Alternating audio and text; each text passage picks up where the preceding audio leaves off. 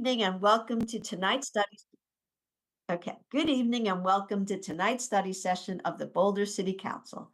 My name is Council Member Tara Weiner, and thank you for joining us.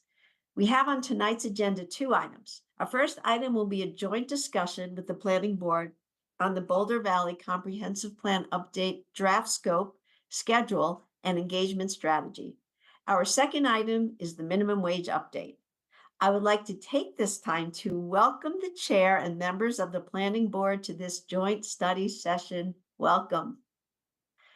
Before we go into our work items, I would like to outline how the meeting will be conducted. We'll review staff's presentation for each item, and then we will have a time for questions. At the end of the presentations, we will conduct our joint council discussion with staff on item one. Once we have completed item one, the planning board can leave the meeting and go watch television. We all know what you're going to watch. And council will continue on with item number two. If you have any questions, please wait for staff to complete the presentation. And now we're going to turn to our city manager, Nuria Rivera Vandermeide, to introduce our first item. Thanks so much, Council Member, and hello to our Planning Board members. Today is, and I guess I should say hello to our Council members as well. We see you all the time. Today's an exciting day. It is Boulder Valley Comp Plan time, an exciting visionary document, and we're going to be talking about a Boulder future. We got a big meeting as well because we know we've got another hot topic later on today, a big full meaty topic, both of these. And so without further ado, I will pass to our Director of Planning and Development Services, Brad Mueller. Thank you, Nuria. Good to see you all, planning board members and council. We are super excited to be able to follow up on the study sessions that we held with you both individually a couple months ago or a month ago.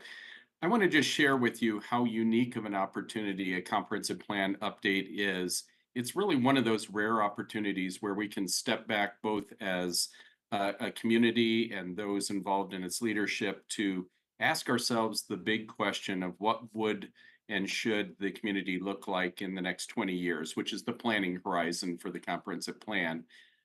We will be working hard to glean and understand the community's vision in the next 20 months, which is the time frame we'll be laying out in front of you here.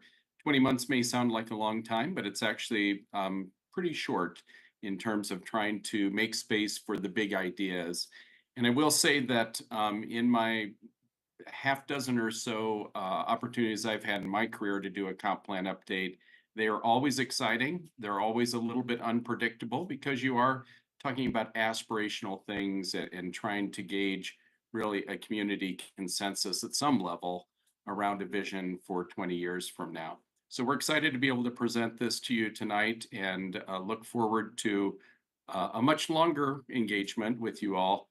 But just starting in earnest tonight. So I'm going to turn it over to Christopher Johnson, who is the city's senior manager for comprehensive planning. Great. Thank you, Brad. And good evening, planning board and council members. It's good to see all of you and exciting to see you all in the same virtual room.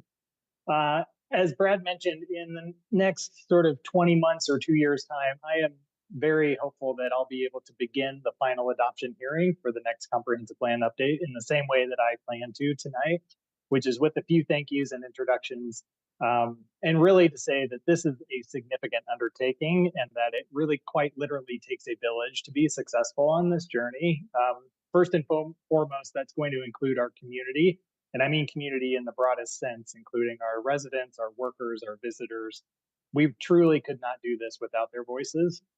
It also includes you, our elected and appointed members that represent the views of our community through your various policies and actions, and ultimately what will be included and adopted in the comprehensive plan update. Our City of Boulder leadership and staff, and also in all of our different departments, because as they will either directly or indirectly touch this process at some moment through this next 2 years. And then uniquely, the process also includes our partners in Boulder County. This is a jointly adopted document, and a few of which have joined us this evening. So I did want to take a chance to introduce Hannah Hipley, who serves as my counterpart as the county's long-range planning manager, Kim Sanchez, who's the Deputy Director, and Dale Case, who is the Director of Boulder County Community Planning and Permitting. And then finally, I just wanted to recognize and introduce all of the core team that have worked so hard to get us to this point and that you'll be interacting with at one moment or another throughout the next 2 years. Sarah Horn will be serving as the project manager and the primary point of contact. She'll be kicking off the presentation this evening.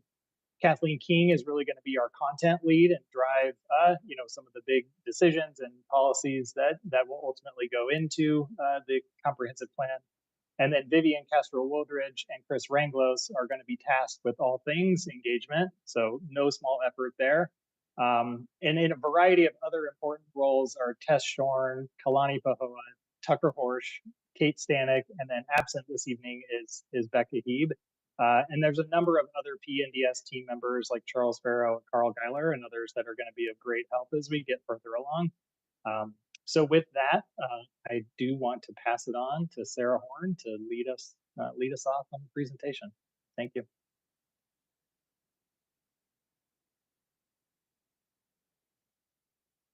Hello, everyone. Can you see the screen?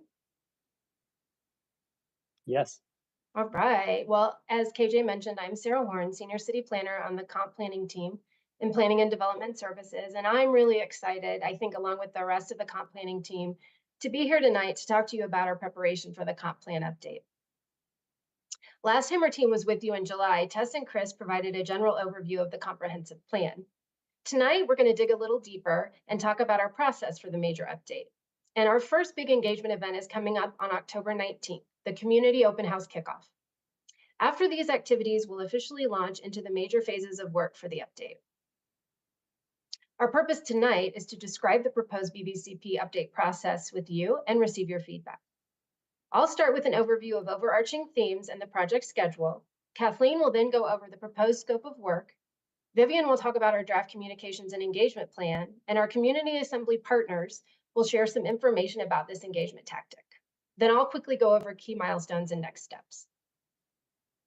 As we move through the presentation, we have 3 questions to focus your discussion. Do members of Planning Board or Council have any questions or feedback related to the draft project schedule or scope of work? Do you have any questions or feedback related to the communications and engagement approach for the project? And lastly, we're curious about what a successful major update process looks like for each of you.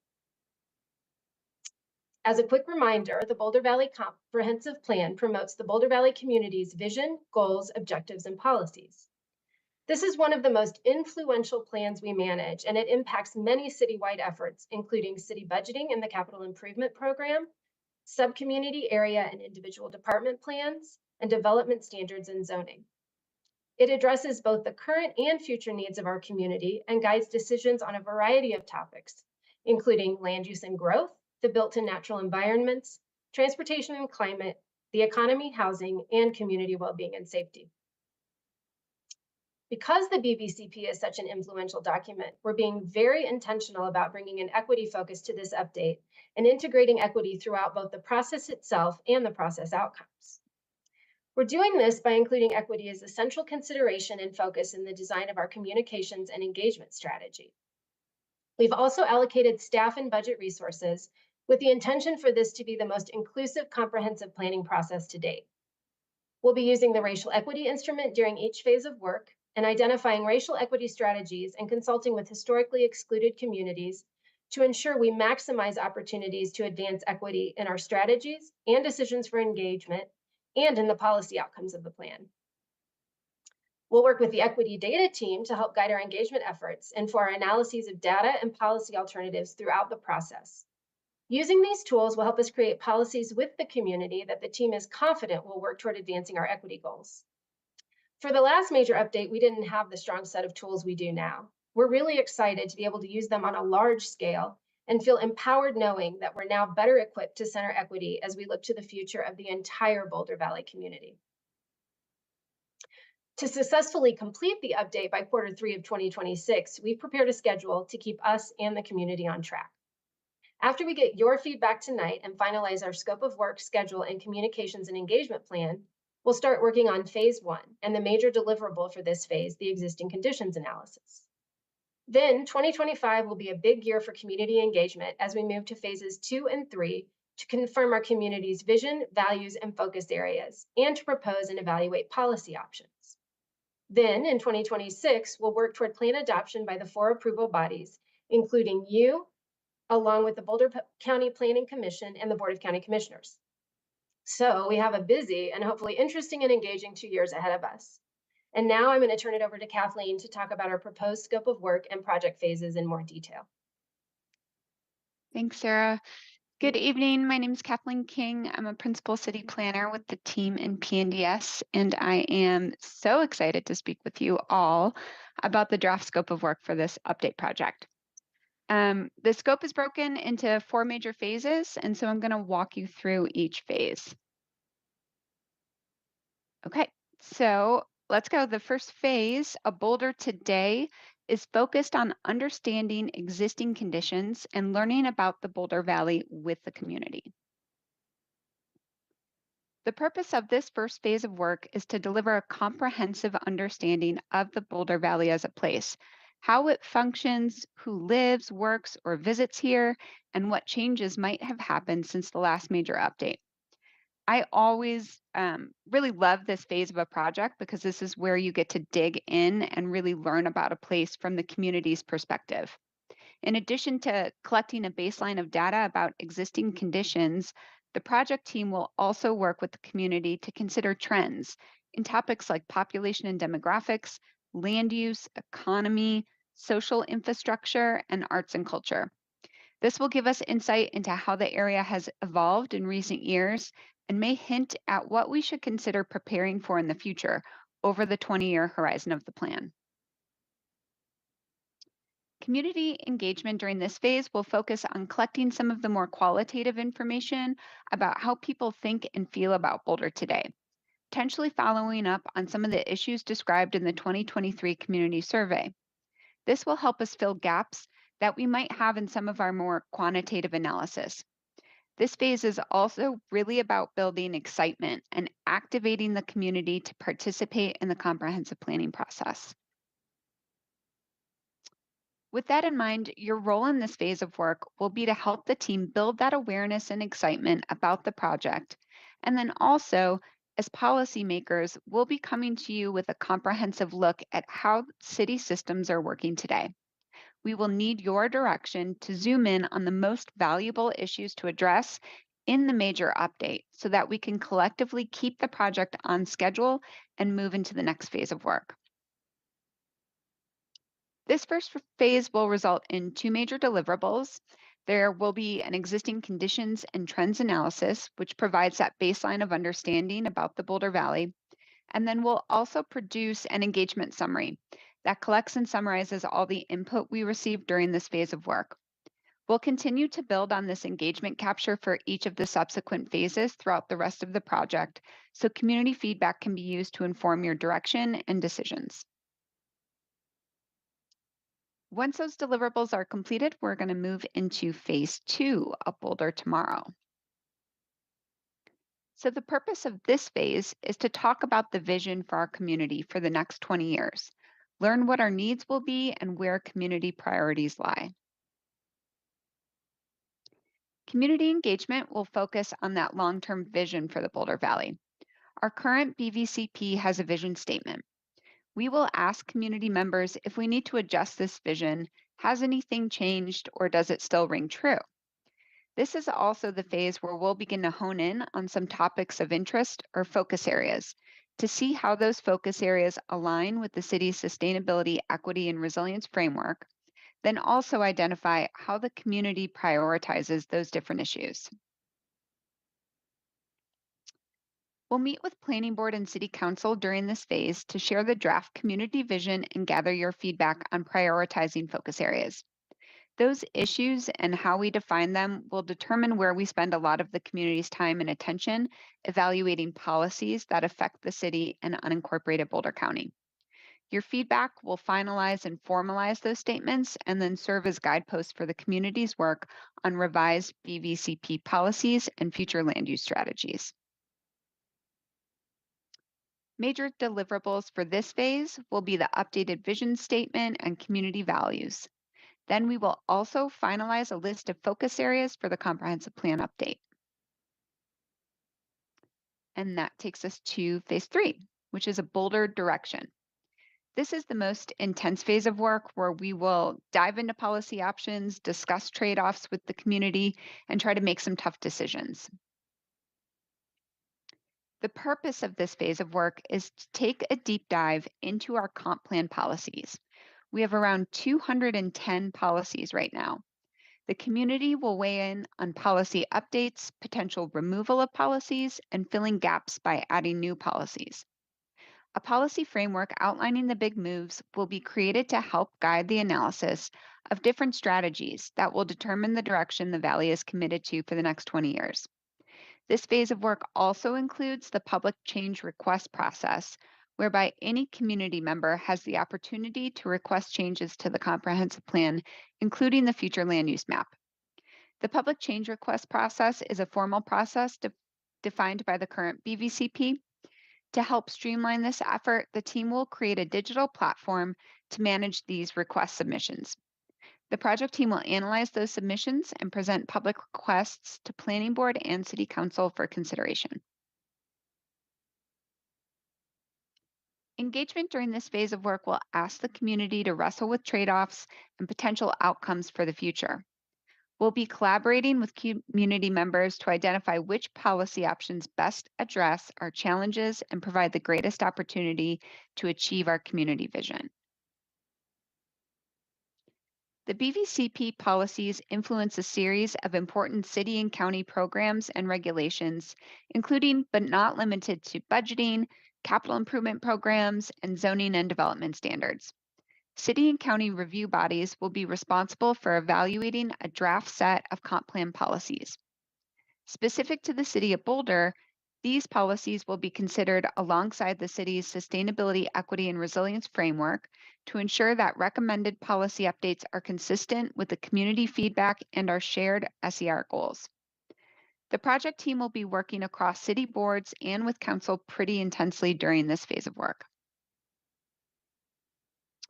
And then you will have seen in your packet that there's a potential additional task related to the Area 3 Planning Reserve.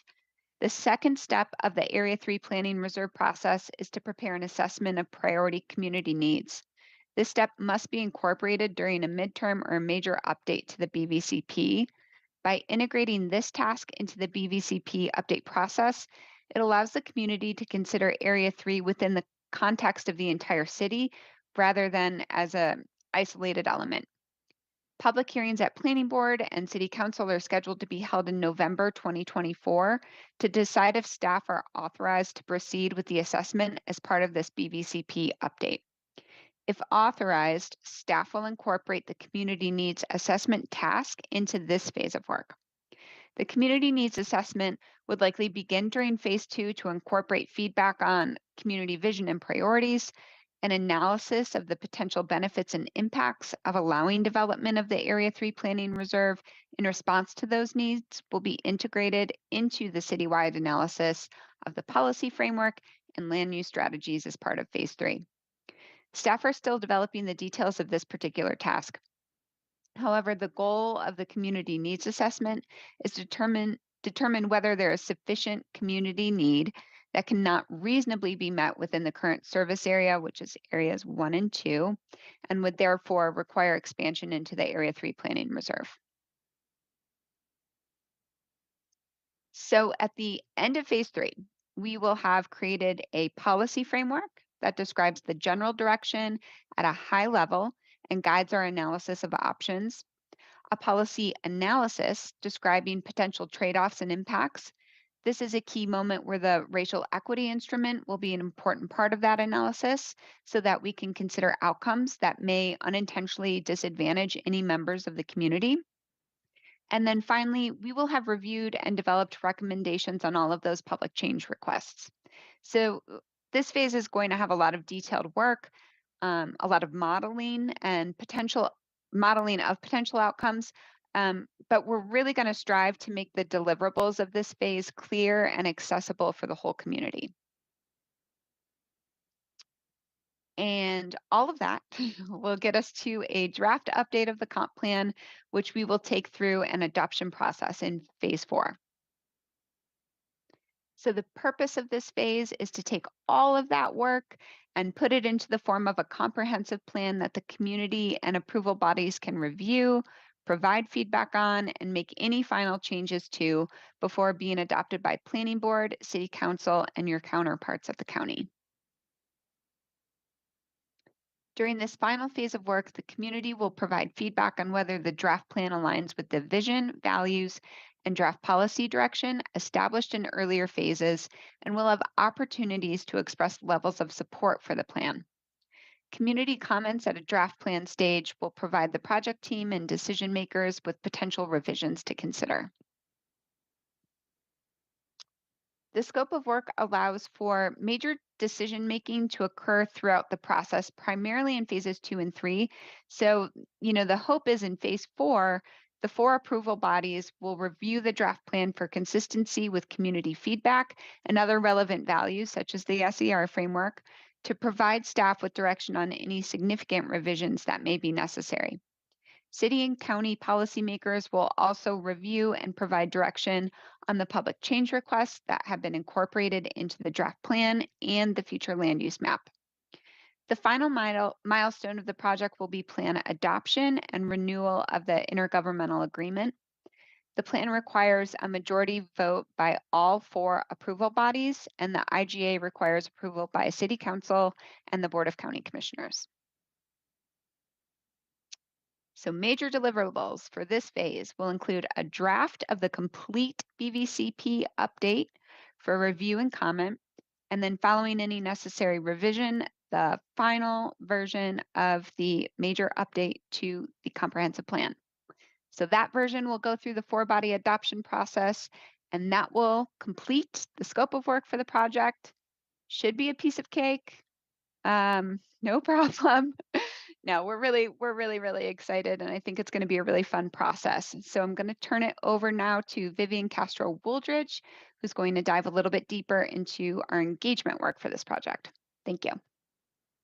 Greetings all, I'm Vivian Castro-Wooldridge, Planning Engagement Strategist, and the team has really been thinking a lot about engagement, and I'm excited to share our approach with you and then hear your feedback.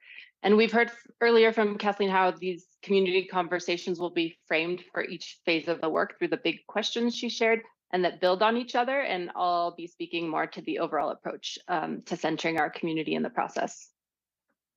So community members will have opportunities throughout the process to participate, and we've really carefully aligned our engagement windows here in blue with the scope of work. And I just want to share with you this set of principles that the team has developed that really helps explain the spirit and intention of our engagement approach. We are seeking to honor new voices and input throughout the process, and also building on input that we've heard from earlier engagement and taking the opportunity to go deeper. And some of these past engagements include community survey, recent engagement around the SER framework and budget priorities, child-friendly city initiative, and many others. And we're also aiming for this to be the most inclusive BVCP update process to date, and centering equity and engagement to ensure we hear diverse perspectives, because we know that's important to achieve more equitable outcomes. And for all engagement tactics, we want to ensure we're circling back and sharing how the community's feedback was used. And we also want to be sure that we use community's time well and make space for conversations that provide meaningful and useful input for the process. We'll be continuously evaluating if we're being effective in our engagement and whether there are gaps in who we're hearing from, and adjust our approach as needed. Overall, the BVCP engagement will be in the collaborate level of engagement in our spectrum. And at this level, the promise to the community is to work together to formulate solutions and incorporate community's advice and recommendations into the BVCP update to the maximum extent possible. And while saying that, collaborate is our highest level of engagement and it reflects our overall intentions, but we will not be in that space for all tactics at all times. Collaborate involves a high level of time and energy from the community, so some tactics across the process will fall into consult and involve parts of the spectrum to increase accessibility and reach and ensure we're hearing from as many community members as possible. And communications will complement engagement to ensure that our community is informed about the process and knows how to participate throughout. We have a creative team excited to try new things and reach people we don't typically hear from. And we know that we need to offer a range of opportunities to appeal to different people. And you'll recognize many of these because we do them routinely. So I'll just highlight some of the newer ideas. We're planning partnerships with community leaders who can help us to reach historically excluded communities and hold what we're calling community-led conversations with their own communities and providing us back that feedback. We're planning on a community assembly as a process for collaborative problem solving that you'll hear more about from our consultant partner shortly. And internally, we're also coordinating to understand how we can thoughtfully dovetail or leverage any other department planning processes that also require engagement. We are striving for everyone living, working, and visiting the Boulder Valley to have opportunities to participate in this process and to be heard. And we know that some audiences are harder to reach than others, like commuters, renters, university students is just a few examples. And we're going to look specifically at how to make sure we hear from these and other harder to reach groups, and also work closely with the county to reach people in unincorporated county. And when we met with you in July, you asked us to be very intentional about our engagement with local and regional partners, such as BVSD and CU, and we're building their involvement into our approach. Also partnering with Growing Up Boulder for youth engagement, and so we can build on the Child Friendly City Initiative action plan. Because the comp plan is our best funded and resourced process, we saw this as a great opportunity to innovate and try something that moves the needle in the way we engage. And we'll be introducing a community assembly into this process and are very much at the foundational learning stage internally. And this fall, we'll start a thoughtful design process with a very experienced partner, Mass LBP. And community assemblies are a relatively new practice in the US, but Mass has worked on over 50 assemblies in Canada and will be guiding us on our journey to design an assembly specifically for Boulder and specifically for this process, and to build our capacity to do this in the future, and to build the capacity of local experts that we intend to bring in to help us for other roles, including meeting facilitation and evaluation, and potentially others. So now I'd like to introduce Peter McLeod of Mass to talk to you a little bit more about the concept of the assembly and the best use of an assembly based on their long experience. So over to you, Peter. That's terrific. And I'm very happy to be able to join all of you. I'm sitting here in Port Hope, Ontario, which is about 100 kilometers east of Toronto at the North Shore of Lake Ontario. And I appreciate that Canada might seem a ways away from where you are in Boulder. True story. One of my best friends, Jesse Shapins, born and raised in Boulder. And it wasn't 5 years ago that I was, I think, in the lower level of the Boulder bookstore doing some serious damage and spending a few very contented hours there as part of a great trip to your city. I had the opportunity to meet some of your colleagues at a recent event that was organized in Washington that brought together different leaders from across the US and around the world, really trying to find better ways to engage members of the public in the work of democracy and in the work of government. Our organization in Canada has really been at the forefront of this movement. If you're wondering about our name, well, you can probably guess about the Mass part. LBP, it's not some strange legal entity that you've never heard of. It stands for Led by People, which is really the essence of what we do. I want to spend just a couple of minutes talking a little bit about these community assemblies, what differentiates them from other kinds of participatory processes, give you a few examples of how we've been using them, and of course, take any questions that you might have as well. I never tire of citing that the Washington Post, maybe this is a Canadian chip on my shoulder, in the 1980s held a headline contest. It wanted to find the world's most boring headline. And kid you not, the winning submission was "Worthwhile Canadian Initiative Announced." Well, I'll leave it to you to judge, but I actually happen to believe that community assemblies, which began 20 years ago in Vancouver, British Columbia, may be Canada's most significant democratic and I think very worthwhile export. We used them in quite a transformative way to increase access to pharmaceuticals, to regulate social media, to deal with reforms to primary care, but also scores and scores of municipal issues, from very nuanced land use planning challenges to the development and informing official planning processes, working with some of our largest transit providers, and also dealing with important questions of municipal governance and reform. We'll move to the next slide. This is just a smattering of the assemblies that have taken place in cities like Toronto, Calgary, Lethbridge, Vancouver, the Greater Toronto region.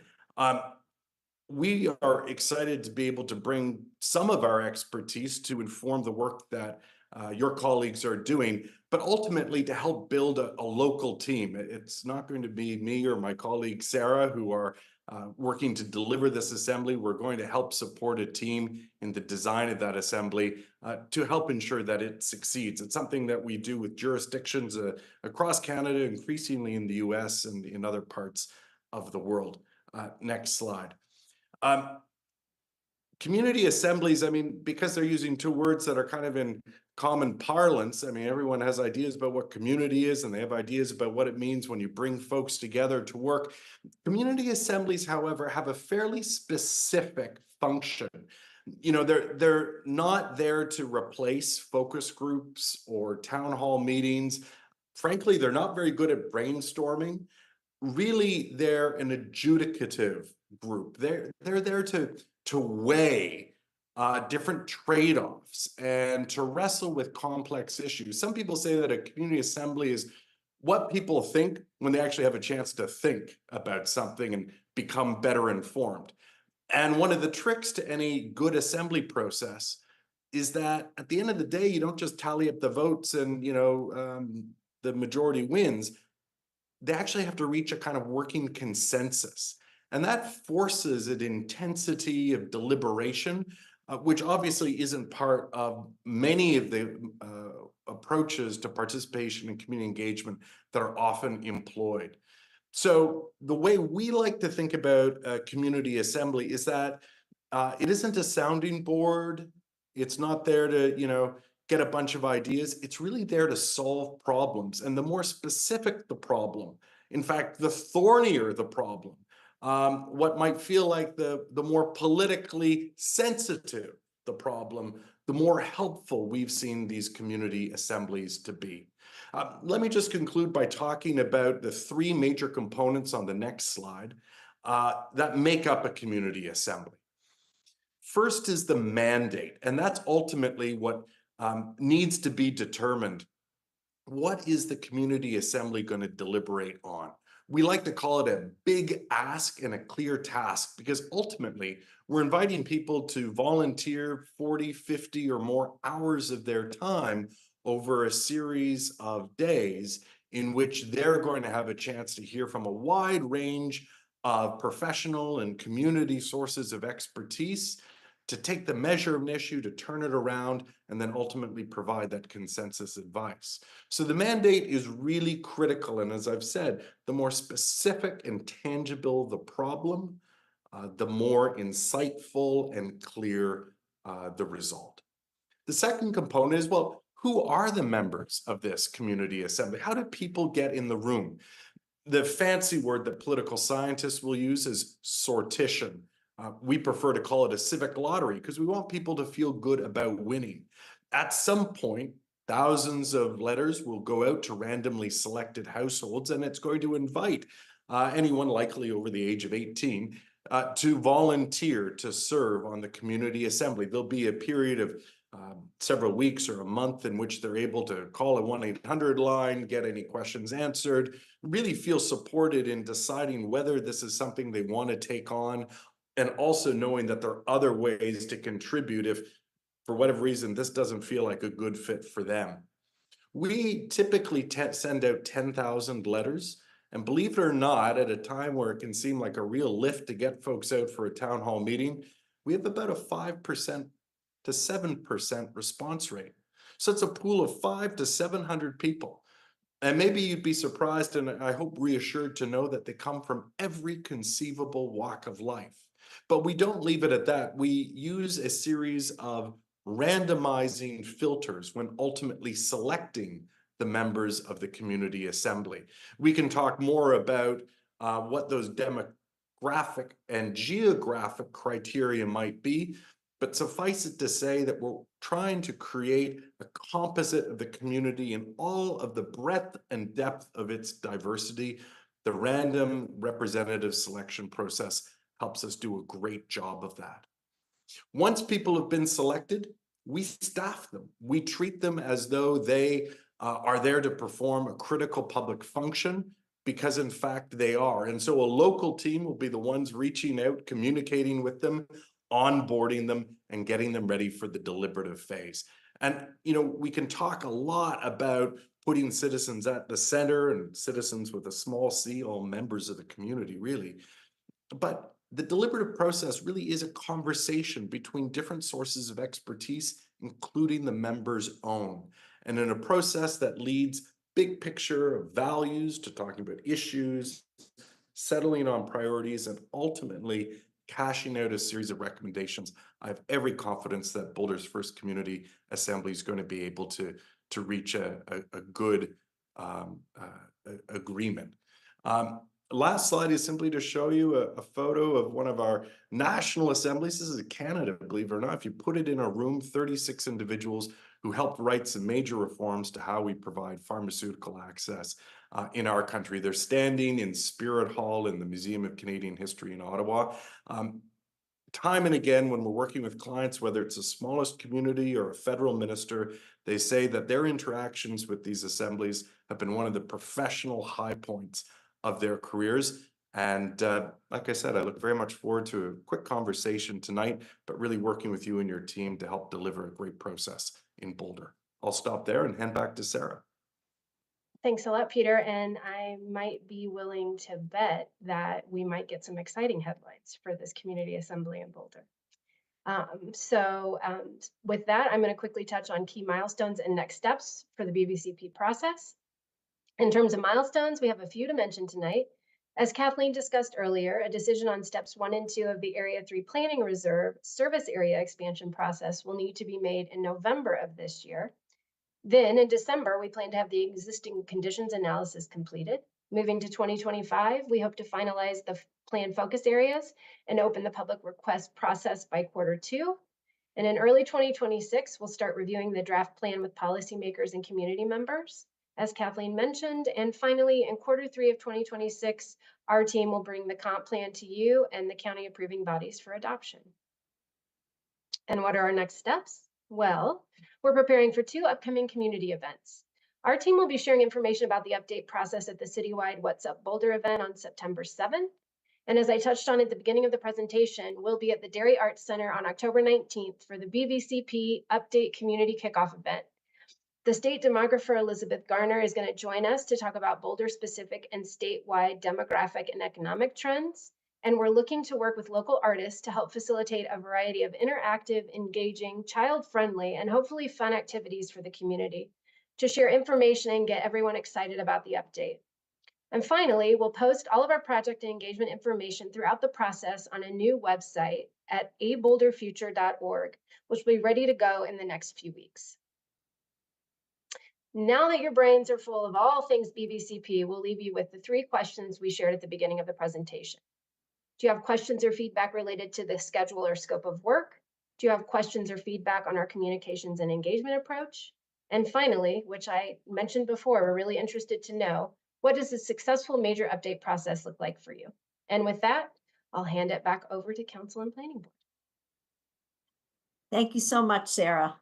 This was a great presentation. Thank you, everybody. So first, before we do anything else, I have to quickly ask, because I'm going to change my view. I'm wondering if you could actually take down the presentation so I can see everybody. And somebody needs to remind me how I know who goes first on my screen. Tara, if you open up the participants panel, it'll place them in order that their hands have been raised. That's great. Thank you. Welcome. Okay, so first and always first, does anybody have any clarifying questions for staff? Let's see. It looks like we have Claudia first. Go, Claudia. Thanks, Sarah. Just getting over to my questions here. Let's see. I had a couple of questions about the process, just where in the process certain things will be happening.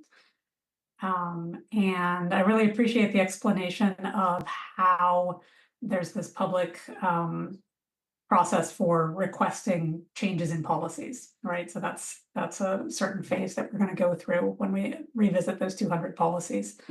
I'm less clear about what the process is and the timeline is for addressing things like map changes. That's a big part of the BVCP. We've got the land use designations, we've got the land use map. Is that a similar process to the policy review? Is that a different track, and when does that happen? Yeah, thank you for that question. I'll take a first cut at that, and then Christopher or company. I think the first answer to that, board member, is that the two are really integrated. There's policy affects the map, and discussions about what the map should be reflecting is going to inform policy. And I don't know, Christopher or Kathleen or others, if you can put a finer point on that. Yeah, I'll jump in really quickly, Brad. I think you're right. Yeah, the two are really integrated, and specifically that public change request process would allow for either community members and others, board members even can request changes to anything within the comp plan, including the land use map. So certainly any community-driven requests around land use changes would come in through that public request process, but also staff will be reviewing and recommending any adjustments to the land use map as necessary based on the conversations that we're hearing sort of through the summer timeframe of next year. I'll just add one other aspect. So in addition to those that may be more specific and targeted, an example that comes to mind, if there's high orientation around 15-minute neighborhoods as a key orientation for policy, it might be appropriate to have that reflected in the map in maybe a different way than it currently is, or something similar currently is. Okay. Can I ask a quick follow-up or related to the same question? And then I'll step aside. And that is, so when we have this public request process, I have no idea how many requests you actually expect to receive from members of the public, but do city council and planning board members, decision makers in this process, do we get to see these requests as they are submitted, or are we only going to see them after they've been reviewed and or filtered by city staff?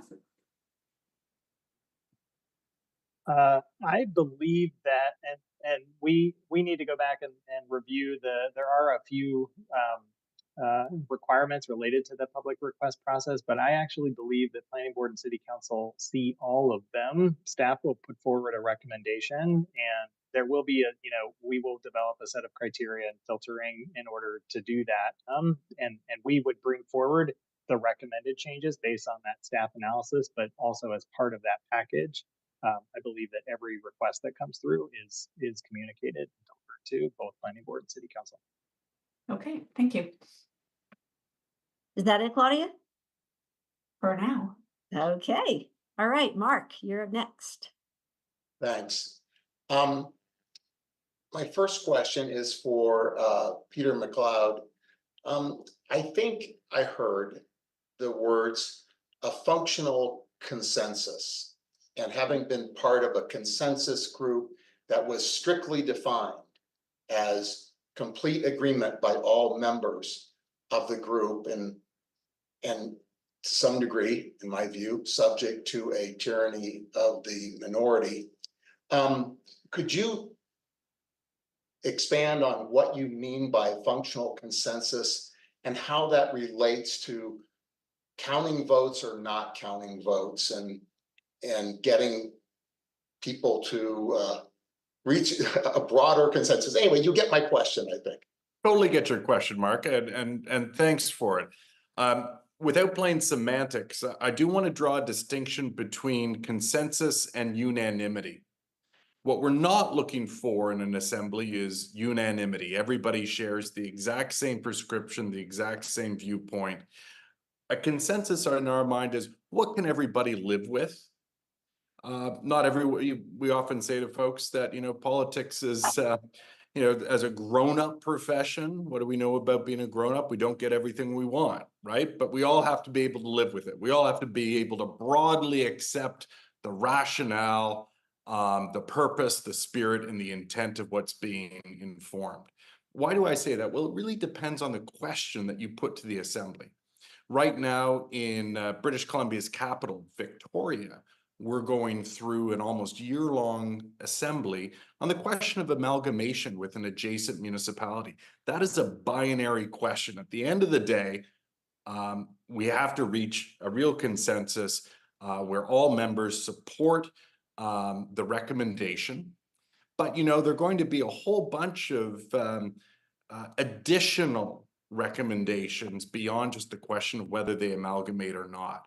And so that's where some of the nuance, some of the discussion really takes place, and where we don't see people feeling as though they are, as a small minority in a group, kind of being ridden roughshod over.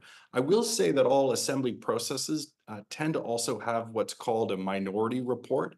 And that is, if any person has anything that they want to say about the process, its integrity, the recommendation, some subcomponent, by right, unedited, unvetted, they get to put it in the appendix of the report. It serves as a really valuable a safety valve against, I think, the concern you're bringing up. Does that address some of your concern, Mark? Great. That's an excellent answer. I have one other question for Brad.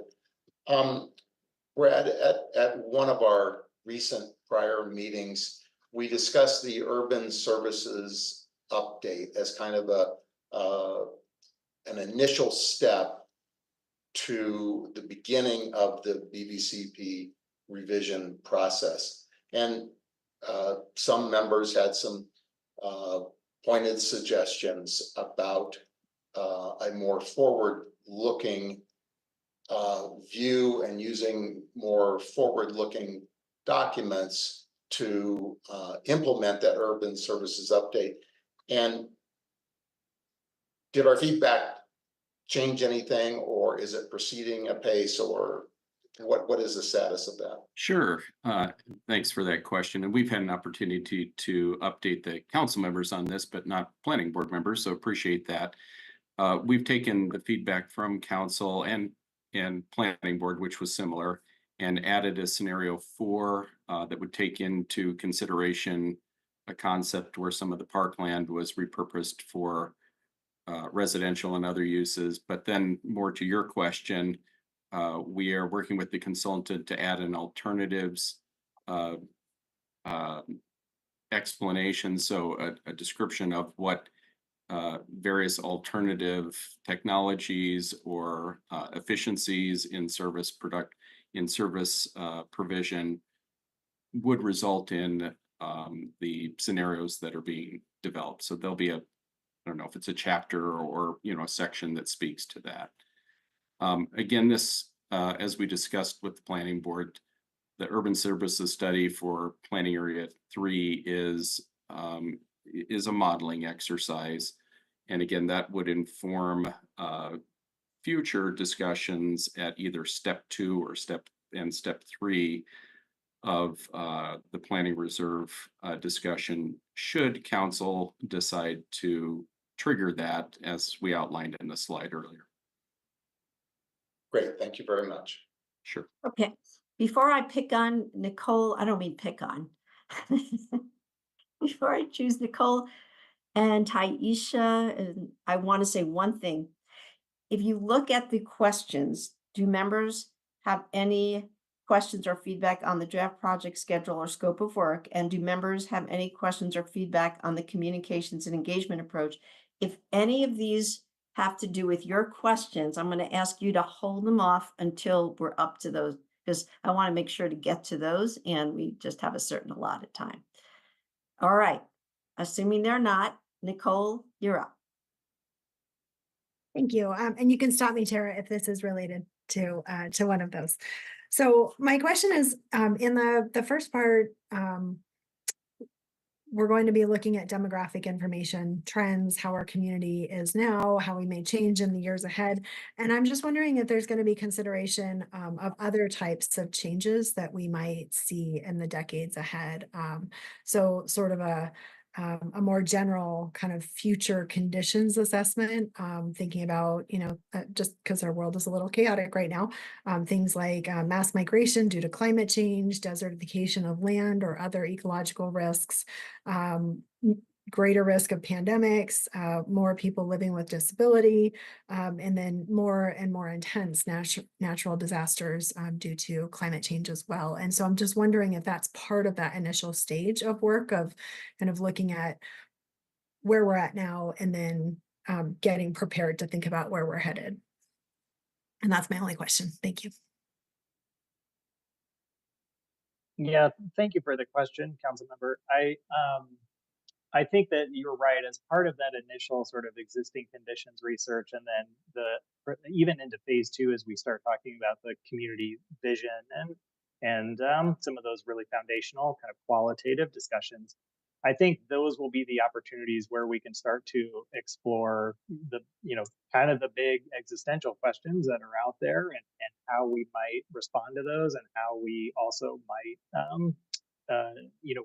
prepare some analyses or evaluations of those going forward, because I think that through that analysis process of the policies, once we get to that stage, we'll want to have done the research and done the work beforehand and upfront to understand what climate models we might be needing to look at, or those kinds of things. So I think right now, we don't have those defined as of now, but certainly those would be, I think, kind of the big questions we'd be looking for in terms of trying to define that over the next, 3 to 6 months before we really get into those analysis phases. All right, next we have Taisha.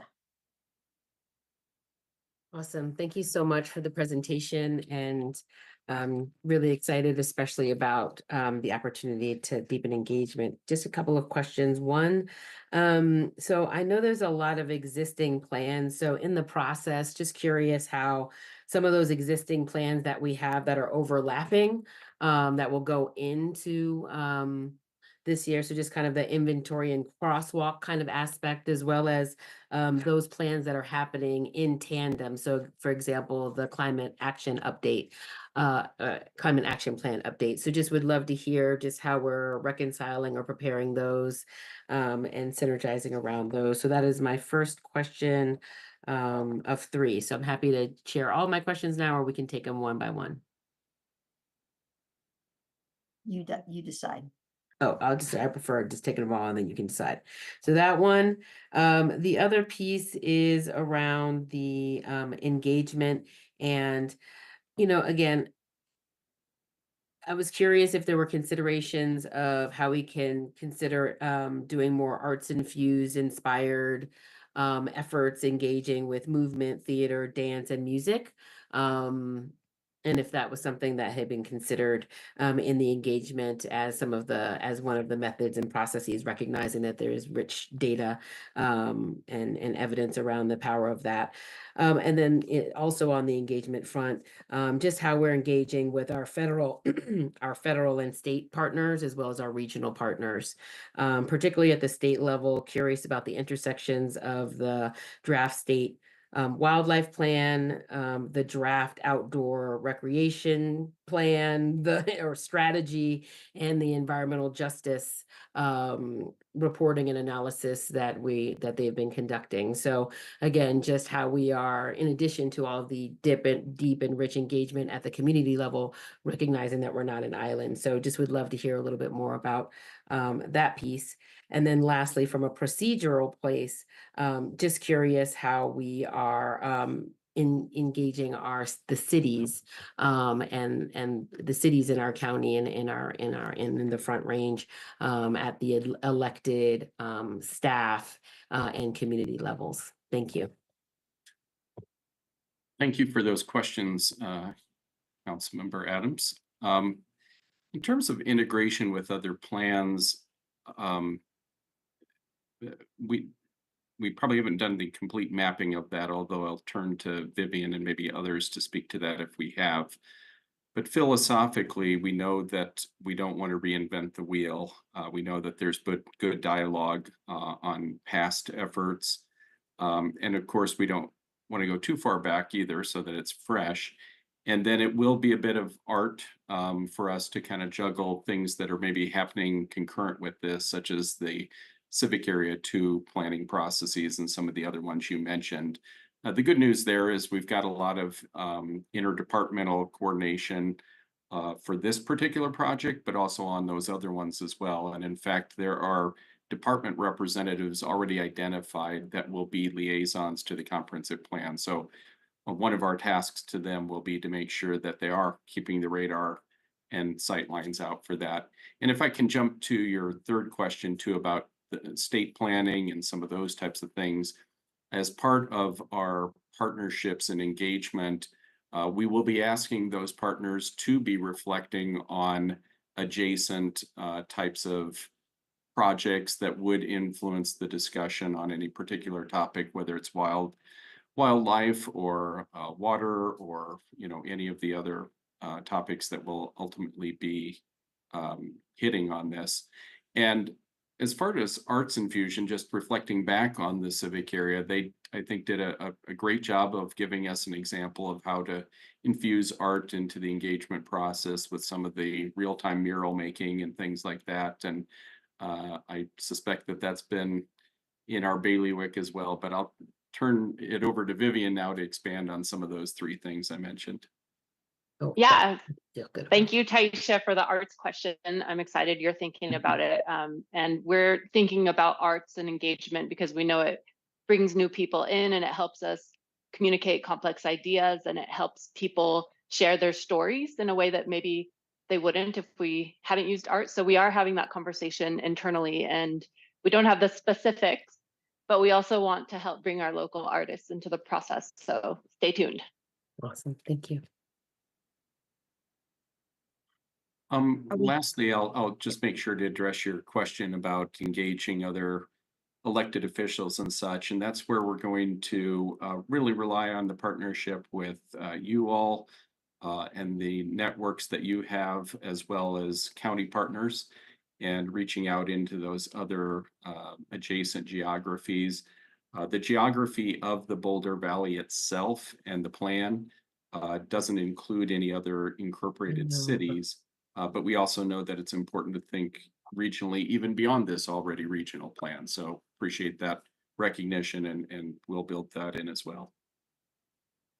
Awesome. Thank you very much. I have a few other questions, but I know I see some other hands raised, so I'm happy to defer and come back during comments. Thank you. Now, just to clarify, the next two things we're going to do are questions still. So make double sure none of your questions are on this list. I'm counting on you. Okay, Lauren.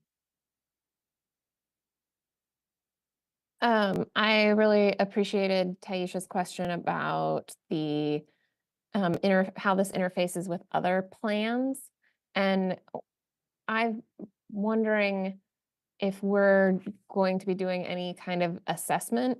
A lot of those other plans have already had substantial community feedback, and trying to, as we look at kind of existing conditions, I think it would be helpful to understand where we are in terms of our ability to meet those, and if there's things related to the comprehensive plan that we might want to bring up in order to help us meet those, or trade-offs that we might be weighing related to those plans. Could that be part of the process, or is that already planned on being part of the process? Yeah, maybe I could speak to that a little bit. So Sarah showed that diagram in the beginning where we have the comprehensive plan as the overarching guide for all of these subsequent city plans. And so certainly there is an exchange of ideas and policy and information that we have to integrate between the wide range of plans that we have, but a lot of the other plans throughout the city, these other departments do a great job with engagement, a great job tracking their own data. So the transportation master plan, they have incredible amounts of existing conditions data. They know an incredible amount about their system. And we will be working really closely with the groups that manage those other plans to make sure that our existing conditions data is really accurate and up to date, and that the goals that we're working towards are all in alignment as we move through this process. So there's going to be a lot of iteration and a lot of collaboration with other departments, but we will be kind of referencing each other back and forth throughout that process. And when I was thinking about this, I was thinking more of like our climate action plan and things like that, where we have a set goal that we're trying to achieve and understanding where we are in terms of being able to achieve that, just as we go into this comprehensive plan task.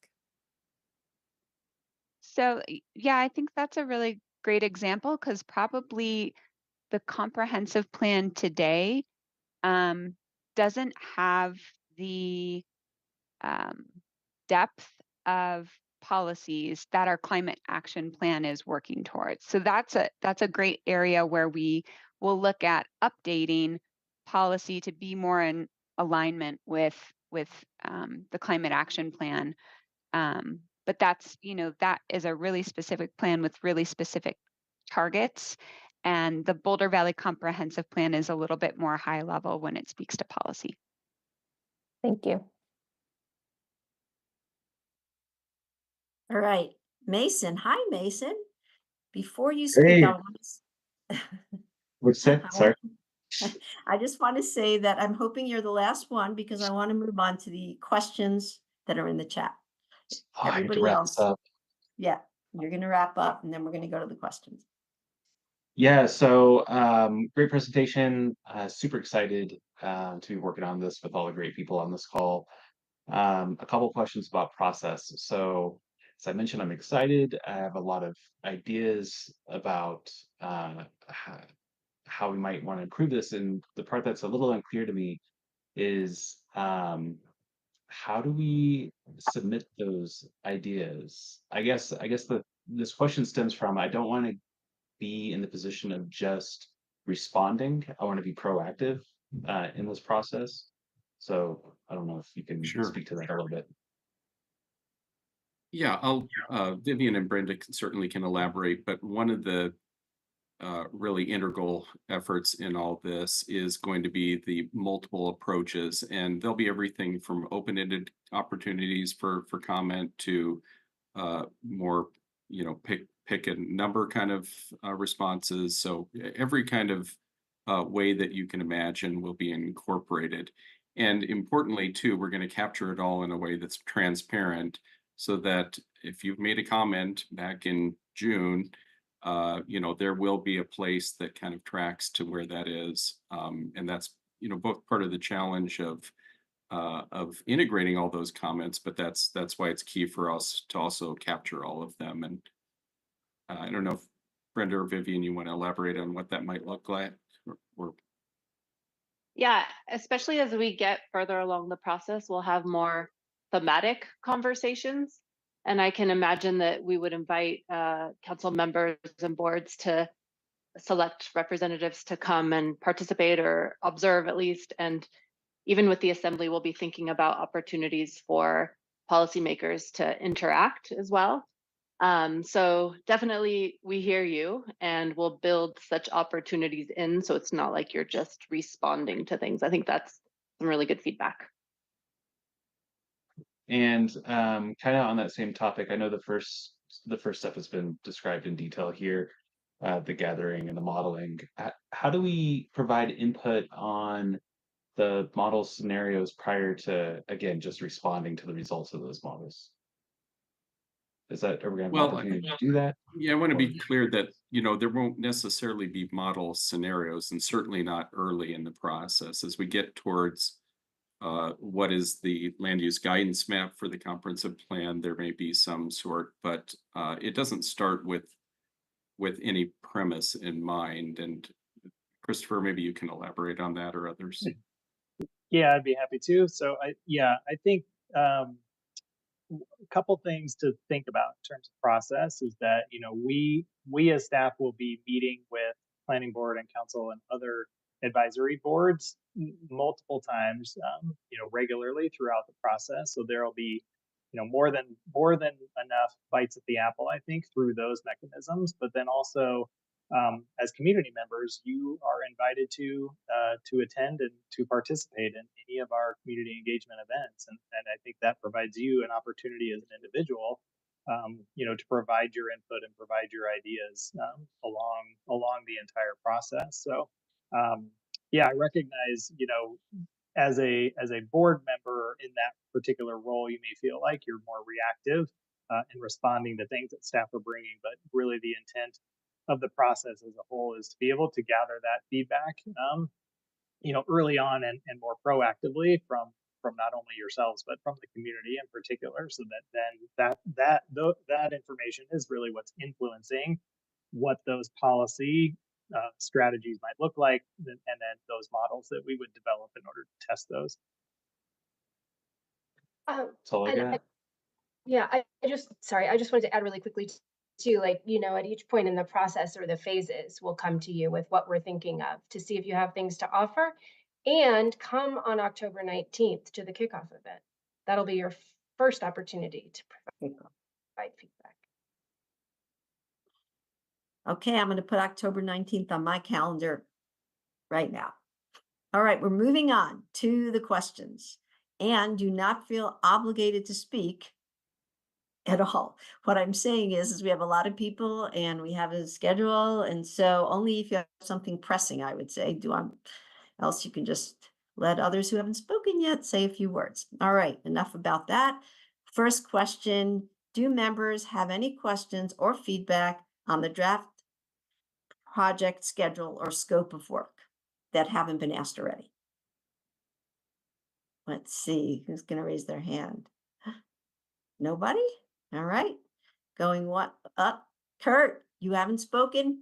Speak. I will speak. Thank you. I have a question about the scope. So if there were to be changes considered to the IGA itself or to the amendment process, where would those come in the scope? I don't see any kind of placeholder for that part of the process. Yeah, thanks for that question. And just to repeat it and maybe frame it for everybody else, the comprehensive plan document has within it rules for how to amend it, those types of things. And if I'm understanding your question correctly, board member, the question is, how and when will that happen? Am I tracking on that? Yeah. So like other aspects of the plan, we would expect that would come out of dialogue and feedback through the earlier stages and then be refined as it goes along. So there's not any designated point along the way to do that. It's integrated into the whole consideration. Those are elements of the plan that folks can and should, speak to as part of feedback for what they imagine the vision for the next 20 years to be, including what the vision for the guiding document itself should be. Okay, sounds great.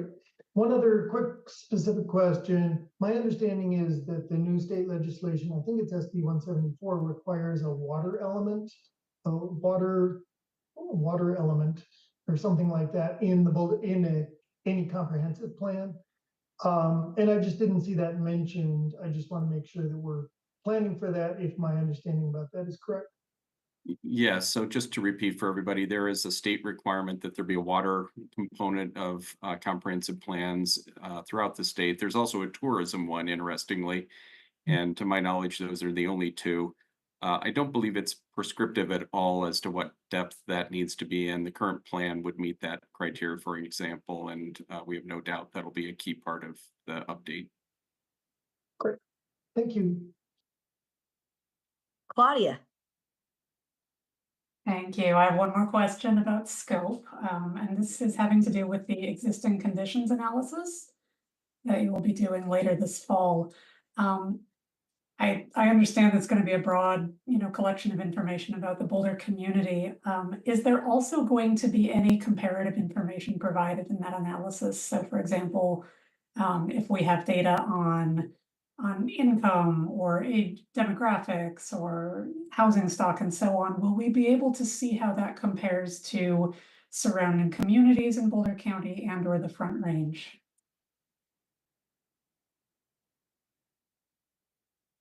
Yeah, that's a great question.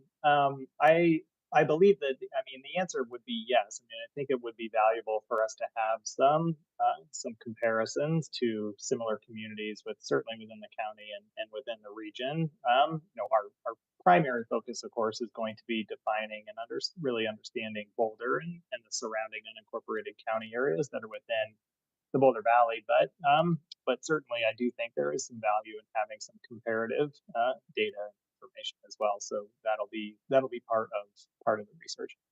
Thank you. I don't know if we're empowered to make requests, but that would be a strong request for me to have that kind of context. Thank you.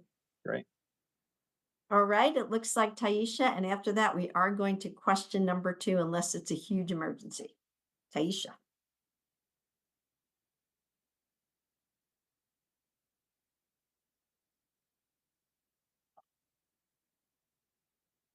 You are muted, council member. You are muted. I mean, shoot. All right, thank you.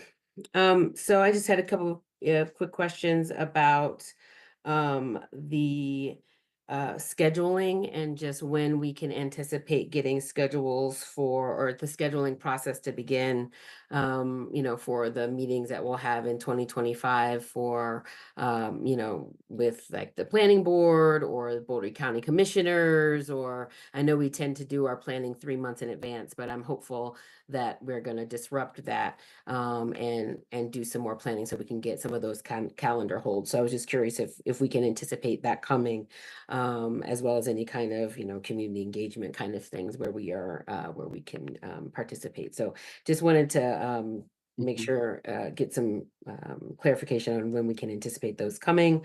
And then for the racial equity framework, I heard somebody say in a response that we just want to make sure that people are heard. And again, as somebody who is representing multiple marginalized identity, I just want to lift up that, or rather ask the question of, I know I've been heard when there's been changes to policies and resource allocation. So I just want us to be careful about, the terms that we're using, and recognize that trust is built through actions and change to policy and resource allocation. So just a mini comment on that, but especially about the scheduling, and then also on the knowledge management. So I just want to commend and uplift the work that the CMO team and Megs in particular have been doing for on the council side to bring all of the plans and things together into our SharePoint site. And I was curious if either we can create a duplicate for the planning board, or if the planning board already has something that has all of our Boulder plans, and whether it be climate or housing or transportation in one thing. So just a knowledge management question. Thank you. Yeah, thanks for those questions and comments, Councilmember.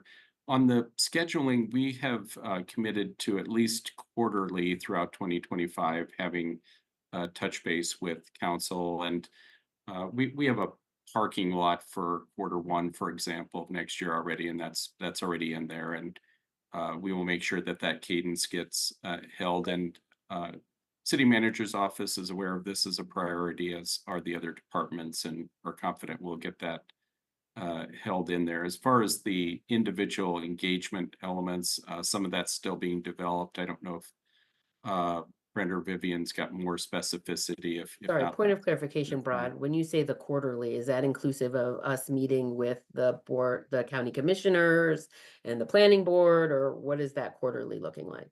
Generally, it's going to be staff with just council. We may do some joint ones. I'm not sure we've thought through that yet. Christopher, do you have any? more updated info on that?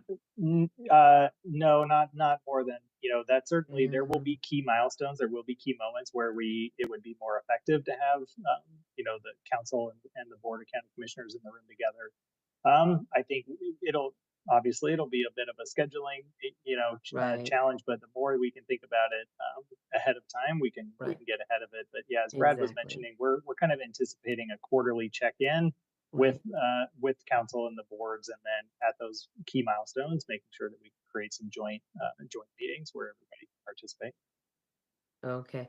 Well, that is wonderful to hear. And again, I'm hopeful that we can, it's much easier to take something off the calendar and to put it back on.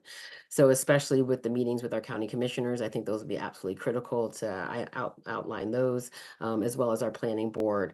And again, I don't want to do marginally better than what we did last time. I want to do things radically differently. Thank you so much. Thank you. All right, we are moving on to question number 2. Do members have any questions or feedback on the communications and engagement approach if you haven't already asked them and spoken about this? Notice how I'm trying to move this along. All right, we see Claudia, then Nicole, then ML. I seem to be the fast one to get to my raise hands button. Apologies to folks that I'm making queue up. 2 questions and comments here. The first one is about the community assembly. I really appreciate the goals of this kind of tactic to get more kind of ordinary folks in the community involved. But I have a question about compensation for that group. We're having a lot of conversations in the community right now about uncompensated and undercompensated work, and how that affects representation and the views that we end up hearing. And so I didn't hear anything or see anything in the packet thus far about compensation for people who may participate in this assembly. Is that something you could talk about at this time? Yeah, I can just jump in and say that our intention is to compensate people who participate in the process, and we've budgeted for it as well. And we're thinking about, whether it's some people can opt out if they don't need that payment necessarily. And so just to share for now, we haven't settled on the final compensation or anything like that, but it is planned. Okay. And it is important. Thanks. Yeah, I'm glad you recognize how important that is to getting a representative group together. The only other comment I had here for communications and engagement was around engaging other large stakeholders in the community. And I think in the packet, there was at some point a listing of some of the governmental organizations and the like that you might be engaging and dialoguing with. One that I would really hope for some focus on, perhaps more than others, is the RTD. I think our transportation system is going to be a huge component of having a realistic and successful comp plan. So to the extent that we can engage that group, and even if it's not a successful engagement, just to get some realistic input on what we can expect for public transportation. And then one that I saw that missing from that group is our new library district. And I definitely hope that that group will be part of consultations and conversations, because they really do have a key role in equity and arts and culture in the community. That's it for me. Looks like Nicole's double dipping. Go ahead, Nicole. Not double dipping, separate topics. So I just have a comment on this topic of engagement, and this is related to Taisha's last comment as well. One thing that may be nice to see along the way is what's changing because of the engagement that we are receiving. I know we often ask you about this at the end, and so just putting out a general ask at the beginning, if there's a way, and I'm not like every single detail word, things like that, but if there's a big shift because of the engagement that we've done, I think that would be really interesting to document so that we have that as part of our learning. Because I know one of the questions you were asking us to consider is, does the draft reflect the engagement? And I think that's looking at those places of change where something changed in a significant way because of feedback we received. I think that's a great way for us to be able to answer that question when we get there in a couple of years. And my second comment is just, I'm really excited about this process of engagement. I love that we're going to be bringing in some of the art stuff, the thing we did for the civic area that was really fun.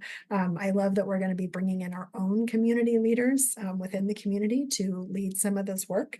And I love that we're going to be training people in our community in some of these new methods so that we're building our own community's capacity along the way. So just wanted to lift up those things that I'm very excited about with this. Thank you.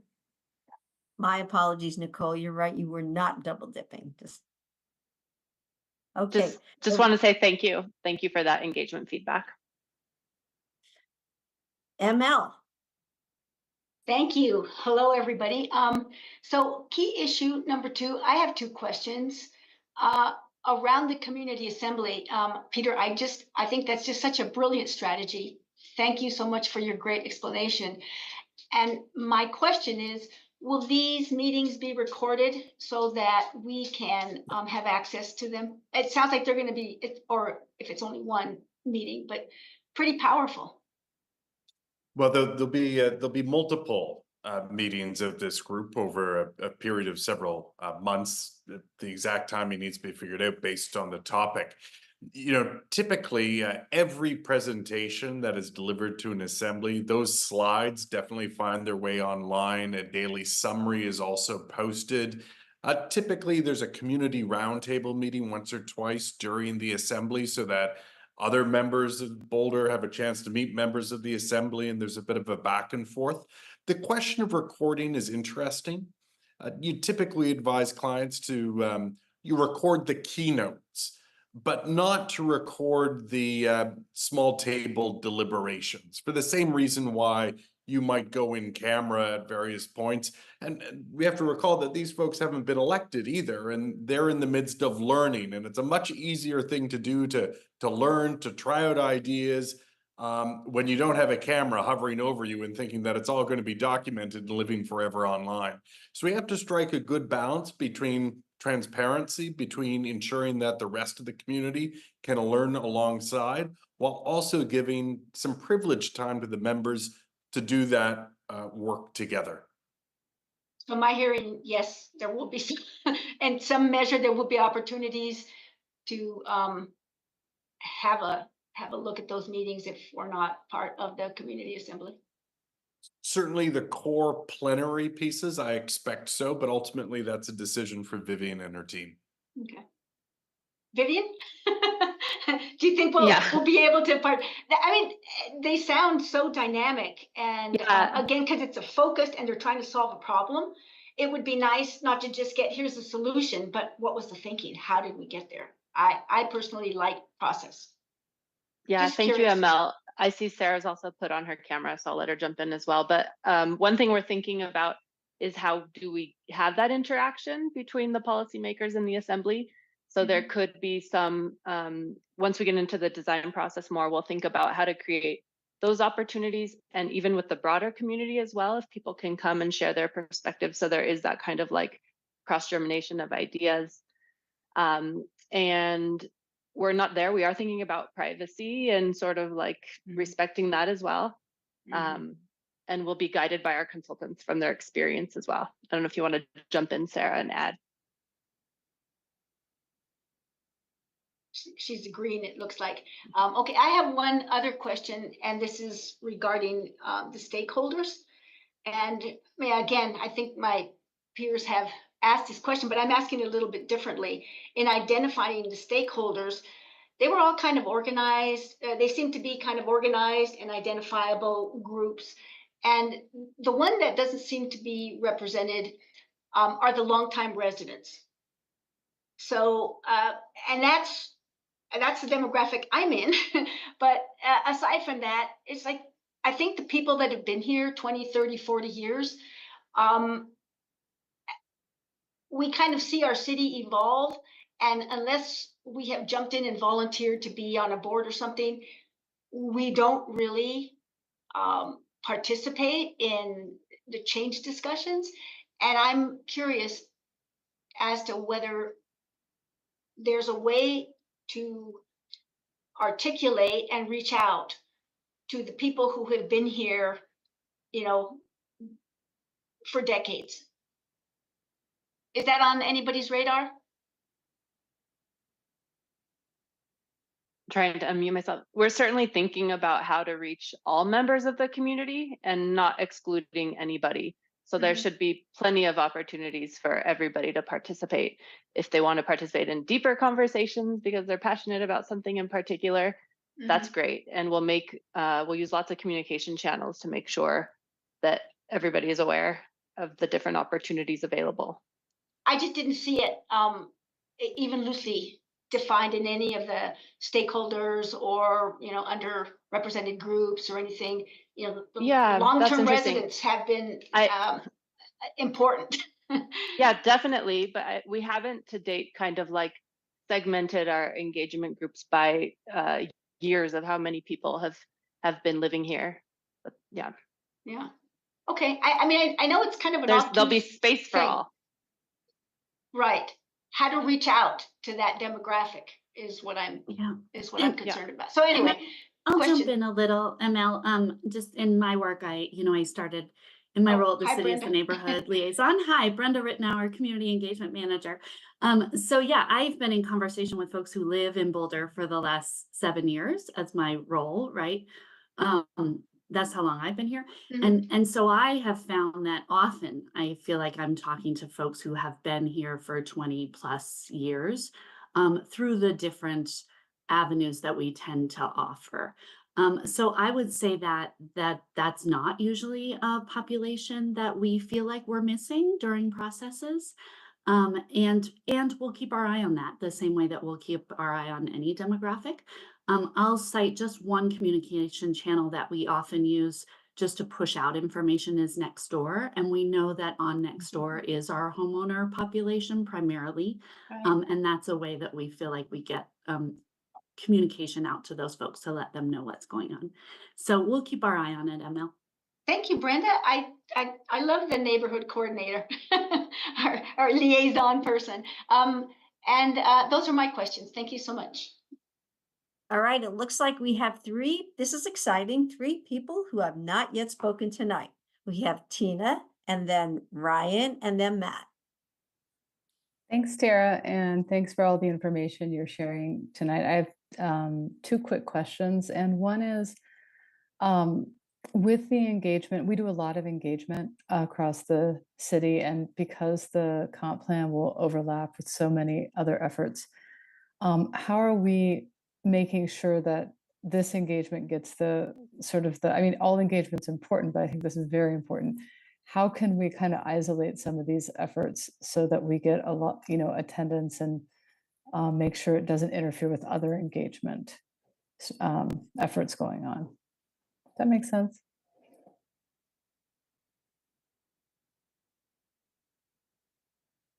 Yes, council member, that makes a lot of sense. My name is Sarah Huntley. I'm the Director of Communication and Engagement. And one of the things we've been really improving upon with our engagement coordination committee is looking ahead to what kinds of engagement is coming up in the next year, quarter, half a year, so that we can really look for synergistic opportunities. And so it's already been talked about today, the climate action plan update. We might be asking very similar questions, so we would want to make sure that we're augmenting that engagement along with BVCP engagement. We expect there will be overlap there. Child-friendly city initiatives, we've been doing a lot of engagement with. We're already planning to bring some of that feedback into a Boulder Futures engagement. So it is important for us to make sure we're capturing audiences where they naturally are gravitating to, and then looking for the places where there's overlap and making sure that we're sharing the feedback in lots of different places. I also think, as it's been said before, this will be our most intensive engagement project of the upcoming year and a half. And so people will have lots of opportunities to plug in at whatever level of depth they wish. Okay, and then another question I have that sometimes I think would be helpful, and this borders on a comment, but I'm going to try to do it as a question, is just trying to understand. Do comments. It's questions or feedback or comments. You do you. Oh, okay. Is trying to get to our comp plan is very big with lots of priorities. Ideally, I would like to see if our engagement can get us to a place where we can figure out the top priorities. What would be sort of the most urgent places to focus on based on what our community comes back with? Thanks. That's it. Yeah, I'll just respond real quickly to that. I think we've recognized that the evolution of the comp plan over time has been maybe additive over time, and it's a big document. I think somebody counted 209 policies. So we have an eye towards winnowing and paring it down, but we do want to make sure we're balancing it against comprehensive.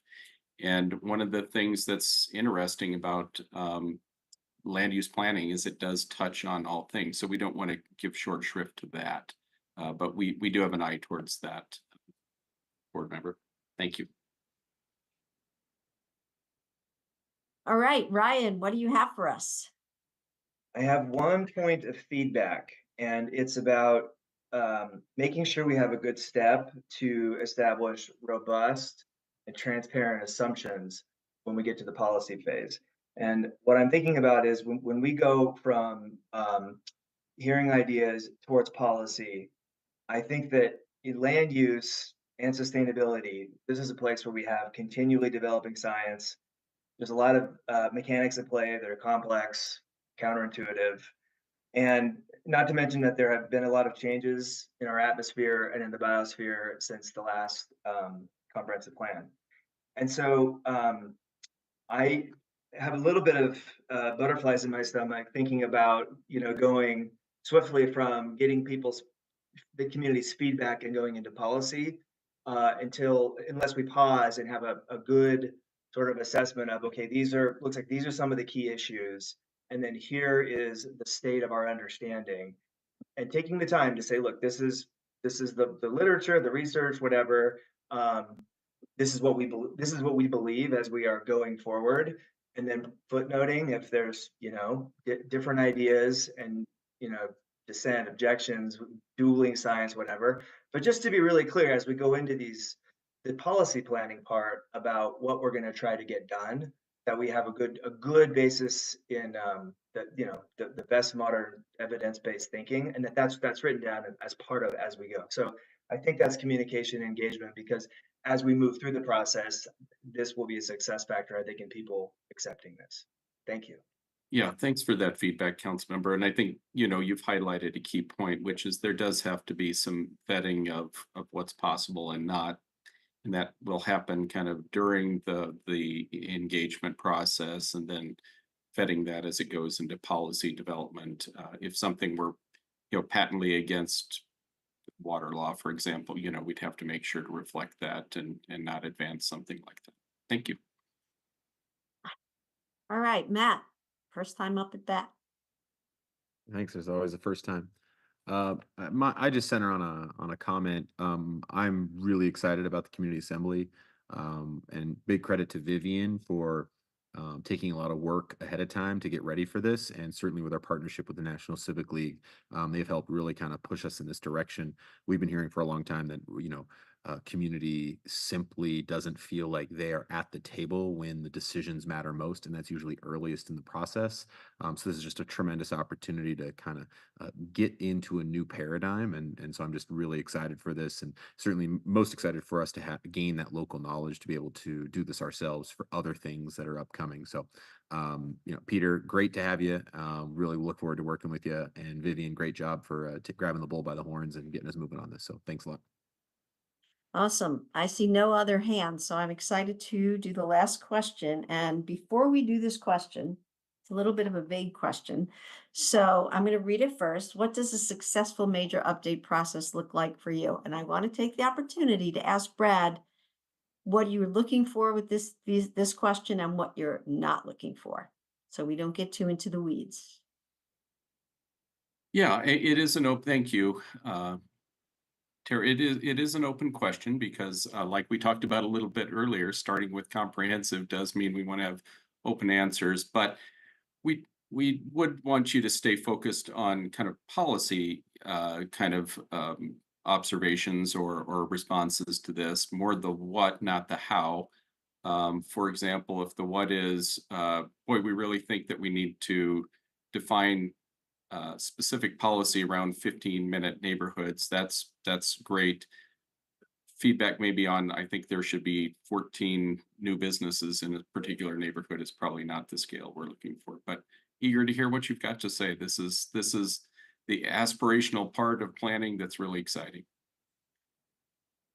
Remember, you don't have to feel obligated to speak. Not that we don't all want to hear from you, but we're on a schedule. So, Aaron, first timer, do it.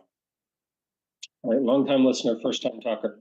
Well, just and to your previous questions, I just think you all have put together a really fantastic schedule and engagement process. As Matt mentioned, I'm also excited about that community assembly. It's going to be a great new experience for our community.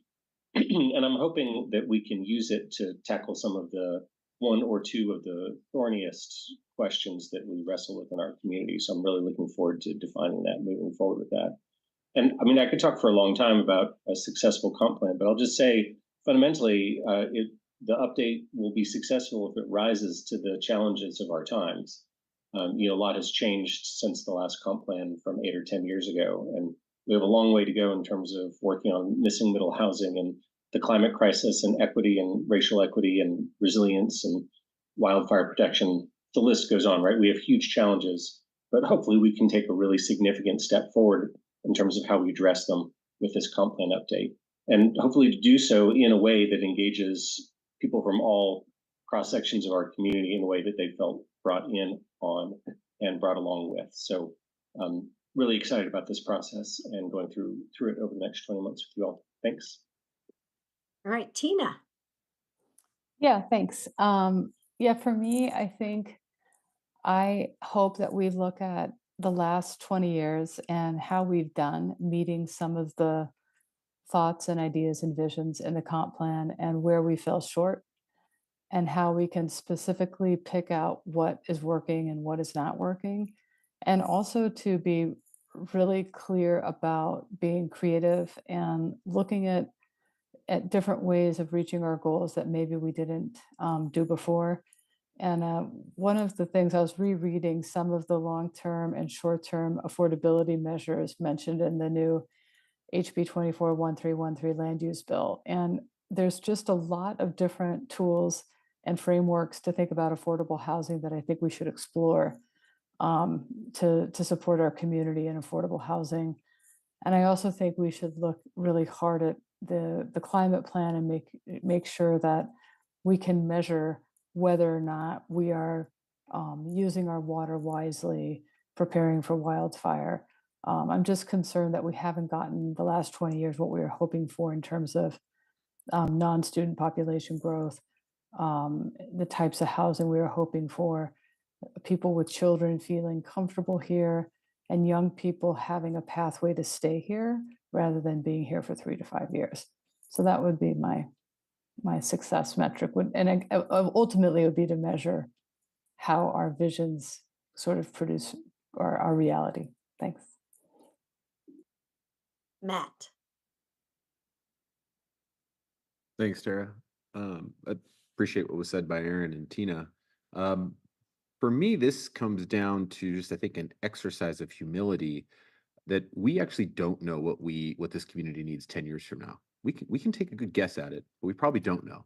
And that means this comp plan needs to reflect the flexibility and openness to meet those needs, whatever they are.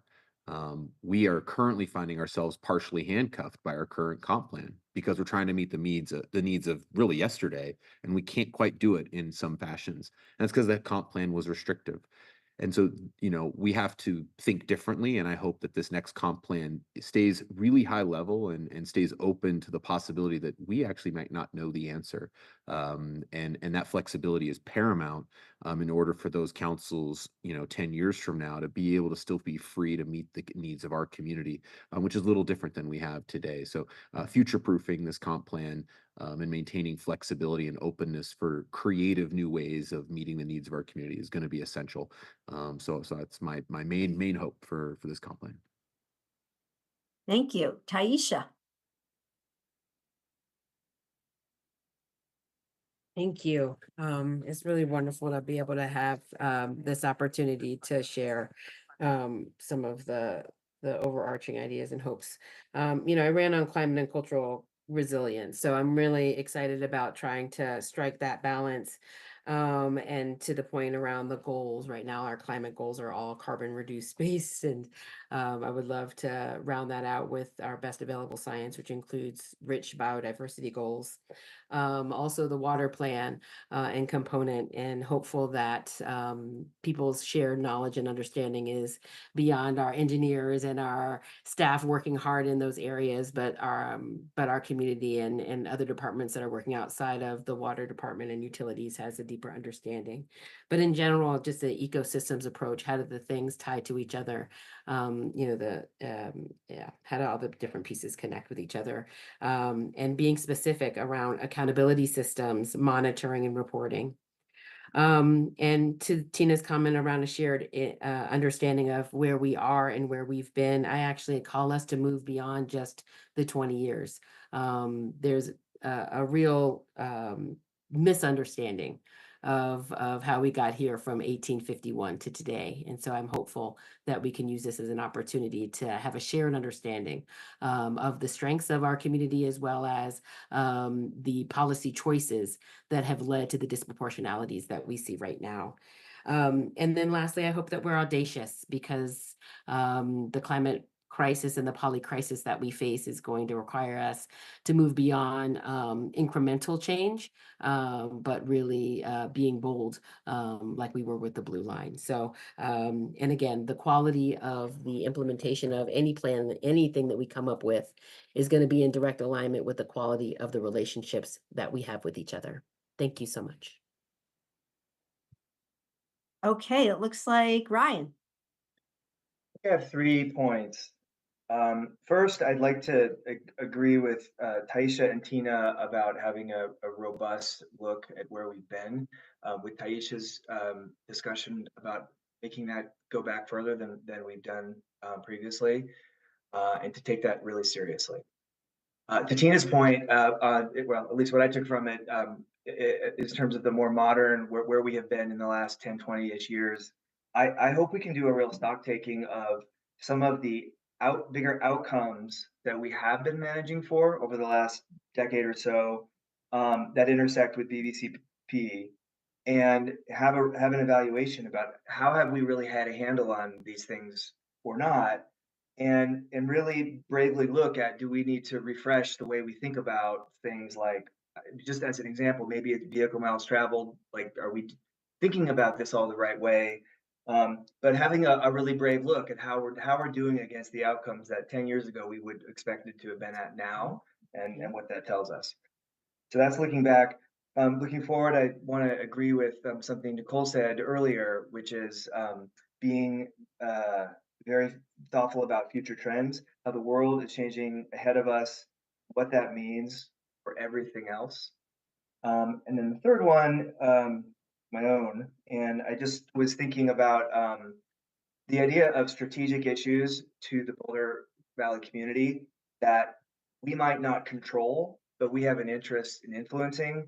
So a lot of the discussion topics this council has dealt with have involved regional issues. And I'd like us to have permission to really take that on in this comprehensive plan with respect to policies and commitments that relate to intergovernmental affairs or collaboration beyond our physical borders, that it is in our interest to be set up to manage for. Thank you. Okay, it looks like our next 3 are Nicole, Mark, and Lauren. And I'm hoping that nobody is going to speak. We're actually on schedule, so I'm hoping everybody keeps going in the way they are, with nice, short, powerful statements. No pressure. So what I'm hoping for, just kind of concisely, is a plan for the future that people in our community know about, understand, and feel represented in. The 3 kind of key themes that come to mind for me with this, in terms of outcomes through the process that we're doing, are imagination, healing, and connection. So I'm hoping that this plan can bring our community's imagination back, especially our young people, who many of whom are struggling to see a path for a sustainable, equitable, and resilient future here. I hope we can use it to heal some of the harms that we've unintentionally done over the years of our city. And I appreciate the inclusion of some of the tribes who are connected to this area in that regard. I hope we can also use it to bring our community together and really use this process to build connection with each other. And if we can give our community those gifts of vision, healing, and connection through the process that we are following as we develop this comprehensive plan, I think we'll be setting our city on a really good path for the future. Thank you. Beautiful. Mark. So in the 2.5 years that I've been on planning board, and I've grown more and more familiar with our current plan in its current form, I think this plan, the current one, has actually aged really well. And I routinely am impressed as I go back and revisit it in evaluating projects. The thing that I hope for this future plan is that the process we use to create it is strong enough and robust enough that the plan can focus on implementation and changing people's lives in meaningful ways in the Boulder Valley now. And that the other thing I hope is that the engagement process and the plan result in tools so that department heads and the city can move forward without having to re-wage and re-engage in battles, so that we can tactically move forward and make changes. I'm not saying don't engage with our citizenry on giant issues, but you know, there's a lot that we, I think that implementation sometimes has to win out over process. And I think that if we have a strong plan, if this process yields a really strong plan, then the test of that will be, are we actively implementing it? Even though it's an aspirational plan, are we actively implementing it in the day-to-day functions of the city and building housing and including people in our processes, so that we don't have to wage the same battles over and over again. We can refer to the plan and say, the community adopted this plan. This is what the plan says to do in this circumstance, and we're going forward and we're doing it. That's my thought. Really nice. Now we're going to move on to Lauren. Thanks. I'm hoping that this comprehensive planning process can bring together the intense thought that has gone into so many of our more focused planning processes, along with this additional community engagement. Because, yeah, I think that in doing that, we can provide and focus in on creating future flexibility and actionable guidance for how we meet our future needs. If we do this well, I believe it will allow us to streamline future city visioning and planning processes, and ideally allow us to think about the largest challenges facing our community in deeper, more comprehensive and intersectional ways. Thanks. Beautiful. Next, we have Taisha. No? Okay, your hand's up. Next, we have ML. My hand is up. Thank you. I'm excited for the update process, and I think there's been some excellent points being made. My main input is to consider kind of following what Mark was saying, the usability of the Boulder Valley Comp Plan. So Planning Board relies on this document to focus the community values and vision. When we get the applications, we use broad language such as, does this application, is it generally compatible with the goals, objectives, and recommendations of the Boulder Valley Comp Plan? The Boulder Valley Comp Plan itself, in the introduction, talks about that it doesn't prioritize policies, and no one policy needs to be satisfied. However, it also says that careful consideration of trade-offs among the plan's policies is necessary when implementing the plan. Now, I have not seen a trade-off between the policies as we discussed the Boulder Valley Comp Plan on Planning Board And I'm wondering, so my feedback is, if at the end of this fabulous process we're undertaking, if there can be a way that the Boulder Valley Comp Plan can come to life through the process. And I like this statement in the introduction that says, carefully consider the trade-offs. So we're not putting weight on prioritizing a policy or this, but we're thinking comprehensively. Here's the landscape, and we're looking at this particular project or this particular application in this particular vein. How does the Boulder Comp Plan inform that? And right now, we really don't have that, but in a kind of a vague way that we're kind of meeting it. And so we can't really say it doesn't meet it because it'll have 2 or 3 things that it does meet. It would be nice to get to have some means to carefully consider the trade-offs as we review applications and how they are supported by or enhanced. Because I think at the end of the day, we want the BVCP to come to life. And I'm just saying, let's get a pathway in our application review to help us accomplish that.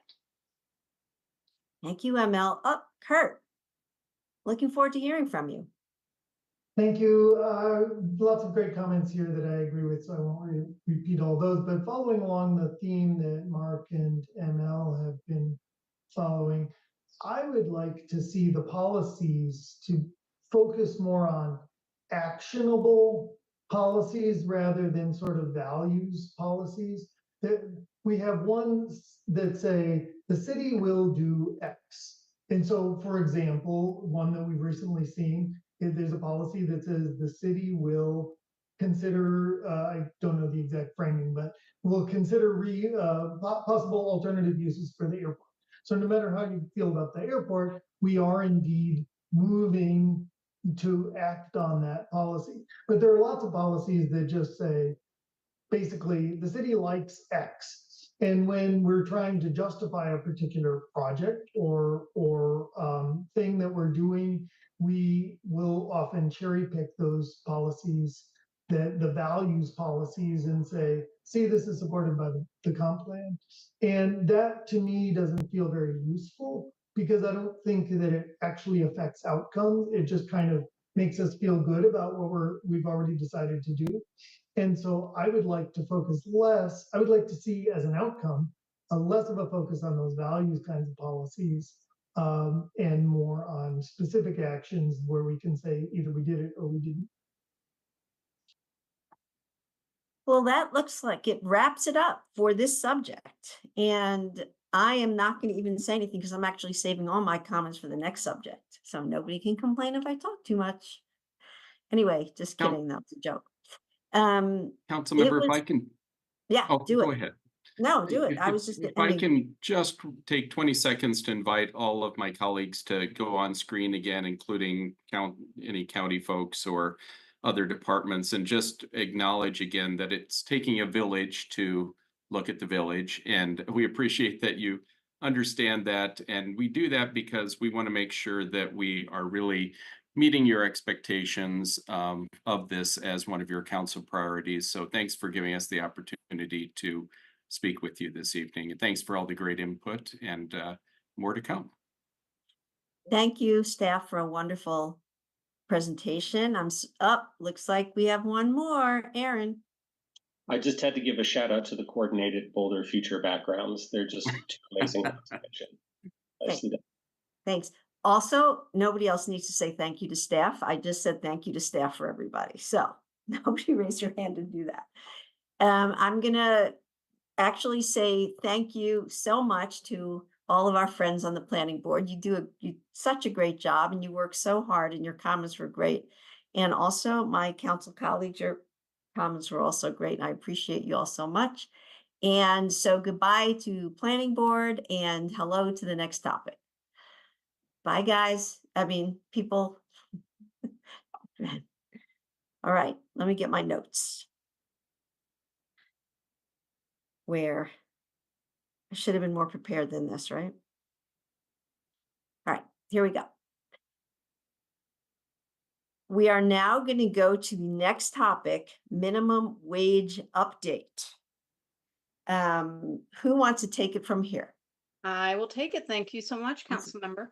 And I'll say this evening, we've been talking about a very exciting topic and really about the aspiration we have for what the city of Boulder will look like in the future.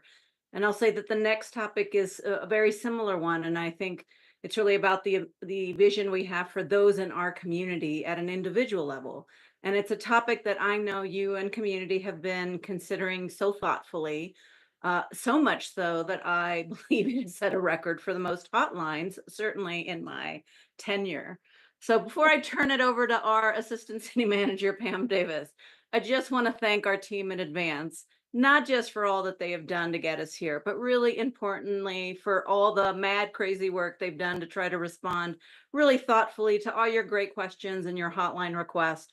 And while I will call out Taylor Ryman in particular, as she started this work alongside Councilmember Folkerts, I'll say that so many individuals from communications and engagement, the city attorney's office, finance, health and human services, parks and recreation, open space and mountain parks, utilities, and even in our own city manager's office has really contributed to the body of work before you today. So with that, I will pass the baton over to Pam. Thank you so much, and good evening, Council. My name is Pam Davis. I use she, her pronouns and serve as one of Boulder's assistant managers.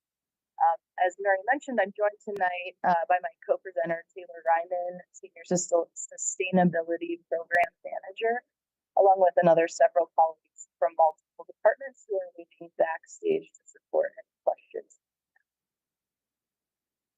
This evening's presentation is going to kick off with Taylor really level setting the milestones that have led us to tonight's discussion of a potential local minimum wage. She'll summarize our findings from extensive regional community engagement over the past year, and then provide highlights from in-depth economic analysis provided by our partners at ECHO. I will then rejoin the conversation to provide some summary trade-offs and policy options for you and transition into council questions. Pam, I'm sorry, you're kind of going in and out. You may just have to get a little closer to the computer. Got it. No, thank you. Do I seem clear now? Perfect. Yeah. Okay. I think I had a slight obstruction on. So before I turn it over to Taylor and we get rolling, I just want to plant the seeds of the questions that you are facing this evening. First, you will be asked generally whether or not there's majority support to establish a local minimum wage.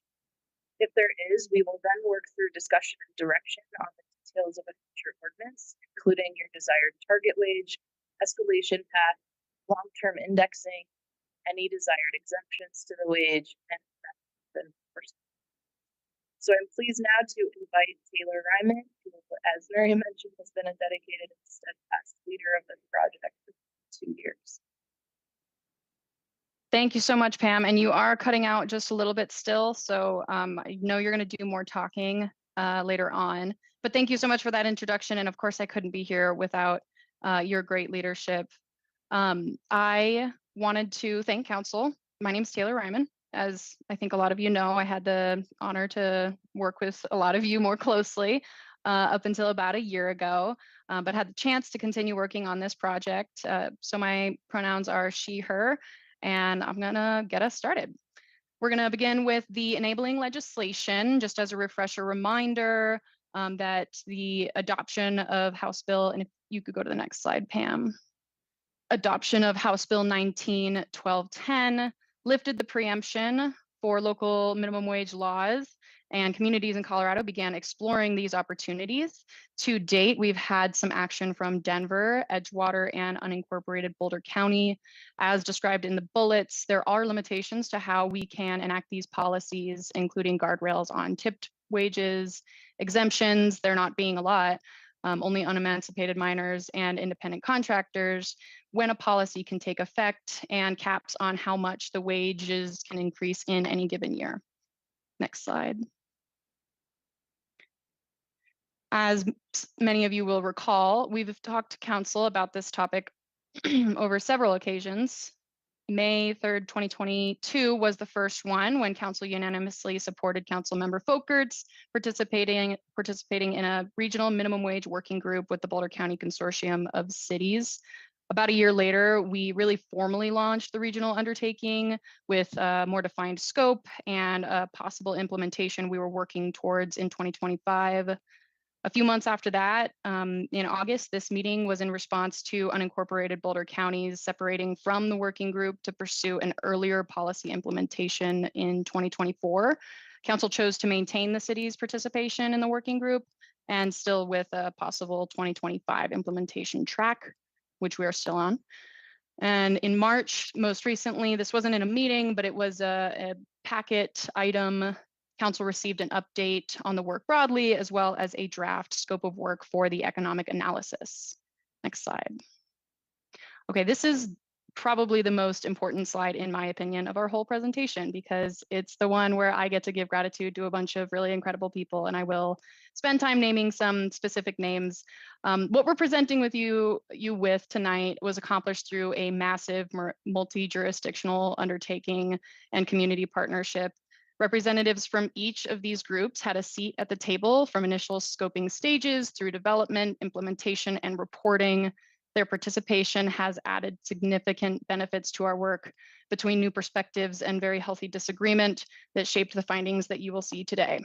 I'd like to shout out a few of the many individuals that spent the last year consistently showing up and adding value to this work.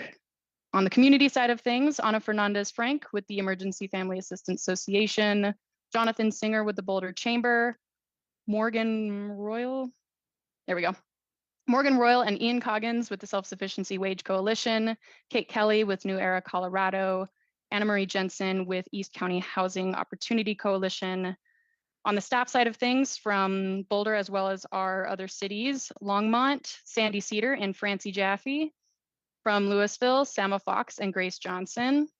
From Lafayette, Alexander Nelson and Debbie Wilmot. From Erie, Stephanie Pitts-Nagel and James Everett.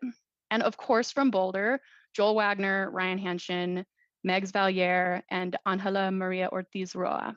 Thank you all so much for everything you've done to bring us here today. Next slide. This graphic demonstrates what the minimum wages currently are in Colorado as of this year, 2024. All Colorado communities are at the state level of $14.42, except for those three that I mentioned earlier. Denver being at $18.29 an hour, Edgewater at $15.02 with an escalation schedule in the next few years that reaches Denver's minimum wage. And most recently, unincorporated Boulder County, which is at $15.69 an hour this year with an escalation schedule to reach $25 an hour by 2030. Next slide.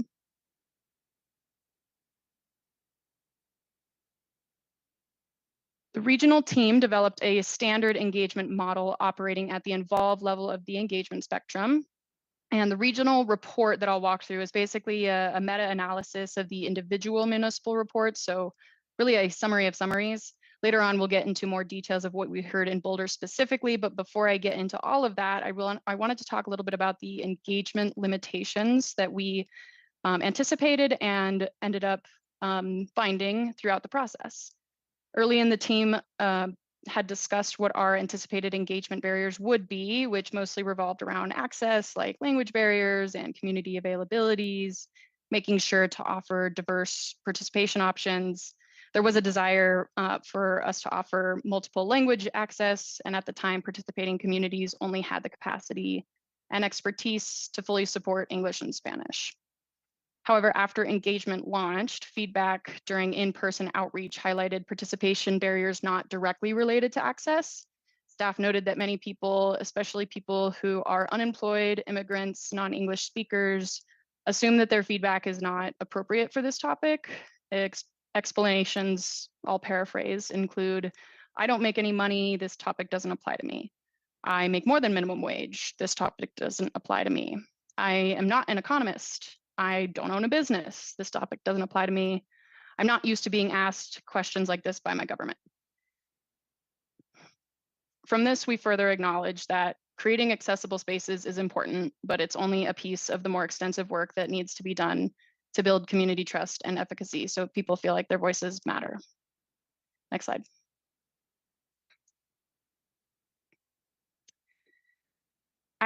So getting into the regional perspectives, I actually think this is one of the more intriguing engagement findings. People do have very different beliefs around what minimum wage is intended for. On one hand, minimum wage should enable people to afford their basic needs, improve human dignity and a sense of community. On the other hand, minimum wage is not meant to be a living wage, but instead a strategic business option to address unskilled labor needs while also providing the chance to build experience, knowledge, and skills. Next slide. Slightly different from purpose, people questioned if local control is an appropriate role for setting minimum wage policies when other and possibly disconnected forces are at play, like policies from state and federal agencies and the market broadly. On the other hand, some believed that this is an opportunity for municipal governments to be stronger in their support for local workers. Next slide. Many participants described different perspectives on more direct impacts of an increase and how the policy could influence the ability to build an attractive community for workers and businesses.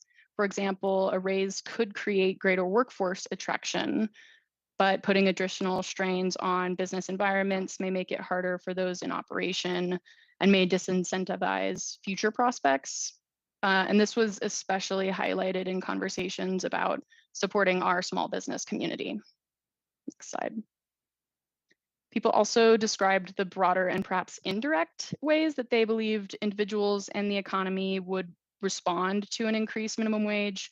Would it lead to more stimulation of the economy with greater disposable incomes, or would it eventually spur more inflation? Next slide. Thanks.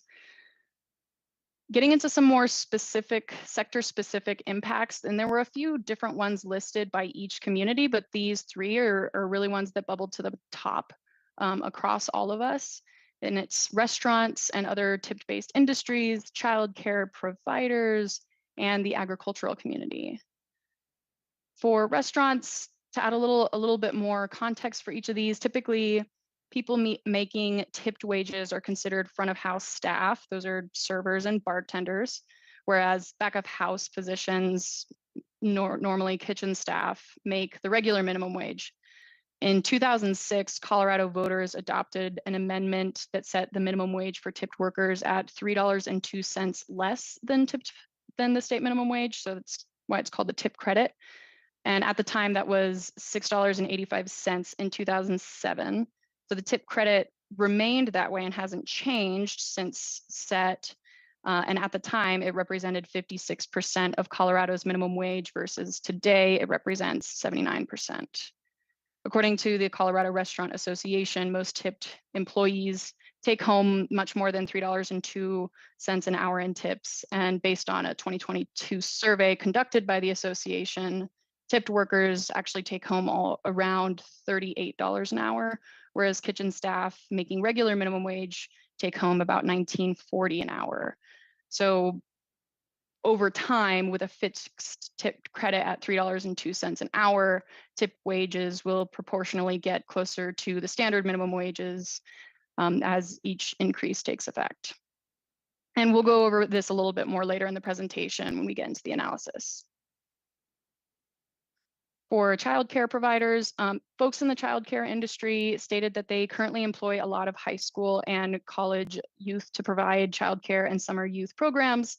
An increasing number of, increasing the minimum wage may result in fewer of these positions or less childcare availability, or increased prices for childcare, which are already, those prices cost prohibitive for many families.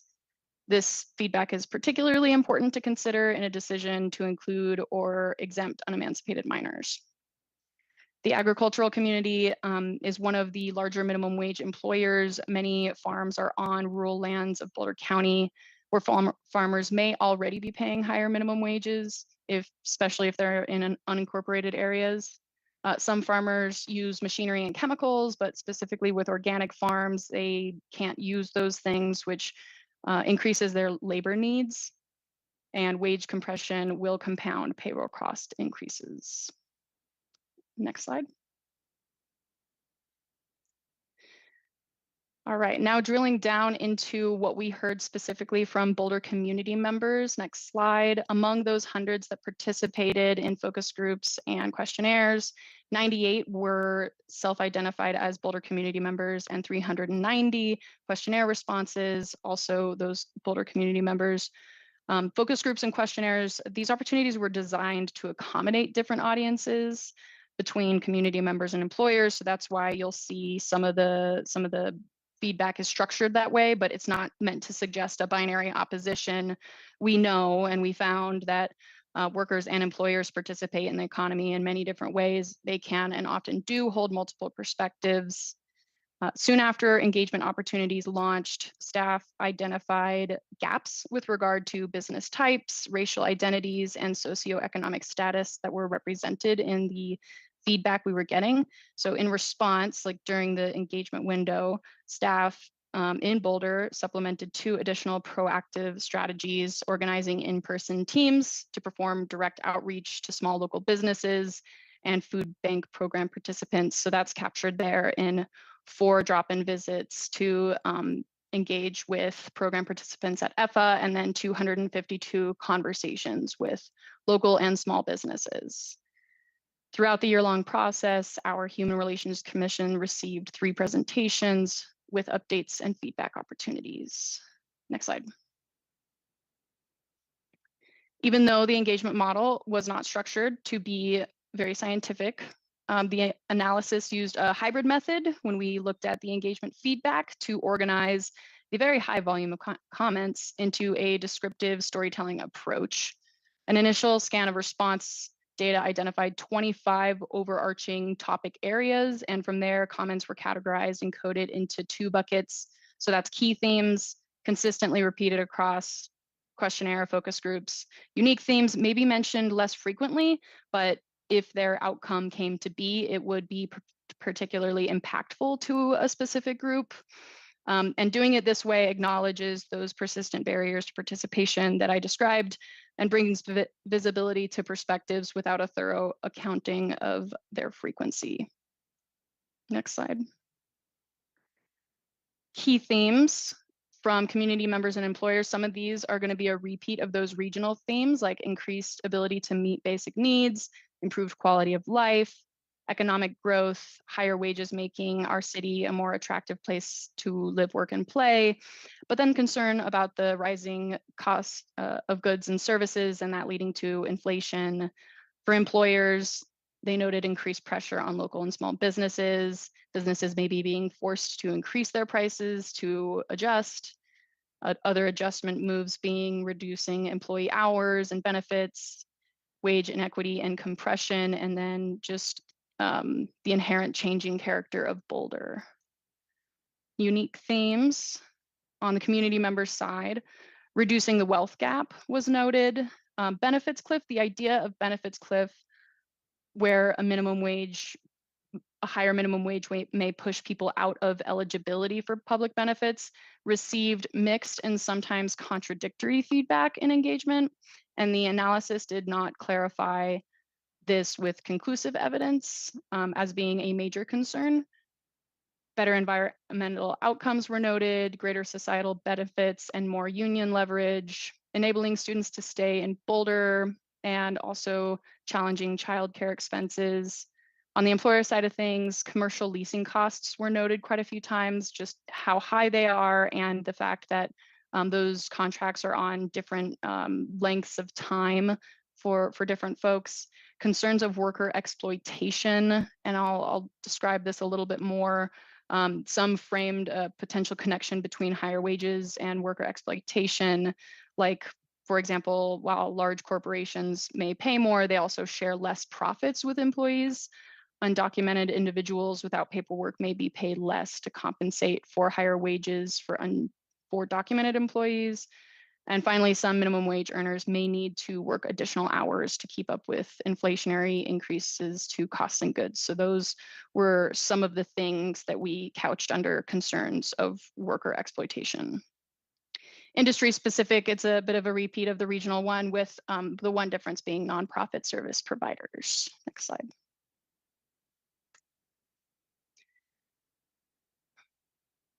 All right, so this is where I'm getting quite a bit out of my depth, but we're going to be in good shape because we have our consultants on the call, and I want to shout out again, Andrew and Melissa. Thank you guys so much for being in here and hanging on with us through this ride.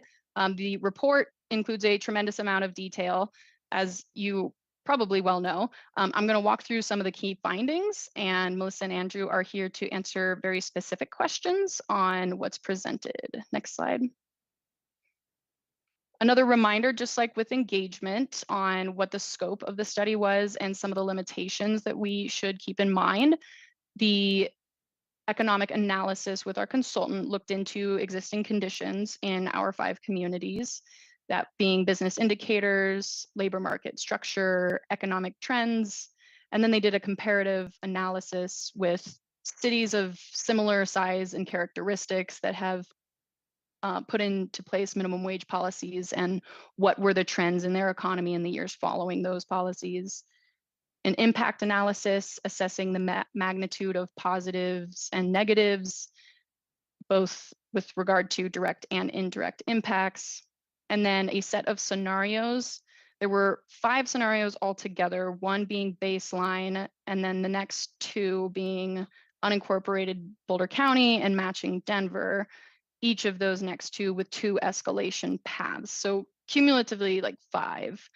And the limitations of this analysis, first off, no forecast is 100% accurate. So the model that was used to study all of these effects may not represent external factors because they can't all be included. For example, what happens during a recession or an economic downturn, it doesn't account for that. Not all data of interest are available at the municipal level, and this was something we knew early on when we made a decision about the project geography and decided to use public use microdata areas instead of census data, because those PUMAs, as they're called, provide a more granular look at race and ethnicity, but at the cost of being able to disaggregate by municipality for all data sets. Hidden populations are communities that can be difficult to reach and count with traditional surveying due to factors like experiencing irregular housing, language access needs, confidentiality concerns, complex households, resulting in an undercounting of people. Historically speaking, there are deeper bodies of research into the negative effects of minimum wage, especially in employment and prices. There is a smaller but growing number of researchers and economists exploring positive effects of minimum wage, as well as other impacts on wealth gaps, capital investment, social health outcomes, and other things. Lastly, as a reminder of the limitation, the scenarios explored are not representative of all options, and my plant light just turned off. Okay, with these limitations in mind, we caution being overly reliant on any one data point and instead encourage people to consider the full scope of information presented tonight. Next slide. I found this to be a really helpful graphic when I saw it first, and I hope other folks do too. The consultants used a framework based on a model from the University of Colorado or University of California, Berkeley's Institute for Research on Labor and Employment. The model accounts for direct and indirect impacts of increasing the minimum wage on both workers and businesses, including increased automation and productivity you see in that middle blue box, to estimate the net effect on employment. Using this kind of a model allows us to understand potential impacts beyond any one-time immediate effects like a reduction in employment or a spike in prices. And with that, we will begin looking at existing conditions, which is a landscape overview of what's going on in the region based on the most recent data. Next slide. Boulder is a college town. I hope that comes as no surprise to folks. One of the biggest takeaways was the fact that Boulder is a very big outlier compared to our neighbors with regard to age demographics. The age distribution having higher concentrations of 18 to 24-year-olds and lower concentration of children and older adults. The BIPOC communities in Boulder make up 22% of the city's population, and especially in Boulder, we see around a $30,000 to $40,000 difference in those median annual household incomes compared to white households. Next slide. Drilling down a little bit into minimum wage earner demographics, there are disproportionate representations among minimum wage workers compared to all other workers in the region. There are much more people under the age of 24, people that identify as female, people in BIPOC communities, especially those that identify as Hispanic and Latino, and college students. For example, in this regional analysis, you'll see 12% of all workers identify as Hispanic or Latino, yet the Hispanic and Latino workers make up 18% of minimum wage earners. In low wage industries and occupations, approximately 5% of BIPOC workers are unemancipated minors compared to 2% in all jobs. Industries that employ more minimum wage earners and therefore may face greater impacts from a new policy include accommodation and food services, retail trade, and arts and recreation. Next slide. This slide demonstrates kind of like the infographic map we saw earlier. It demonstrates where we're at right now and the current trajectory of wages in Colorado, assuming a 3% increase through 2035. And these are the policies that we use to inform scenario development in our analysis. As a point of reference, these graphs represent in green and orange dashed lines their estimations of where the self-sufficiency wage may be in 2030 and 2035, so we can see kind of the difference. Next slide. The scoping team worked with the consultant to identify and explore 4 scenarios, like I had said, the 5th one being that baseline scenario. I'm getting a pop-up, sorry. So the first 2 is increasing to align with Boulder County on the faster schedule B1 or on the slower schedule B2. In the Boulder County scenarios, we're assuming a 15% increase in 2025 for that B1 faster scenario. Next slide. And then in Denver, similar, or in the last 2 scenarios in Denver, increasing to align with them on a faster schedule in D1 and a slower one in D2, also in that D1 scenario, assuming a 15% increase in 2025. Again, as a reminder, councils may choose different target wages and escalations than the ones modeled here tonight. There is no restriction on what target wage can be set, but an annual increase in any year, whether that's an escalation to a target or an annual adjustment based on an index, can't be any higher than 15% or $1.75, whichever is higher. Next slide. And you can blow through this one. Impacts of minimum.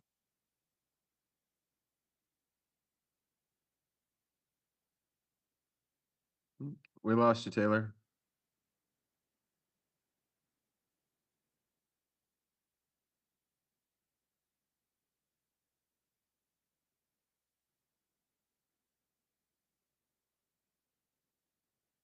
Your mic went out. There we go. Okay. There we go. Sorry about that. Did I just cut out or have I been out for a while? Just now. Yeah, just now. Great. That's not so embarrassing. Okay, this is a very busy visual, but I think that it also tries to help us understand the scope of the problem in different ways. It attempts to color code the estimated magnitude of those impacts from every minimum wage scenario for workers across dimensions of earnings, income, and poverty, for businesses with regard to operating costs, prices, employee retention, worker productivity, profits, failures, and migrations, the region with regard to consumption, GDP, poverty, substitution away from skilled labor, and governments in terms of revenues and costs. Colors are represented and are probably fairly intuitive, with green representing a positive change, red representing a negative change, with lighter shades indicating moderate impacts, darker shades indicating more pronounced impacts. all impacts represented are relative to the baseline. A horizontal view shows how each scenario compares over time. So from 2025 to 2030 to 2035, if you kind of read left to right there. And then a vertical view shows how all outcomes collectively are affected by a given scenario. Some things to point out here are that the faster scenarios, those being B1 and D1, have impacts earlier on in comparison to the slower scenarios, B2 and D2. And the dimensions projected to experience the greatest impact over time, those being just the colors that are the darkest in the furthest columns, are worker earnings, operating costs, and employee retention. Next slide. For these next few slides, we had a couple of different time markers.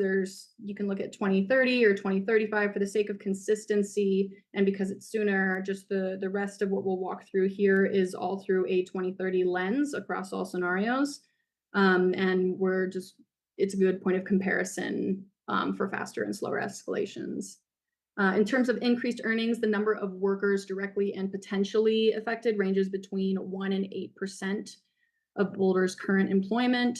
In general, the unincorporated Boulder County scenarios could produce increased wages for more than 2 times as many workers as under the Denver-based scenarios. Across all scenarios, the impacts to earnings for people employed in restaurants, which account for 6.5% or about 7,000 employees of the workforce in Boulder, are the largest compared to other industries. Other industries with high impact to worker earnings include grocery stores, retail trade, and other services.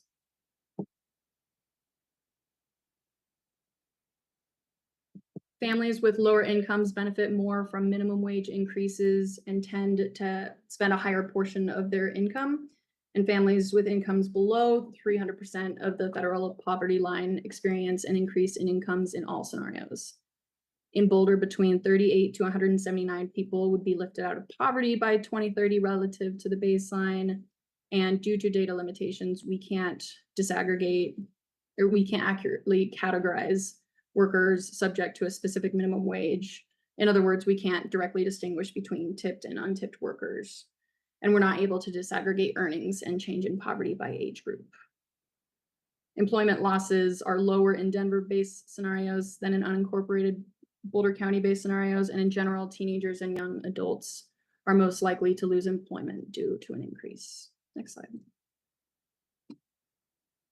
While restaurant worker earnings stand to make notable gains, those employers would face significant impacts to payrolls, which in general represent 30% of business operation costs.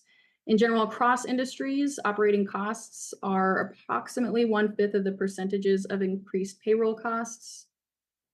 Looking at GDP, tax revenue, and prices by 2030, Boulder's economic output under all scenarios increases minimally or remains unchanged. And additionally, impacts to local, county, and municipality combined tax revenue are expected to be negligible compared to overall municipality budgets. Under scenario B1, prices could be about 1% higher in 2030, and under scenario B2, they could be about 0.5% higher, versus the Denver-based scenarios showing a slightly lower price difference of about 0.3% or 0.6%. Next slide.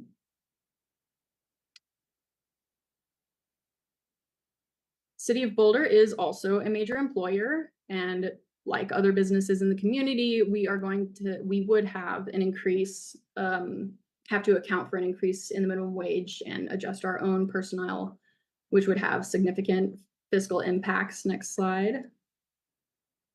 We went ahead and modeled the organizational fiscal impact of increasing minimum wage to $16.57 an hour in the 2025 budget, and then reaching $25 an hour in 2030. This really was just modeled on what Boulder County's trajectory is. We needed some place to look to figure out what this might look like in our city.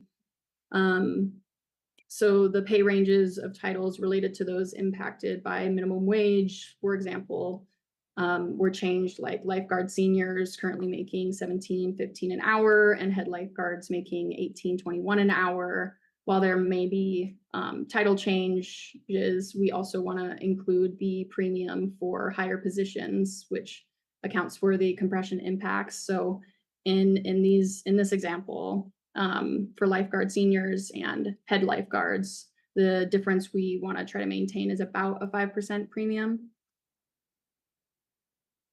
The budgetary impact modeled is $46,000 to $242,000 in the short term, but grows to an estimated $1.5 million to $2 million in 2030.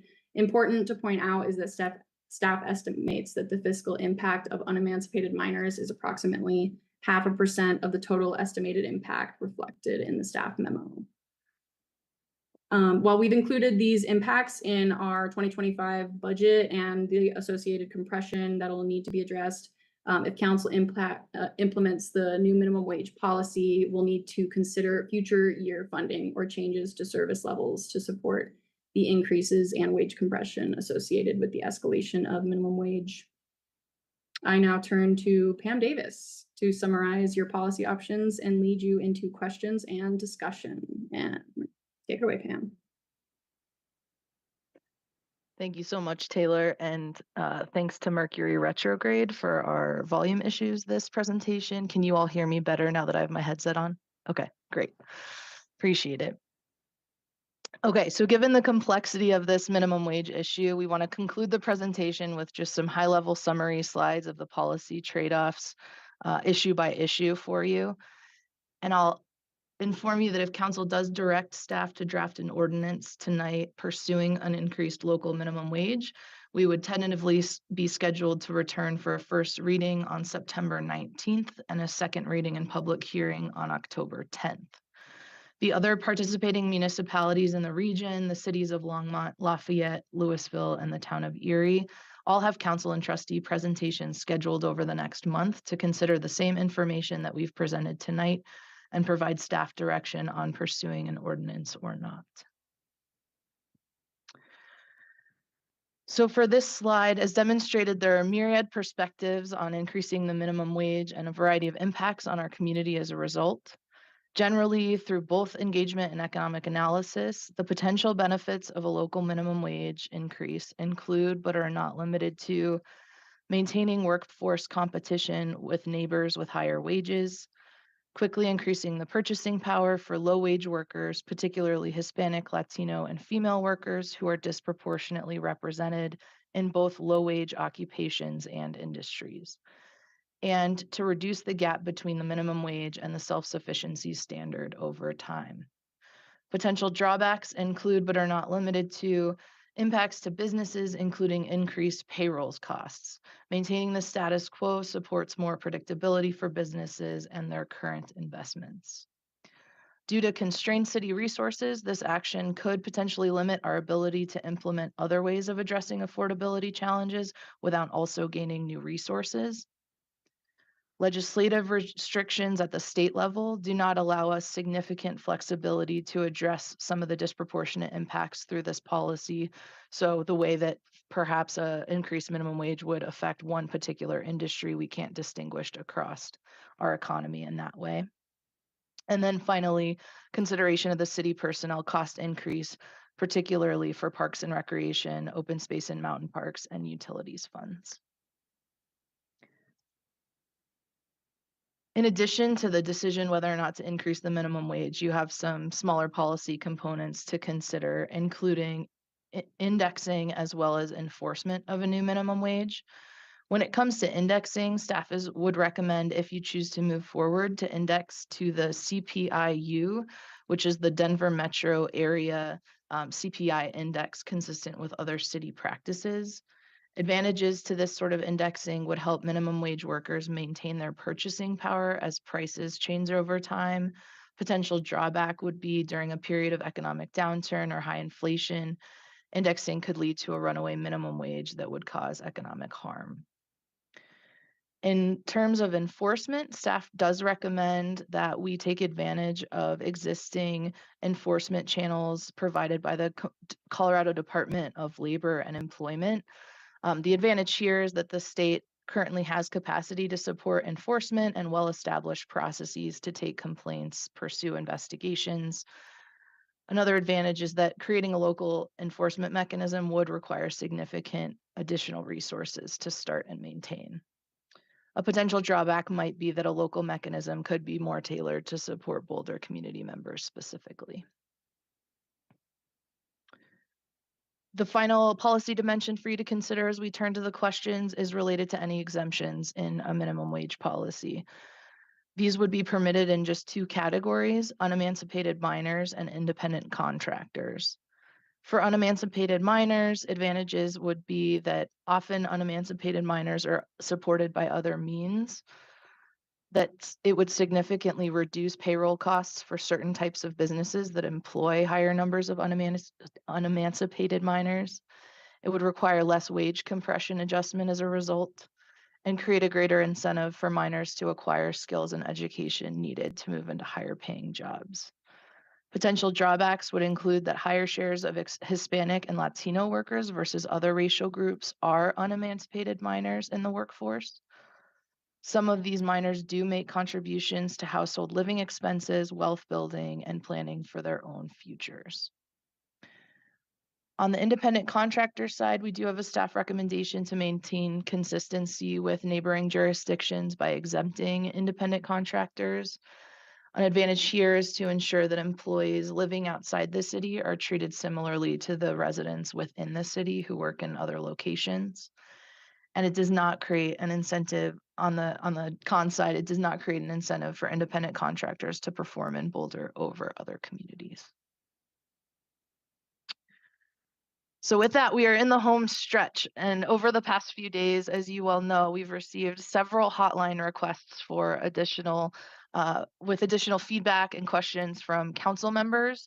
Specifically, we had 2 council members present additional scenarios to consider for council to move forward with a minimum wage increase. And so we went ahead and quickly created some visuals for you to represent those 2 scenarios. So I want to show those briefly, and then I will turn it back over. I do see, Taylor, your hand up. Did you want to clarify something? Yeah, just before we get into council questions, wanted to clarify that it's actually just Andrew online tonight, but I don't regret saying Melissa's name because she definitely needs a shout out on contributing so much to this. Great, And thanks for that. Those are the consultants. So.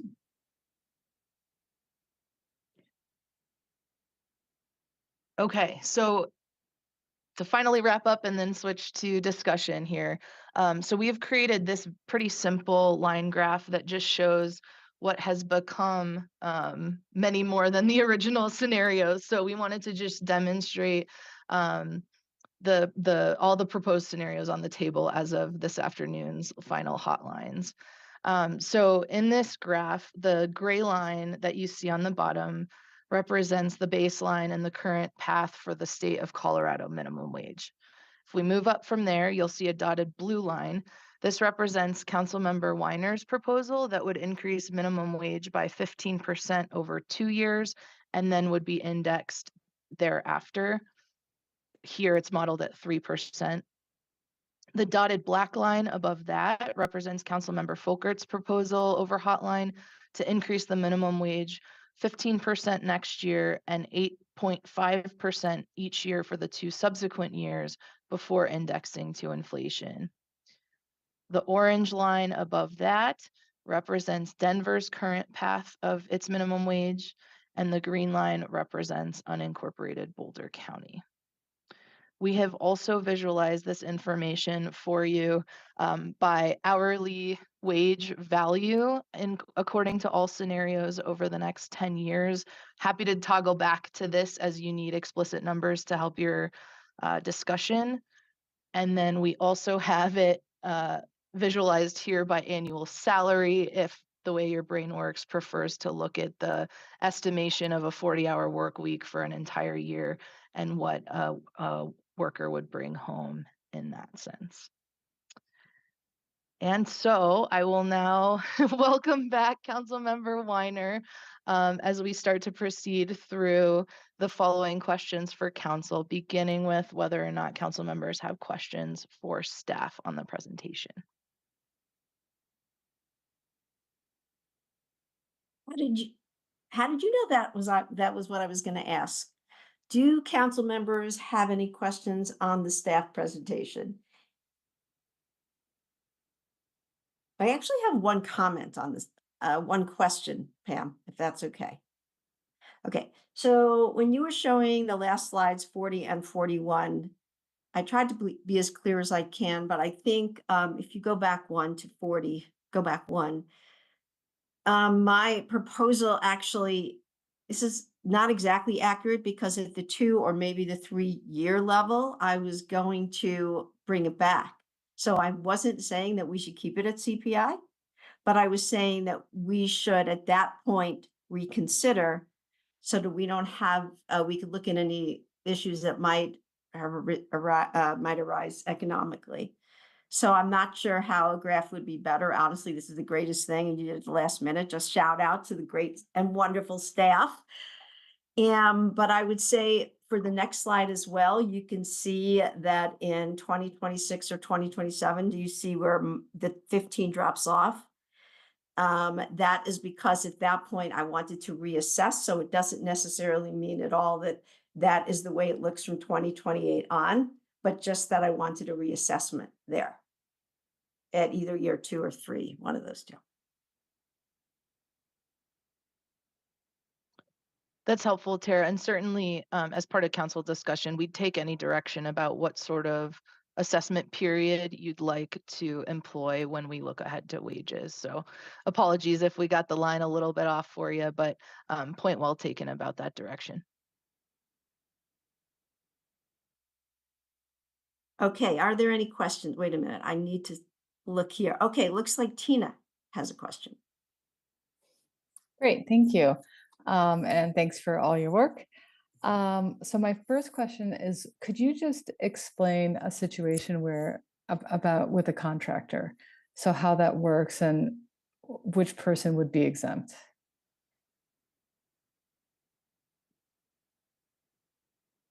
I think I can try to jump in on this, and I know that our city attorneys are also online if they have anything to add, but in terms of who is an independent contractor, that's defined by the Department of Labor and the IRS that oversee independent contractors and employees and regulates who is considered an independent contractor. There are several rules around who can qualify, including how much control one has over an employee or an individual, and whether there are benefits associated with a position, usually sign of an employee. What matters is that the employer has the legal right to control details in how services are performed. I don't know if city attorney's office wants to jump in on that, or if that answered your question. I was just trying to think of what would be what that would look like in sort of like which kind of person would be a contractor we'd be interacting with in the city of Boulder. I can try and help jump in and give an answer, Taylor. Hi, everybody. My name is Laura Wood. I'm with the city attorney's office. And this was something that I actually flagged as something to bring up, as it's something that we see in some other ordinances that have been adopted, such as Denver. So for an example, for independent contractors, the city does a lot of independent contracting work with organizations and groups that come together. They put in a bid for whatever work that the city needs to do. They go ahead and fill out that bid, and then they become an independent contractor of ours. Now, that being said, if they are an employer of multiple employees within the city of Boulder, they would still be required to pay their employees minimum wage. It just has to do with this independent contractor designation that the IRS defines it as. Independent contractors are separate than employees. So we just wanted to flag it as something just to be aware of, and something we would recommend not including in this particular definition. That doesn't mean that if we do work with an independent contractor and they do have employees, that they would still be paid that minimum wage, because anybody in the city would be required to be paid that minimum wage if they are an employee in that employer-employee relationship.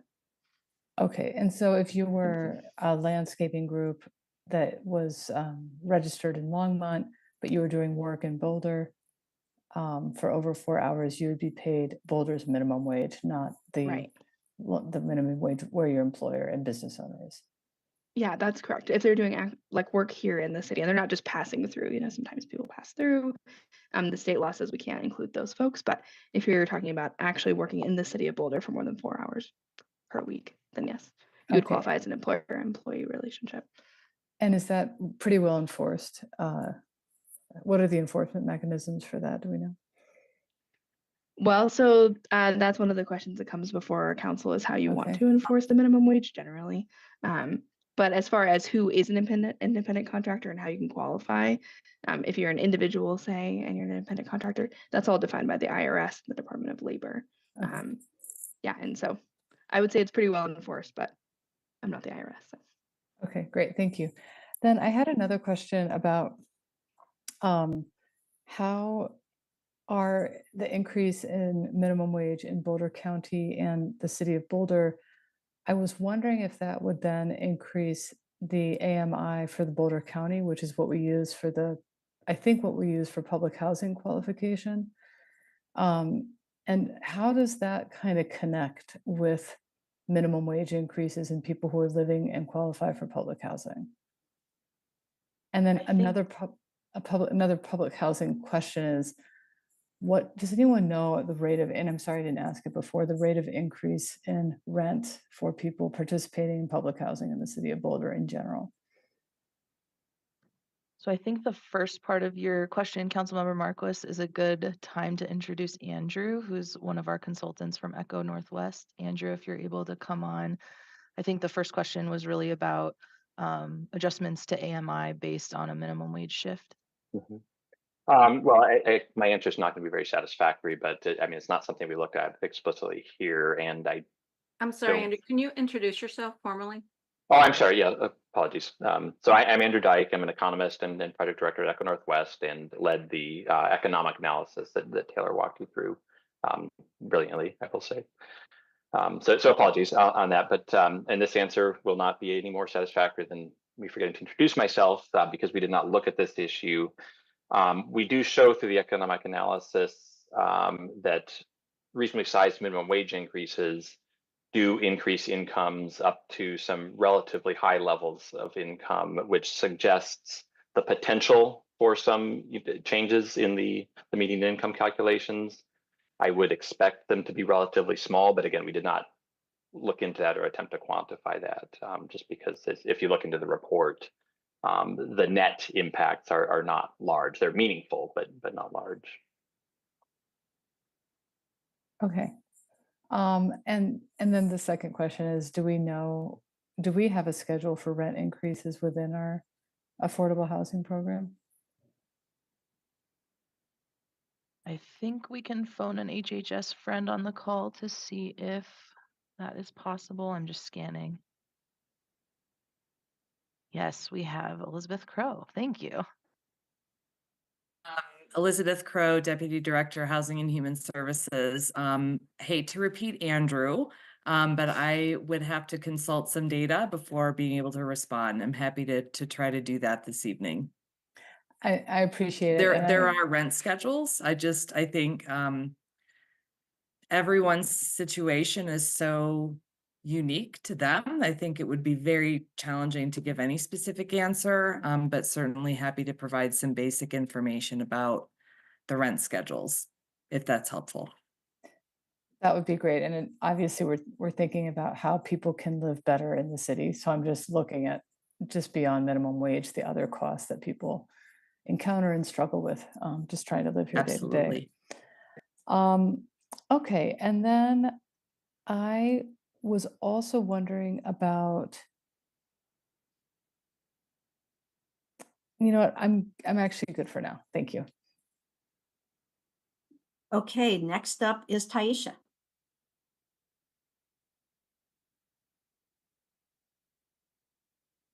Really? I think so, unless I'm doing something wrong. Oh, wait, maybe I am doing something wrong. I Well, think Nicole is up. That's Well, not I'm just going the Oh, wait, order hold of on, the hold on. things. So, I'm not a genius at this, but do you not want to go next? I mean, I will. I just feel like Nicole, do you know there were who's two next? more I'm before sorry. me. What like happened Nicole there? and Mark, and then it's me, but that's what I think it is. So I'm gonna go Sure. with that. Nicole, Mark, and then me. All And right, then you do it. Ryan and Sure. Yes. Yeah, it does look like that. Tara, if you click on the participants tab instead of think I trying to messed look it at the up. windows, that often has it. Okay, I just had a couple of questions, and both are, well, kind of both related to the economic analysis. And first, thank you for the presentation. What an enormous amount of data and information. So thank you for that.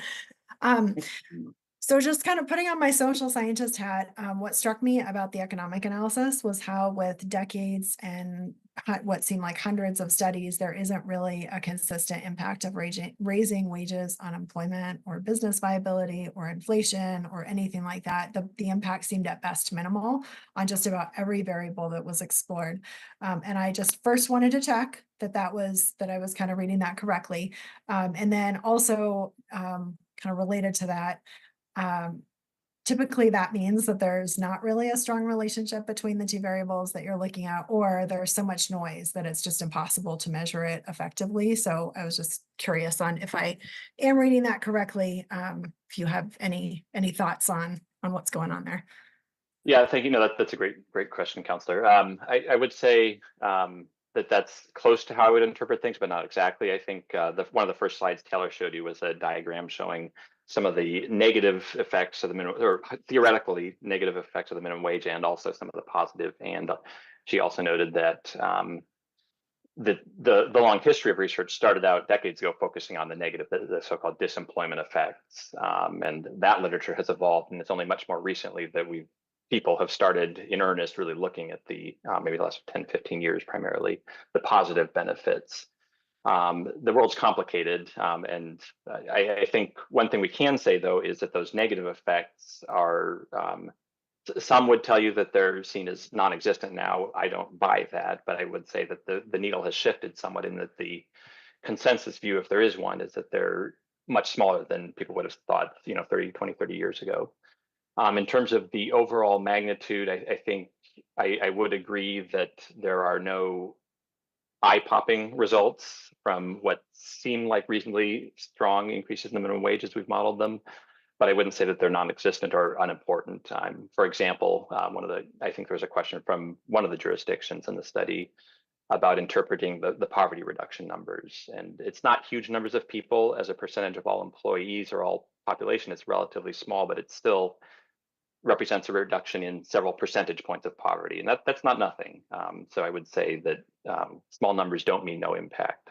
The other thing I would say with respect to the outcomes is that just because of the nature of the exercise, we're modeling aggregate impacts. Taylor mentioned the impact on prices, which we find to be relatively small overall, but that's not to say that prices in every industry or for every business are going to be unaffected. That doesn't make sense, and that's not the case. But in aggregate, you see these results, and what I think is important is to recognize the puts and takes as you're thinking about the decision.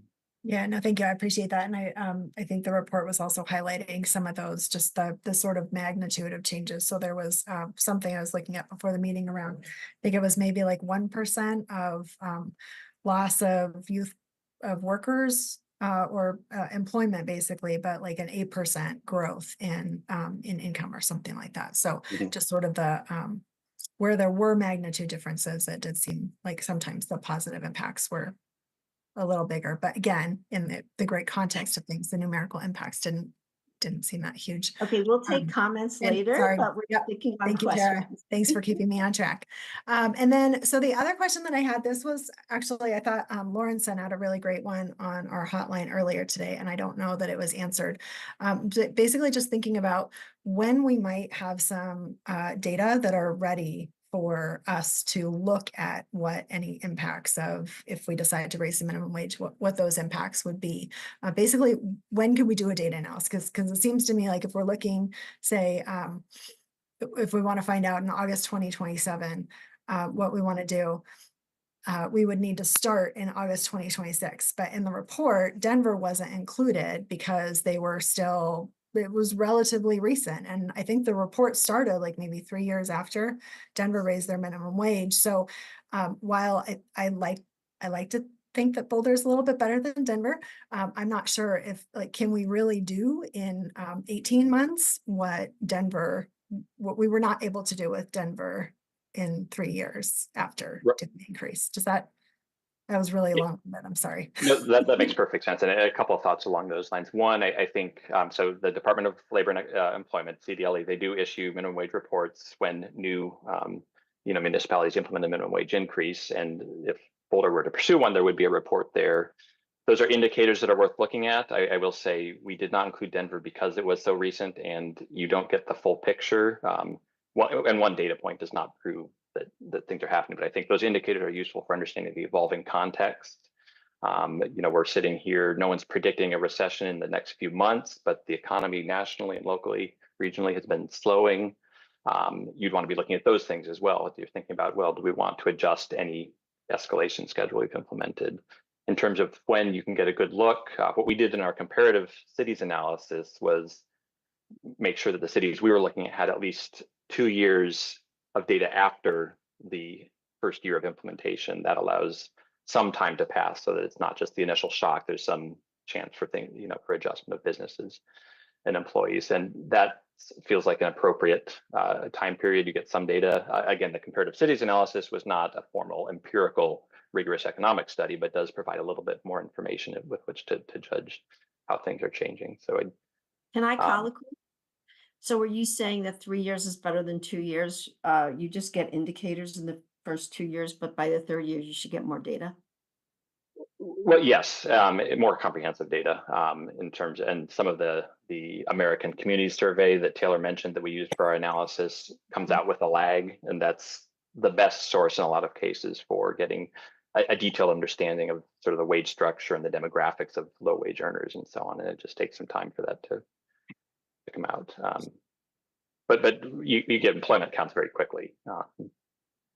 Can I colloquy on that? Well, I was about to colloquy on that, but you I was just wondering what the lag is and what the amount of time it would be to do a report. If we're looking for 3 years of data, it seems like we need to add some on to that too, potentially. Some additional time for sure. Yeah, and I think that, the specific questions are going to drive it. I think if you really wanted 3 complete years of data, you would wait 4 to 5 years to do that, and that's maybe not quick enough. And so I think you have to make decisions about what indicators are the most important. And I would also say that there's a lot of engagement for this process. I think that's something else that can happen. You collect that data very quickly to pulse on what's happening with small businesses, with restaurants, and so on. And sorry. Oh, just to remind council too of changing minimum wage policy requiring engagement like it has this time and needing time to contract with the consultant. So tacking on staff accomplishing the work with the consultant to that. And to the extent that we could get better definition around what council would like analyzed, I think would also help with the timeline on a future assessment. Thank you. That's helpful. And just one more question about that assessment timeline. So, some of the scenarios for the county, for example, is doing 8-ish% increases for 5 years, and then they're slowing down. I think just going with inflation at that point. And in terms of that, I mean, if things are still not sort of landed to their normal, what are your thoughts on analyzing sort of mid process versus waiting until, say, the county, if they were to go in 2030 and do their analysis in 2031, for example, that's when things are starting to stabilize a little bit. They've got that whole chunk there. Right. Yeah. No. I mean, definitely. You would not be able to analyze mid-course and say here's what the full increase does. But I think particularly given the nature of some of these increases. Just stepping back a second, a lot of the research that's been done is on things that we've seen out in the world, and there's increasing proposals for increasing minimum wages relatively rapidly to relatively high levels, which isn't necessarily a bad thing, but that starts to get beyond the bounds of what the research has looked at, and you're sort of extrapolating. Some jurisdictions will do it and things will go swimmingly. Some might not. It's hard to say, which is why I think looking mid-course is very useful and very helpful, because you do get some of those leading indicators of the impacts of their most recent increases. Okay, thank you. Helpful. And that's all my questions for now, Tara. Okie doke. Next we have Mark. Yes, thank you. First, Taylor, the terrific presentation, very, very detailed, and I'm grateful for the amount of work you and the team put in on this. Back in March, we were discussing this issue in terms of a regional approach. Is it accurate now to say that there is no such regional approach on offer, and that each city is going to be kind of going its own way? Some may, adopt this scenario, others may adopt that, but we no longer have any sense of going in lockstep with one another. And that's really a two-part question. And if that is in fact the case, have we done any analysis as to the impact on Boulder of various scenarios where we may be putting ourselves in a less, in a more uncompetitive position relative to some of our neighbors, whether it's Longmont or Louisville or Lafayette? Thanks, Mark. Councilmember Wallach. As Pam mentioned, there are 4 other council meetings scheduled to give similar presentations that we gave tonight. Longmont's is going to be this Tuesday, and I don't have the rest of the schedule off the top of my head, but I can find it and drop it in the chat for council if they'd like that. They will be considering the same information and providing direction, so it's yet to be seen on where the other councils go. And it is still possible, and it is still, I think, a continued hope of the effort to try to come together on regional decision making.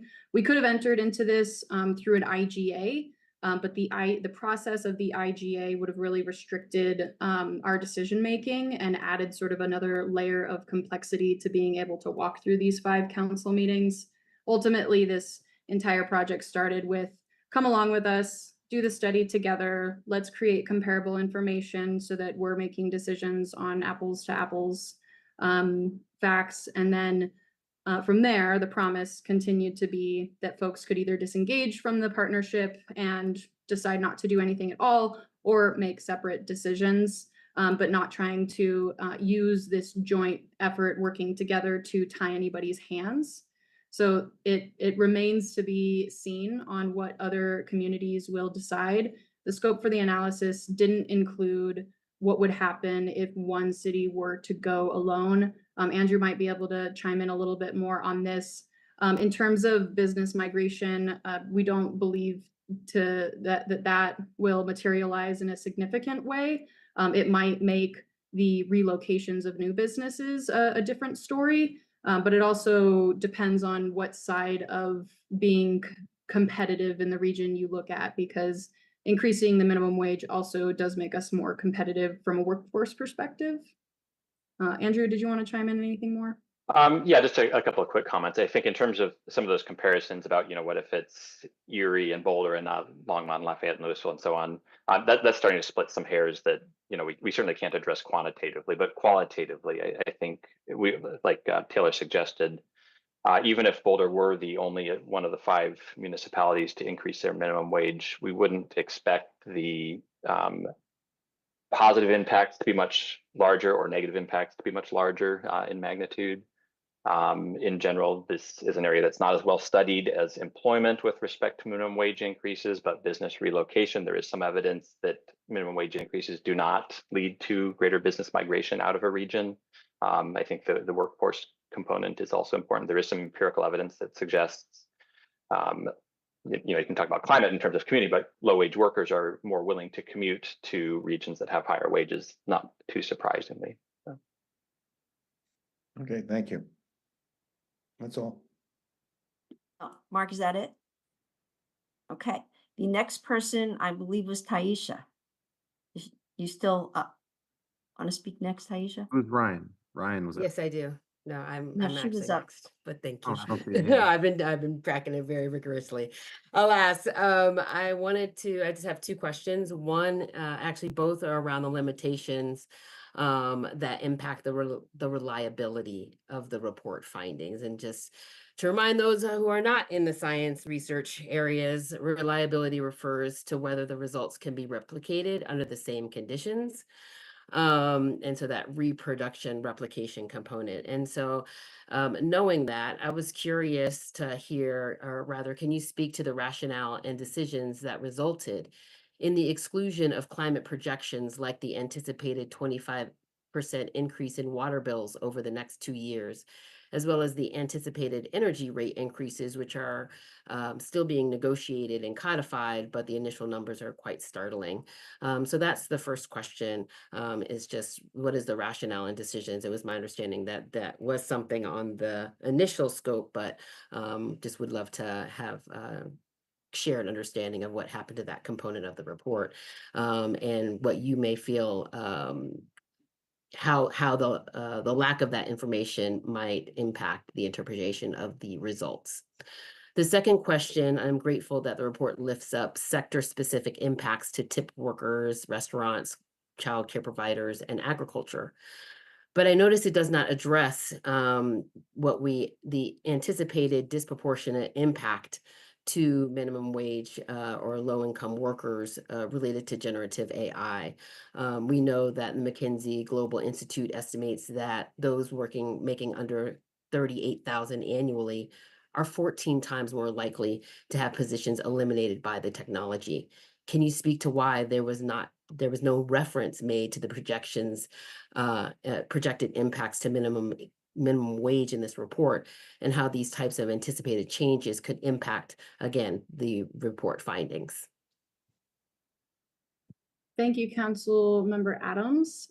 So the original scope of the analysis did include what we covered in the slide, which was existing conditions, the impact analysis, and the scenario modeling. We did originally have an optional analysis arena that we were planning to pursue, that I really hats off to the team that put together this scope, because it tried to take a more holistic view to what could be the impacts of climate change and adapting to different temperatures, inclement weather, and how could that play a role in minimum wage? What are the impacts of minimum wage amid an increasingly demanding regulatory environment with more utility fees? And Longmont has a new waste ordinance that's putting a fee on businesses and things like that, as well as deeper looks into the disparate impacts on different racial groups in this decision. This all could not ultimately be pursued. We had to allocate some of the budget to cover some of the unexpected roadblocks in moving forward with just the core analysis work.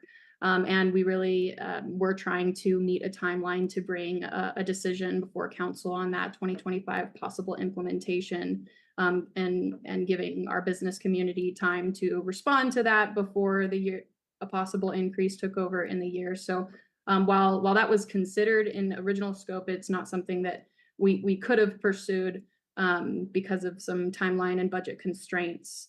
And then your second question, I think. Wait, I'm sorry, before you go on though, I'm just curious because again, some of that data, like the projected water rates data, is information we have at the city level. These aren't big projections that require all these big scenarios. So I'm just, again, curious how the lack of having that data would impact the results that have been projected. That specific one, the 25% increase in water bills across the board over the next 2 years, and how that impacts the result findings. I don't think this was an example of not having information. I think it was an example of amid the project moving forward, it was not ultimately explored. And in future analysis, Thank you. we do that. I'm sorry to hear that. Thank you so much, Taylor. Yeah. Can I colloquy on that? So I'm not completely following. I am wondering, so the increase in water rates, are we thinking about that as one of the parallel increased costs of living as we look at minimum wage? Is that I'm Yeah, asking go you ahead. specifically from the perspective of the impacts that it's going to have on both commercial and residential, just as an expense, and the disproportionate impact that that's going to have. And that is not added in the calculations. And so that is the specific question. And I'm just asking specifically about why we weren't using the data that we had. We don't have that data for the energy side. We just know that it's going to happen. But we do have it on record that over the next 2 years, that bill is going to go up 25% by 2026. Okay, and so then that cost isn't included in, there's some lines that talk about what our self-sufficiency wage or wage will be in 2035. Does that bake in those the increases in water? Excuse me. Okay, it doesn't. And then, but there are probably a lot of costs that aren't in there. I mean, I know, what but is the strategy? that's an Yeah. unprecedented. I actually did follow up, and it is Yeah. my understanding it is an unprecedented for that a level of increase in a 2-year period, Yeah. with the exception of 2013 and the floods, when there was a significant increase in water, in stormwater and flood water, but not in Okay. the water rates. Thank you. Okay, perfect. But this was on the cost side, not on the income side. Thanks. Correct. I have invited one of our backstage actors, Joe Tadiucci, to join us just to talk a little bit about our local water rates. Good evening, Council and Councilmember Adams. Thanks for that question. Sorry for any confusion I might have created when we had a brief exchange on this offline, but we have 3 utilities: water, wastewater, stormwater, and flood. And the rates for 2025 for water, we're proposing an 8% rate increase, and the same for 2026, 8%, and then 6% for wastewater and 5% for stormwater and flood for both years. So I'm not sure where the 25% number comes from, or if it's something that I was adding it over the 2 years, Joe, over the 3-year period to get to 2026. Gotcha. So my apologies. My larger point is there was a significant data point that was not included in this analysis and what impact that would have. I feel like my question was answered, and I'm happy to move on to the second. Awesome. Go. And I believe, to clarify, you were kind of getting at what happens with increased automation. Is that right? I was just simply clarifying that that information was not included in the analysis, and it sounds like, yeah, I just wanted to clarify and get some explanation. So it was very helpful to know that there was an extra component, but that wasn't included, et cetera, et cetera. So I just wanted to get that part, and I'm happy to move on to the second question. About AI generated. About the disproportionate impacts to minimum wage earners, generative AI, and what's being projected. So I noticed that wasn't included in the analysis either. And we know that there's going to be a disproportionate impact to minimum wage earners. I'd like to invite Again, actually, Andrew back. this actually makes it for making a higher minimum wage, but I just want to honor that there are some significant numbers that are missing. That just makes it a bit challenging, more challenging. Thank you. I'd like to invite Andrew back on that one, because I know part of the model includes kind of business efficiencies and that sort of thing. I wonder if you can expand on kind of what's behind that. Yeah, well, so Councilmember, that's an excellent question. I mean, all of the issues you've raised are largish or large and important. Some of them, things like water rates, we could look at those and try to estimate the impacts on families and so on and businesses. Something like AI, which, we weren't scoped to look at, but I mean, that's going to be more qualitative. This is, we're still a couple of years into the ChatGPT era, but, we don't know where things are going to land. I will say, from a qualitative perspective, one of the findings in the literature, or one of the things that businesses do in response to increased labor costs, is they can try to automate. And if AI is making that easier, that makes the adjustment process more easy, but it has impacts on workers. And there's, would not be surprised to find significant disproportionate impacts of that. But again, that wasn't part of what we looked at. I appreciate that. Again, I just was really struck by, somebody was sharing at McDonald's, they don't really have a ton of staff there anymore. It's mostly machines. And I can anticipate this happening more. So again, I just wanted to just make sure, I'm happy to know that was on the radar screen, and it's unfortunate that we weren't able to, at this time, make that quantification, but I just want to lift that up. Thank you so much for the opportunity for these questions. Ryan. Thank you. I have two questions about the population of employers. I understand there's about 8,400 employers in Boulder. About 88% of those are considered small, meaning 25 employees or under. So that's about 7,400. Assuming I have that right, my first question is, do we have a sense of what share of that 7,400 small businesses are minimum wage, paying minimum wage? Like even is it just at the level of, is it very small? Is it very large? Is it somewhere in the middle? Do we have anything on that? Yeah, thank you for the question. That's a great question. We do not have detailed information. We can look. We did have some very detailed employment data by business, but we didn't know anything other than just sort of aggregate payroll. We don't have individual wages.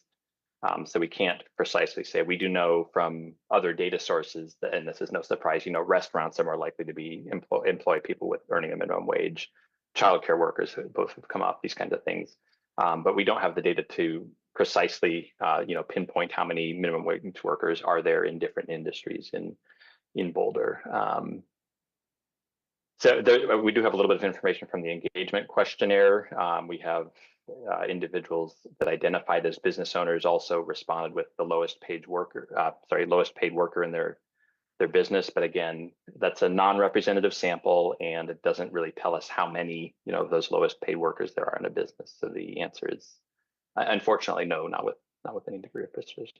Okay, thank you. Then I'm gonna try to do a 1B, if I could. So to try it this way, what I'm getting at is I'm trying to understand if we have an idea of the scale of employers who will see the net expense, the load of new expenses from minimum wage, whether it's from one employee or multiple employees, but that becomes a very high proportion of their net income, or otherwise their ability to withstand it.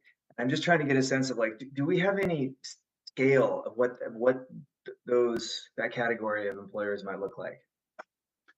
Well, I'll say not from a count of business perspective, but we do have a table where we estimate increases in payroll costs, increases in operating costs by industry. So you can look at the industries, and I think Taylor mentioned some of this. We would expect payroll costs and operating costs to increase more strongly in the restaurant industry, and that's where you find a lot of minimum wage workers. Beyond that, we don't have a lot of data, and can't really pinpoint that. I think there might have been a second half of your question that I. There's a second question. So my second question, shifting gears a little bit, I'm thinking about a different population of employers, and this is one that is very important from a public interest perspective. This is a highly subjective, but I'm thinking, I talked to somebody who represented an organization that does work in support of the city business. They're, through grants, and like they had pointed out, grants don't seem to appreciate each year in accordance with the cost of living. Are we even thinking about the scale in which we have contracts or grants that are, sort of counting on city business to use to get done, that will be affected by this, and if so, do we know? So yeah, and I'm also thinking about childcare and other sort of sensitive industries, but maybe I'll just put it at however you can answer that. Do we have any sense of industries, the scale of industries that are doing work that we would say is really in the public interest, is really important from the city's perspective, continues, or not? Well, so I'll say a couple things. I think part of the question is probably better answered by city staff or others, but so we did not disaggregate in that way. I think, again, we do have, I don't remember all of the tables. We do have some information on employment by industry. So you could, with the data, we could pull out childcare. I don't think we did in the report specifically. That might not be true. So there is some information there in terms of businesses by industry, and some industries are more, more oriented towards the things you were describing. I think another component or dimension to what you're asking, though, I think one thing we would recommend is not to pursue a maximal increase at all costs for a large number of years, because it's important to understand some of the dynamics and see how, say, childcare workers within Boulder respond to that first couple of years of increase at maybe a more modest level. And if everything goes great, you can revisit. And if you want to increase more rapidly, you can, or not. But really important to allow systems to adjust. Okay, thank you, Andrew. Thank you, Taylor, and everybody for all this work. I believe that Matt is next. Thanks, Tara. Well, first is to say what a monumental task to try to bring all this together and try to keep communities together and not just do our own work in our own insular bubble in Boulder. So tremendous lift to get where we are. And I appreciate some of the questions that have come beforehand. I want to circle back and just clarify something that Andrew said, and then I'll move on to my questions. Because I was pegging a similar question, and I think Nicole sort of got there is, what kind of baseline do we need to see an enhanced minimum wage in order to have viability in looking at impacts? And I think that's kind of the general question. And what I heard was like probably 4 to 5 years to get a study that has some relevance to it. I just want to make sure, do I understand that correctly? I say you maybe not required, but that would be my guess right now. I mean, there are different ways to approach it, and you're not proposing a very expensive study where you bring in the economics department from the University of Colorado to do interview people before and look at their individual wages before and after, and that's how you prove impacts. But short of that, yeah, I mean, you need to wait a few years for data to reflect the change that have been happening on the ground. Well, I'd expect our university partners to do that for free anyway. So anyway. Yep. Well, you go out. I'd love to see the results. So yeah. Appreciate it. So a question I have comes down to, so in the questionnaire, it was the question was about what, like, I think the question was preferencing what's your wage rate. And then respondents, obviously people would say 1442, or in cases 1102, depending on if they're if they're on the tip credit. But what I was trying to understand, I think Taylor mentioned it, but I really want to get down to, and I think Ryan's getting to this extent to some extent, like who's really impacted, because the front of house restaurant worker who's making $38, $40+ an hour is sure could benefit, but isn't really the target audience here because they're making $38, $40 an hour.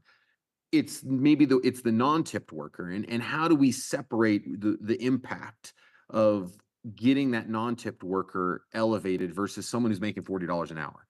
And were we able to really separate that in terms of understanding the volume, the scale in our workforce of who's in what category? Because I'm worried that if we've got a lot of people that are making $38, $40 an hour, that's skewing our understanding of who we're impacting in that most critical state of needing some wage growth. Yeah, I think that's right. And I mean, one of the big limitations is there's just very little information on who's earning a tipped wage versus, and certainly who's front of, I mean, you can look at occupations, but there's just not enough information to do a very good job, really at any scale, and very precisely say, here are the potential impacts. I think super important issue. I would suggest that some of those dynamics create disparities, and that there's maybe there are separate policy conversations or communications dimensions that would address that, as opposed to, I mean, we just can't see that dimension of the data. Sure, and sort of along those lines, sort of looking at the number of people who would be impacted by a wage increase and trying to sort of understand where that resides across the board, across some industries. And as Nicole sort of brought out, and I think there's some, certain the truth is some of those impacts of businesses hurting and that sort of stuff may get lost in the noise, because some businesses can compensate rather easily while others can be devastated by it. But on average, there's kind of like, it's net zero, right? I mean, they can cancel each other out a little bit. But do we have a way of really knowing where those disproportionate impacts are in a clear way, or are we just kind of looking at it at aggregation? I know we touched a little bit on the restaurants, and those will be hit, but do we really know how we're going to impact them in a serious way outside of the aggregation that has sort of been mentioned in the broad study? Well, I think in theory you could know more. I mean, we're all human. There's only 24 hours in the day, so we can only do so much with the time and the resources. Like I said, we did have, and these are available to valid governmental entities, employer-specific information from CDLE, where we knew the employment and the industry and total payroll, which still doesn't answer the question of who's a tipped workers or who is and who isn't. But I think there are data out there, and one could do more analysis to try to get at some of these issues and put a finer point on some of the numbers. And I think I guess I would characterize most of our findings as they are aggregate, and they give an indication of or I think our goal was to provide order of magnitude. So are the wheels going to fall off here, or are all the problems going to be solved? No, but here's some, aggregate findings that give you some information about possible benefits and disadvantages, but always more to be done. Wonderful. The final question I have is, if we do decide to go down this path and want to, do some study, I would hope that we maybe ask you and your colleague of what is the data that you wish you had to be able to provide some clearer answers. And maybe we start with some of that in terms of that's what we peg for information that we want to strive to make, whether it's you or some other group of consultants job easier. So I would love to know, like, where are those gaps that you kind of bang your head against? You're like, oh, I wish I had that, and feed that back to us so we know what we're working with and asking for a future study. Yeah, absolutely. I mean, happy to provide some input there. And I think I'll stop rambling, but a combination of things that are out there just need to be accessed. And, there are potential surveys and these kinds of things. You don't want to burden people, but there's a lot of possibility. Appreciate it. Thanks, Andrew. Oh, sorry. I got distracted. You're laughing at me. Okay, Tina, looks like you have another question or so. Yep, just two. Could you remind me if the exemptions in minimum wage and the part about the state minimum wage law around the difference for the tip credit wage can be changed through legislation, or whether those are constitutional? Would you like me to weigh in, Taylor? Sorry. Yeah. Great. Thank you for your question, council member.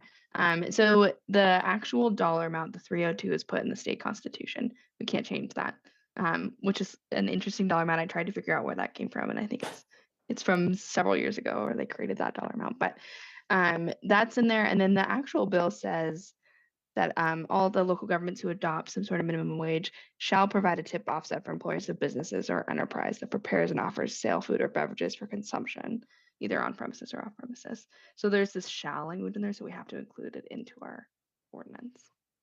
Okay, and for constitutional changes, that has to go to a state ballot, right? It has to. Right. Yeah, it has to go. Yeah, so if you were looking at the $3.02 change, yeah, that's a state ballot measure, and then it would have to be approved by a 55% majority of the whole state of Colorado. Okay. And then, now this shall include it into our local at the state level, could be changed at the state level. Okay, thank you. Yeah. And then my second question is there, I think it's for Andrew, is there any relationship between companies' willingness or likelihood to offer benefits to employees based on minimum wage levels in their communities?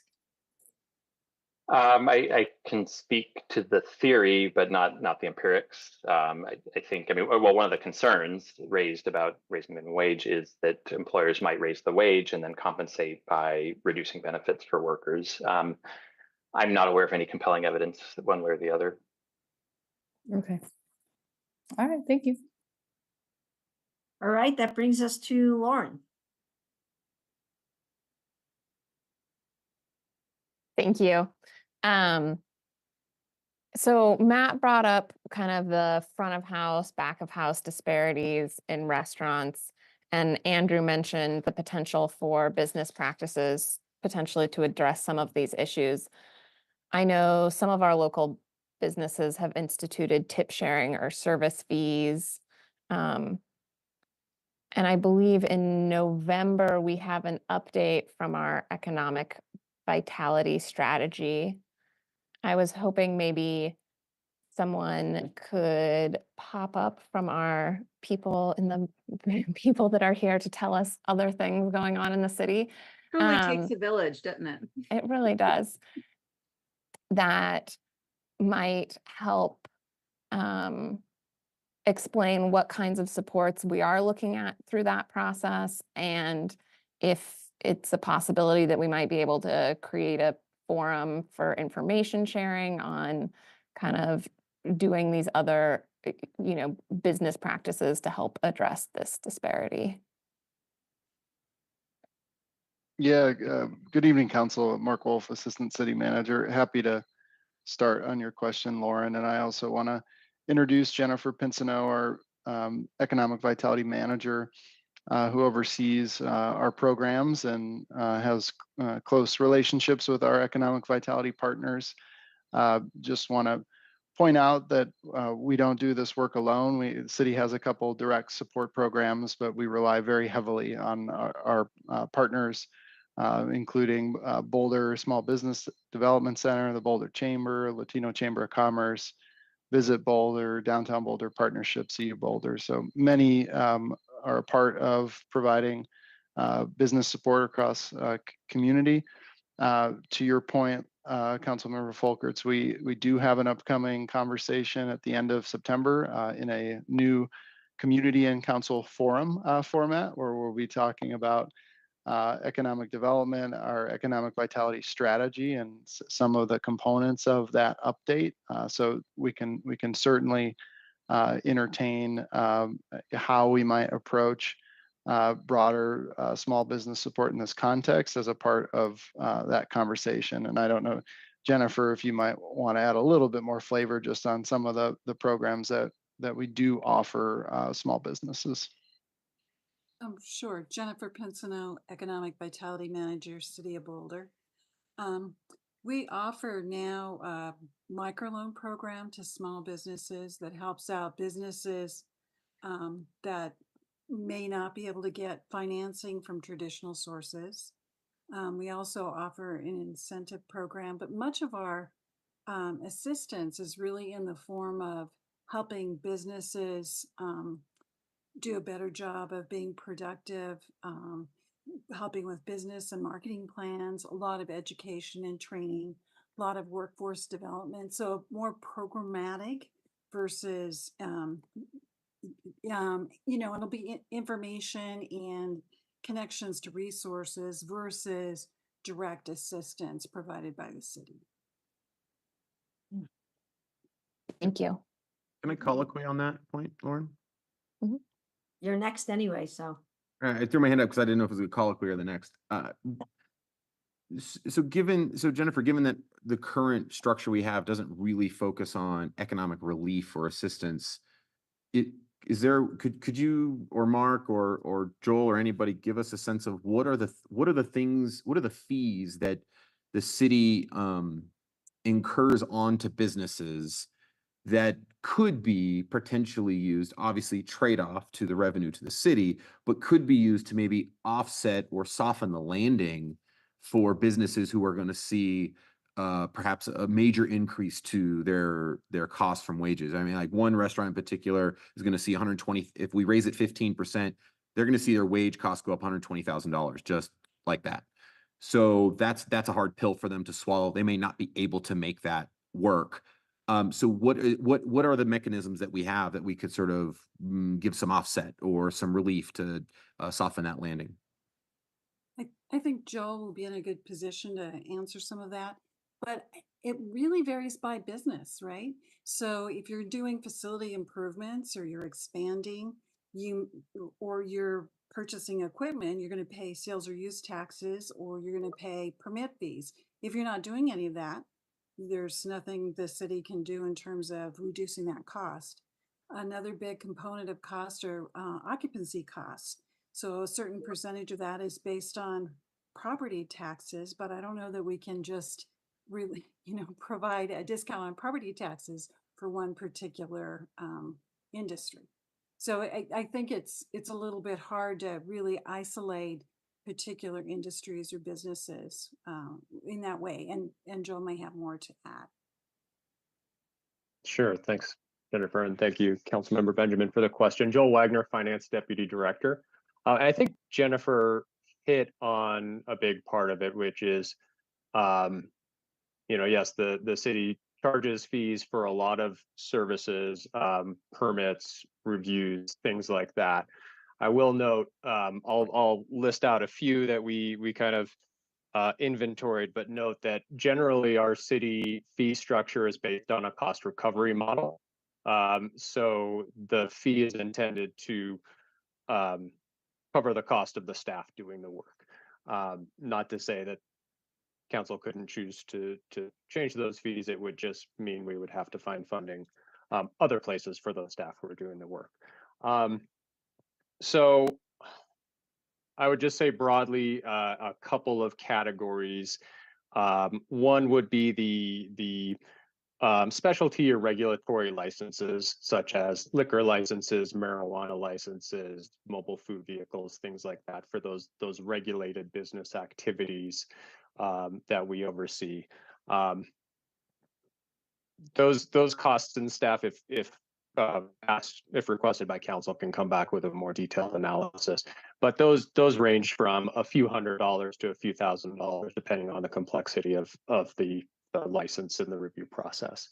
The second one is I would categorize more as building and zoning related fees. So if any of my colleagues from Planning and Development Services want to boot me off and talk more eloquently about it, I'm happy to let them do that. But those would be things like plan review fees or use reviews, permit costs, and then going down the line to things like development excise tax and offsets and all of those other things related to building or renovating. I'll pause, just make sure that nobody from Brad's team is on, and then see if that answers the question. Joel, I might just add one quick thing is all of those existing revenues, to your point, are currently programmed. And so I know, Matt, you're well aware of this, but certainly all of that comes at a trade-off. So if we were to waive fees or provide rebate or grants in some other way beyond the administration of whatever that program is, we'd also have to replace that revenue in some other way. So just food for thought as you're thinking through that. I appreciate it. I just wanted to sort of get a lift of it. I mean, there's certainly do property tax, there's the food service fee, there's a range of them we could consider. I'll pose a question later to my colleagues about whether we want to think about some form of economic relief. But it does beg that there is an issue of we tend to want to support those that are disproportionately impacted, and we have a tradition of doing that. And if we can make it, if we're making a decision on minimum wage and we are disproportionately impacting a particular subset of businesses, it seems like the spirit of this community to actually formally try to support them and soften their landing. So it's a consistency question as it is in figuring out what the vehicles and trade-offs are in order to achieve it. Thank you. Okay. With that, I believe that we are ready for our very first question. And I think it's an easy one for us, I have a feeling. Does council wish to pursue a new local minimum wage ordinance for the city of Boulder as allowed by HB 19-1210? That's the first question. So I have never done a show of hands because I don't even know how to do it. Aaron, how do I count? I think you can ask people to raise their physical hand. Okay. And if you can see everybody on screen at once, which I can right now, then that you can. Okay. I'm going to ask you to count for me because I can't because I have too many windows open. Okay, I can be the scorekeeper. Okay. A show of hands, a straw poll. Does council wish to pursue a new local minimum wage ordinance, etc.? Raise your hand if you wish to pursue that. We have how many hands, Aaron? I got 9. Okay, that looks like everybody. Okay. Now, because we're doing that, the next thing we want to discuss is, let me get my notes. Give me 1 second of all these screens. Okay. So we currently have 4 scenarios, Boulder County, Denver, and then we have 2 hotline recommendations. And then I'm going to ask anybody if they have a further recommendation or if they want to tweak any of the recommendations as well. I also am going to ask, this was just off the cuff that I decided not long ago, maybe like 10 minutes ago, 15 minutes ago, if Lauren, who has one of the recommendations, and I also wanted to just say a few words of clarification, which I always need to do. So I'm going to first see if Lauren wants to speak into any clarification of her recommendation. I'll let you speak to your clarification first, and maybe that will inspire more clarification on my behalf. Okay, let me get my notes. I wish I had 3 screens right now, but I only have my laptop. So Councilmember Weiner, also, I'm at the ready, so let me know if you want me to pull back up a chart or a table or another slide for you. Okay, and so I think all I wanted to do is explain how I got where I did. So yeah, you can pull up 41. And how I got where I did was, if you look at 41, are you sharing your screen? Ah, okay. You can see that the 15%, you can see in 2025, that category, 15% over is higher than both D2 and B2. And one of the reasons why I did that was because I'm very cognizant of the fact that there are some people that definitely do need right now help. And I've heard from some of our partners that they're involved in our social safety net, that that is an important thing. So I wanted to start with something that is not B1 or D1, because those are, as the, what's that nice man? What's your name? Andrew. Thanks, Andrew. Said, there is more of an impact on these larger increases. And I'm not that type of person that likes to see a big impact and hope for the best. So as you can see, even in year 2, still 15% is higher than B1 and B2. At that point, I wanted to then, look at things, but I hear from Andrew that 2 years is not really quite enough, and nor am I a wage expert.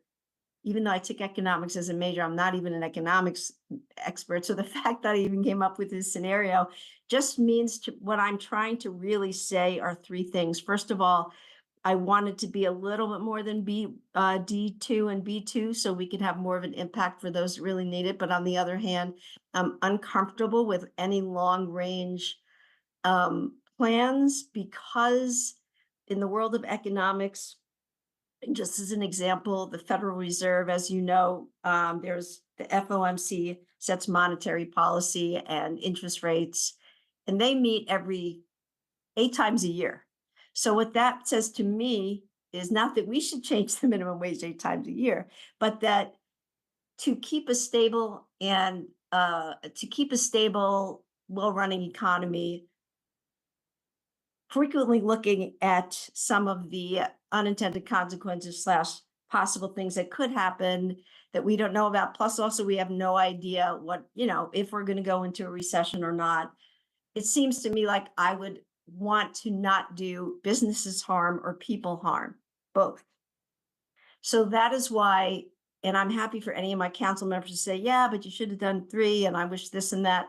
I'm not saying this is the proposal of all proposals. I'm just saying that's where I was coming from when I was thinking about another option. I mean, in retrospect, I could have said B2 or D2 and just stop it at 2028 and then rethink, but it didn't come to me. So there you have it. I think that's what I wanted to say in regards to my option. And then I'll ask for Lauren, and then I'll ask if anybody wants to speak into that before we go and take straw polls. I didn't tell you I was going to do that, Pam, did I? Thank you, Tara. So I'll just start with that. I think, B1 might actually be my preferred option, but, and I didn't come up with this option, but it was an option that I heard that I feel like captures a lot of, it creates the opportunity to address some of the issues that I'm really concerned with. Tara, as you mentioned, we know that there are people in our community, workers who are hurting right now, and wages really haven't kept up with rent or food or any of our costs of living. So there is a need to do something relatively big, quickly. And so this plan puts in place 3 years of fairly aggressive increases, with the idea that that gives us, or that gives workers a boost, and it also gives us time to look at what these impacts are and make an adjustment before moving forward. It sets us up so that we could either match Denver or match Boulder County. You know, I expect by the time we get to 2027, we probably won't have seen consecutive years of 3% increases. Our crystal ball is probably not that good in terms of CPI increases. So these numbers will be a little bit different at that point.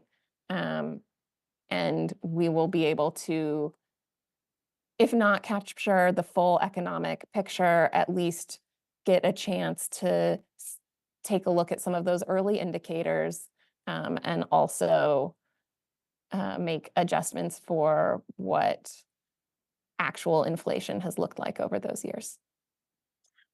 Right. See, we're doing good on this, you and I. I do want to, thanks for saying that. It had me time to think of what I forgot to say. And then when I said to kick in the CPI, it wasn't that I wanted to hold everything from 2028 onto the 3% or whatever it's going to be at the time. It's just that I didn't want to stop and then have no CPI, because then they would, people would lose their buying power just by, you know, inflation itself. But I'm also, as soon if we find out in those 3 years or whatever we decide that people are really falling into poverty way too quickly, and also the restaurants are doing pretty well, aside from, you know, restaurants coming and going, including childcare and also our very beloved nonprofits, then, you know, we can act accordingly. So that's what I was thinking as well. So that's why this chart isn't accurate, even though I love it, Pam, and you're the best. And I do want to take 1 minute to thank this most incredible staff for being so flexible in this very last minute discussion. I mean, I'm stunned. Did you even sleep this week? I know I didn't. I didn't sleep. I was stressed. But anyway, so that's all I have to say. And then the next question I have is, does anybody want to add, after you've heard us, another option before we move on to straw polls? Let's see if I can see or change any or tweak anything. Do I see a hand? I see Matt's hand. Ooh, there are some people. That's exciting. This meeting will end at about midnight. All right. All right, Matt.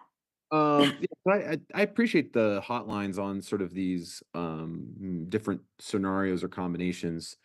I do think that, you know, what we heard loud and clear is we need a sufficient baseline. I would hate to embark on this study after 2 years and know nothing because we haven't had enough information. And then we're kind of right back where we started, where we don't know enough to make good decisions. And I feel a little bit like we don't quite know enough. But we have just enough to make a decision here. So I wanted to offer maybe a bit of a tweak to and a bit of a middle ground between Tara and Lauren's a little bit, because what it does is it gets us out to 5 years. And that's what I think is important in terms of getting a baseline. And I just think 2 or 3 years is just not sufficient enough. And so the tweak I offer, I'm gonna put it, I just have it in the I just posted in the comment section, is really just 8% for the first 3 years and then 6 for the last 2 years to year 5. And then we do our evaluation, we're study, and peg it at 3.3% CPI. And if our study says, oh my God, we got to ramp it up, then we ramp it up. But that's our check-in point to do so. And if not, then we have a 3%. We're not going to lose purchasing power, and people's wages will at least stay pegged with that. To me, that's reasonable. I think for reasons that I've mentioned, it's balanced. It doesn't throw our restaurants under the bus and our nonprofits under the bus. It does give them a fighting chance to get through this, but also gives a very good wage increase to those that need it. You know, gets their wage up to 2042 by 2029. So somewhere in the middle, but gives us that baseline. So I just want to put that out there as sort of a compromise of the compromises, if that's a thing. So happy to talk more about my feelings about the whole thing, but I just want to throw that out there as an option of a middle ground based on what we heard from Andrew about needing a longer baseline. All right, we have Mark.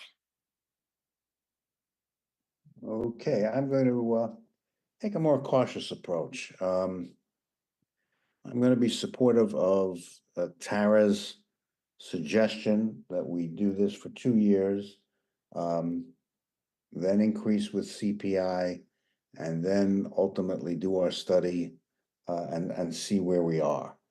I think the other possibilities are simply too aggressive. I'm not prepared to be so casual about the impact on our restaurants and our not-for-profits, our small arts organizations, and home health care organizations. We've heard from many of them that they are living hand to mouth and that an aggressive increase is going to put them out of business. I have no reason to doubt their word. And my view is first, do no harm. And I would like to do the increase over 2 years. And by the way, while I'm very appreciative of Councilmember Benjamin's suggestion that we formulate some kind of bailout program for our business community, I think we've heard tonight that we really do not have the resources to do so meaningfully in our current conditions. And that is also consistent with a presentation that was made to members of the Financial Strategies Committee that will ultimately obviously be presented to the full council. So I think I'm very familiar with the restaurant industry. I know how thin the margins are. I know how difficult it is. And, simply arbitrarily saying we're going to we're going to bump it by this percentage or that percentage makes me a little apprehensive. And I want to support what Tara's original concept of increasing. It's not a de minimis increase, it's a real increase, but it puts us in a position of seeing where we are in 4 or 5 years, and not harming the very businesses who are going to be paying the minimum wage, and who are going to be most responsible for hiring those individuals who are making the minimum wage. And putting too harsh a burden upon them is not going to serve us well. Certainly not going to serve them well. They're going to be going out of business. And I think we need to have a little bit more care about what we do and how we do it. Thank you. Thanks, Mark. So you're just saying with the original is what you're saying. Okay. Looks like next we have Nicole. Excellent, thank you. And I'm going to just use a little bit of time to try to make my case because I did not have time to send out a hotline today like others did. So I'm going to do it here. Sorry to the folks that like to do it on hotline. So I support being consistent with the county and aiming for $25 in 2030, basically scenario B1 in this chart here. And I want to offer a caveat that in some of the conversation tonight, I've heard folks talk about how there are so many different dimensions to our affordability crisis, and I 100% agree. To me, minimum wage increases are one part of addressing the affordability crisis that's impacting the whole community. And reaching $25 by 2030 is still less than the self-sufficiency standard. It's still not a living wage. If we wanted a minimum wage increase to be the only solution to our community's affordability struggles, we'd be considering the self-sufficiency standard, not this wage increase. Even getting to $25 by 2030 doesn't absolve us of the need to keep working on other aspects of affordability that I know we all agree on, like housing. Other folks I think are working on childcare, but all these other costs that people are struggling with. So why did I choose this particular option and looking at our 350-page report for tonight? First of all, I think this course is pretty predictable. It's the same increase as the county for 5 years and then just increasing from inflation with there. What I worry about if we're just increasing for a few years is that we're kind of leaving everybody in limbo again. And there's a lack of predictability that I think makes running a business a lot harder. That's something that I heard in talking to folks within the community and in the restaurant community, that just the lack of predictability is so hard to solve for. Many of our biggest nonprofits support using Denver as the floor, the minimum. They would not be sad to see us go higher. And I think what they're picking up on that I hear from so many in our community, including a lot of business owners too, is that we all pay when workers aren't paid enough. Workers are harmed, and so are we. We pay in rising numbers of evictions and homelessness, rising rates of mental illness and substance use, rising rates of people needing financial assistance, more pollution, traffic from people driving longer distances to work or study in our city. And we also get rising numbers of people who don't have the time or the disposable income to spend in our stores, restaurants, arts organizations, and nonprofits. When I looked at the report, the negative impacts of getting to $25 by 2030 weren't overwhelming the positive impacts of doing a faster increase. This was especially true for youth, for people of color, and for elderly folks. It is very clear from the dozens of emails that we've gotten in the last few days that a subset of business owners are really worried despite these findings. And I just want to point out, it's not all, right? Many of the Spanish-speaking employers, for example, noted that there were potential positive impacts of increasing the minimum wage. And I want to elevate that workers, including parents and students, are also worried, even though we're not hearing from them because they're working. They don't understand why they have to keep coming to us to tell us the same thing they've been telling us for years. So when I looked at the survey data, it didn't really surprise me that almost 60% of the survey respondents favored increasing the minimum wage, and 66% when we just looked at Boulder, including a quarter of the business owners who responded. And what was interesting about the scenarios they looked at is that the scenario the majority of people wanted was for us to follow not the county's minimum wage increase, but the county's hourly rate for their own staff, which in 2024 is paying $23.23 an hour. And about 40% of people wanted to see that wage increase. They wanted that option. We can't do that for state reasons and other reasons. I would not do that to our business community as somebody who employs people myself. But I think we can commit to following the county's model to get to $25 in the next 6 years. Going slower than the county or not going as high as they do feels a little bit like kicking the can down the road. If we don't match the county, for example, the gap between self-sufficiency wages and minimum wages will just grow in the coming years. And we already have businesses closing because they can't find workers, and young people are leaving our city because they can't afford to live here. So it doesn't really feel to me like we have time to waste. A couple of years ago, it took 2 full-time jobs to make ends meet here. Now it takes 4 full-time minimum wage jobs just to make ends meet. Denver's cost of living is 20% lower than ours, almost 20%, but their wage is already almost 30% higher than ours. So this feels like a similar thing. So many of the other things we're looking at, traffic, housing, climate mitigation, adaptation, the longer we wait to take this bolder action, the worse our workforce and economic problems are going to get. So B1. B1. I didn't make a cheer, sorry. B1 for Nicole. Yeah, I wasn't exactly, I don't know how this happened that we're here, but we're going with it. Tina. And then at the end, I'll take a straw poll, believe it or not. Okay. So I want to just express some concern. It's not huge, but just that we're in a study session and we're not voting, but it does feel like we're making some pretty important decisions without a public comment. And some of the scenarios that we are going to be straw polling on, presumably to go to a single ordinance on September 9th, are pretty specific and unvetted. They came out today. So I do have some concerns about our process. Let's stop right there. Does I hear your concerns, and I'm wondering if staff wants to speak about that. Okay. Can we? Okay. All right. Staff, someone? And specifically, Teresa, I wonder if you might weigh in on how we address giving direction versus making a final decision in a public hearing. Yes, so as you know, the study session is designed for council to give feedback about whether it wants to move forward. And if it wants to move forward, staff needs some direction about what this council would want to see in a draft ordinance.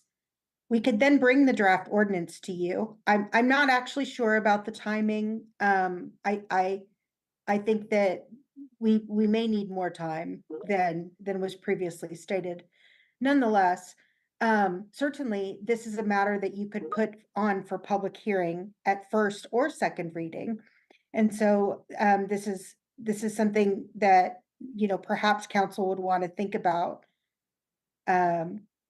doing a public hearing at first reading to get some feedback and then making any potential changes before second reading. And that would of course happen in a regular meeting, both first and second reading. And Tracy, if I just might follow up, and we could make any alterations we wanted at that time, right? We would not be bound by the draft ordinance. We could change it to essentially anything else within the topic of it. Oh, Mayor, this council has never been bound by a draft ordinance. I don't know why we would start now. Well put. Thank you. Can I ask a clarifying, Teresa? Would Yes. it be appropriate for us then, in terms of direction, to whittle away some of these and leave kind of, whether it be one, great, but maybe one or two in a range and let staff have at it and then we tweak later? Or is the preferred option slice it right down and pick our numbers all the way out to rapture and hope for the best and tweak later? Yeah, so, you know, certainly staff could draft alternate ordinances.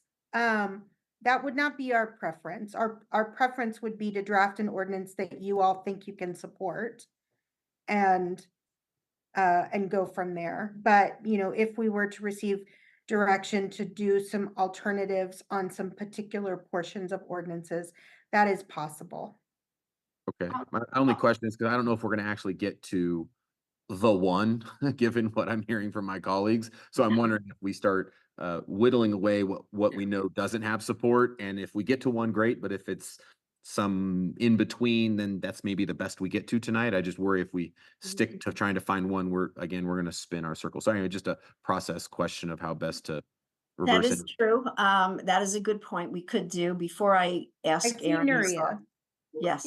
Yeah. I mean, I think there's a variety of ways to do it. My only ask would be, because I think you're right? But just as you're seeing tonight, and we saw on hotlines, there are innumerable variations of this, that the more we can winnow down and actually know that we're trying to winnow down versus a month later having more options and variations, because staff will need to do economic analysis of each and every one of these. So the better direction and clear direction we can get, even if it's 2 or 3, that's better than 8 or 9. Okay, we can do it. Team. All right, And can I ask another question? Okay. I mean, I'm not quite done yet. Oh, oops, sorry. That's okay. So I bring this up in part because I want it to be clear to the community that tonight we're not setting a wage, that we still have more steps to make. It doesn't mean it will change. Thank you, Tina. Thank you. And then the second thing is that I am personally curious. I'm curious about what the other municipalities do, and we will hear back from some of them prior to our first reading, but not all. So I am in favor of having an ordinance or two and not binding ourselves to one solution at this time. Thanks. All right, now Taisha. Awesome. Thank you so much. I think one of the biggest pieces that I'm considering is the comment that the minimum wage in and of itself, and the math is just not mathing. Even with all these scenarios, we know the number needs to be 31 today. And so I actually don't agree with our current approach where we're doing this in isolation outside of looking at the other social service programs that we have and just some of the other components. So I'm hopeful that as we move forward with the comp plan update, we can look for more intersectional and holistic approaches around our most vulnerable communities, our low wealth and low income communities more holistically. But in the interim, I do favor an increase because of the primarily the climate impacts that are unprecedented. I have concerns around the analysis. And although, again, the analysis indicates that there's marginal impacts either way, again, that all of that research was done during a time when there were not the significant climate impacts that we've seen accelerate even over the last 3 years, with 2 wildfires out my window. And again, just the intended increases in utilities. And again, I apologize, Joe, for not getting those numbers right. But even a 6.7 would still have a significant impact, and that's not inclusive of the energy bills, which are going to be extreme. And so I'm actually hopeful. So I'm again in favor of raising it. I actually would prefer a 3-year time frame because there are just so many moving pieces. I have concerns around 5 as being too long, or maybe at 3 there's an iterative step. But again, I also am hopeful that we can re-engage with Superior, who is not involved in this, as well as I'm just hopeful for more collaboration across coalitions, as well around the universal health care, rent control, environmental justice, housing, homelessness. Minimum wage by itself is not going to get us there.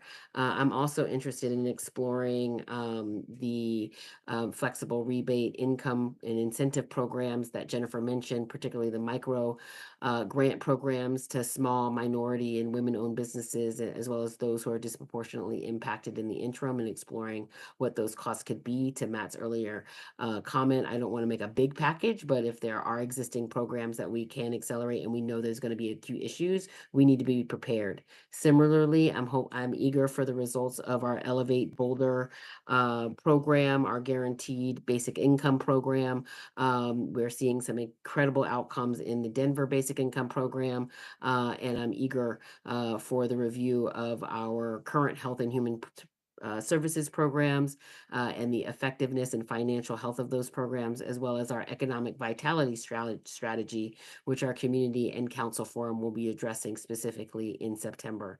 And then lastly, I'm also hopeful that we can identify differentiated revenue generation, whether there are fees and taxes that are focused on those who are polluting, excessively over-consuming natural resources, or those who have not contributed to our community beyond the property tax. So that might be second homeowners and or those who are using their Airbnbs as essentially hotels.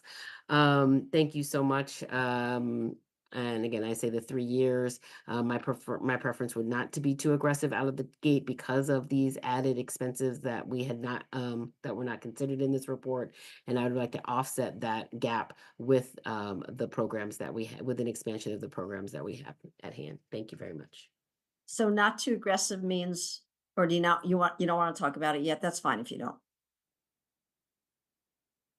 If it was 3, I could do 7, 8. If it was 2, 7, 8, I prefer the 7, 8 range right now. Thank you. Okay. So now we have Aaron. Okay, it seems like we're saying our piece, I'll be Kind brief. of are. I'll be brief. But anyway, I wanted to thank Lauren for putting out that hotline this afternoon. I am aligning with that approach more or less. I feel, as Taisha said, I think 3 years is a good time frame, and that it's enough time to get some real data. I get that you wouldn't have every financial fact and figure in yet, but it would be enough to have a good test of how it's performing in the community.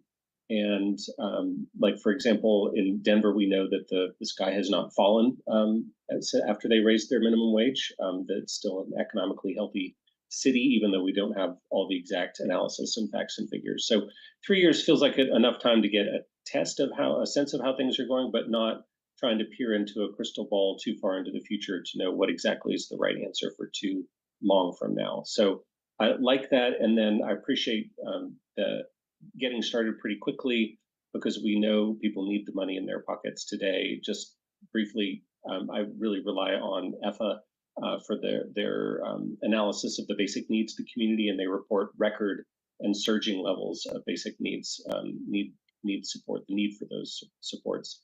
And I walk, bike, or drive by their offices every single day, and so I see that in the queues in front of their office. So I feel like we should get money into people's pockets early, but like Matt and Taish have talked about, I'd love to look at some targeted assistance. I know it's not free, but maybe there could be some one-time help in 2025 as we're getting this program off the ground to maybe cushion the change for some of the smaller micro businesses and restaurants and such. So I feel like that option that Lauren sent on our hotlines strikes a good balance in terms of numbers of years, assistance in the short term, but not going too far to place an undue burden on small businesses and such. That's what I got. Thanks. All right, who haven't we heard from that wants to speak? Ryan. Let Ryan go. I just have to add, I just want to add something later on, but let Ryan go. And I'm gonna You go. sure? I just put my hand up. I'm happy to go if I'm up. Okay. Okay, so I guess I'll just give my sort of general thoughts. I just first want to say I really appreciate what Mayor Pro Tem Spear put forward, and I'm just really taken by the idea that Boulder's so far off the map in terms of median income and household costs, and we don't have much choice but to do something meaningful. And also knowing this, we know this is only one lever picture of affordability and self-sufficiency.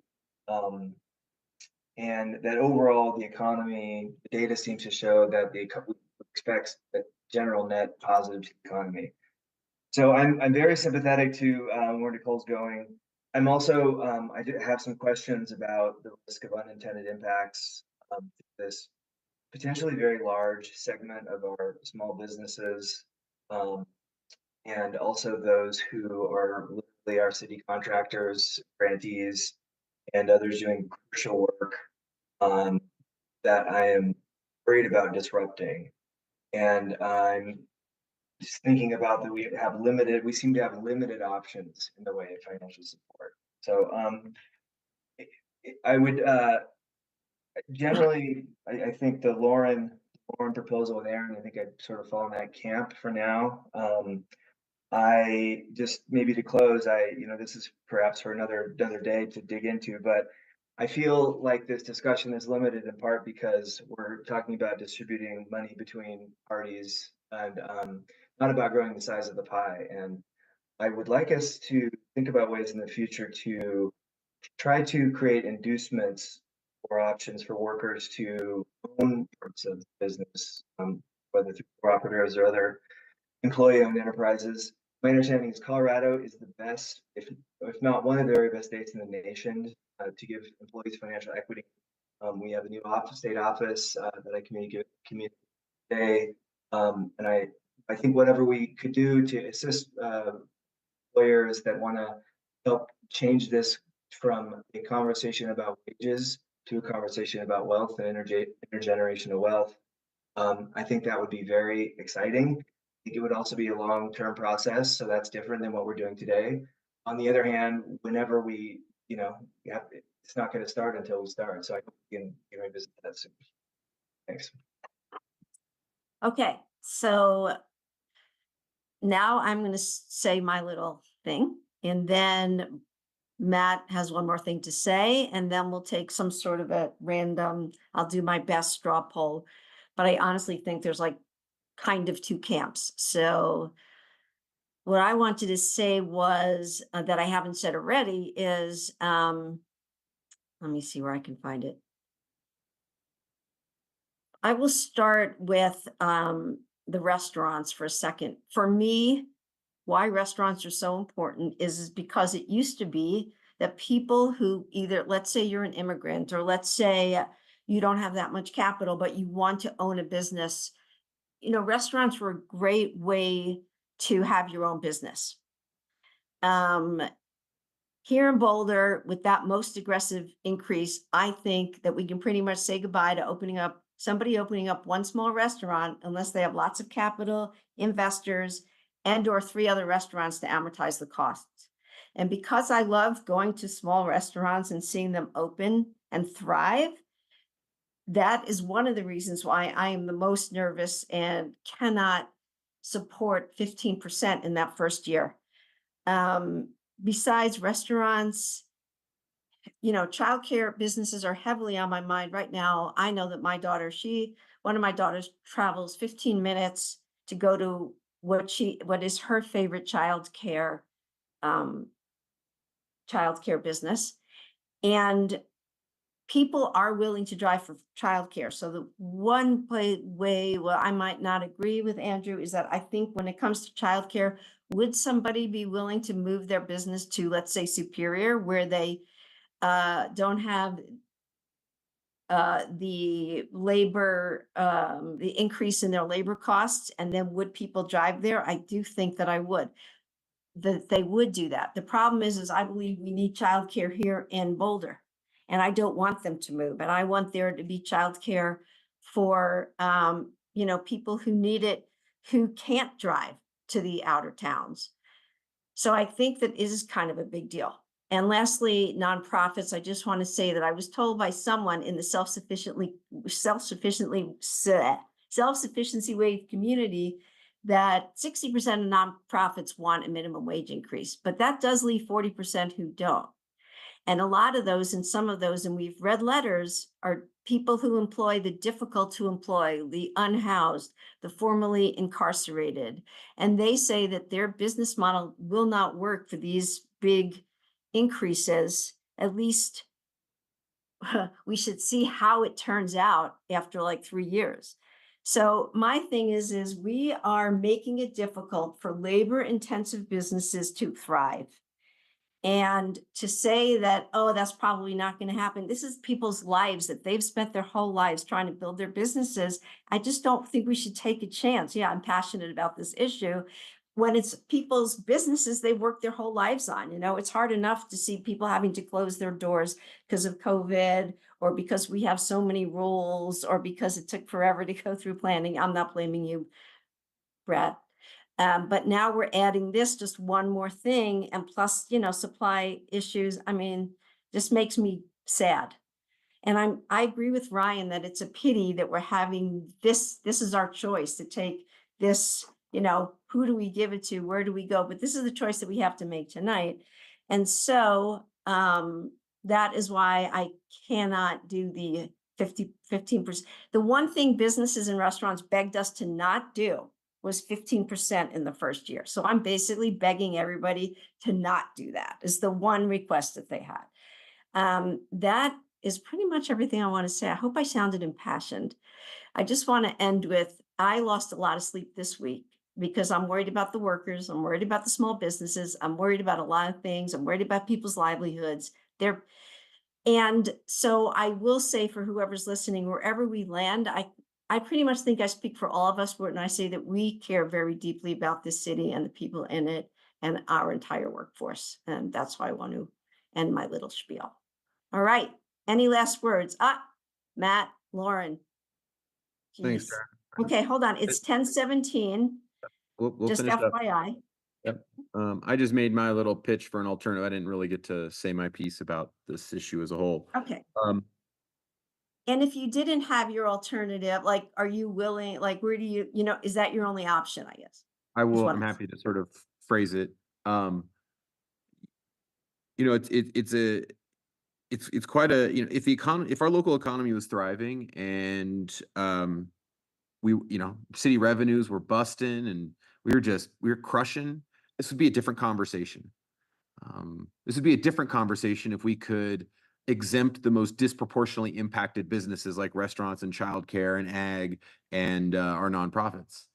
But we can't. And so this is, we're getting posed with, we make a choice that we give one group what they want at the peril of another. That doesn't seem like how we try to do business as a elected official, as a dais. Is we try to find a way where everybody can win, everybody can get something. Yeah, everybody loses a little, but we try to find some of that common ground. What I'm hearing tonight is I'm hearing a little bit of an attempt for common ground, and I'm hearing also some attempts to kind of tell some of our most highly impacted industries, you'll figure it out. Yeah, too bad. You're on your own.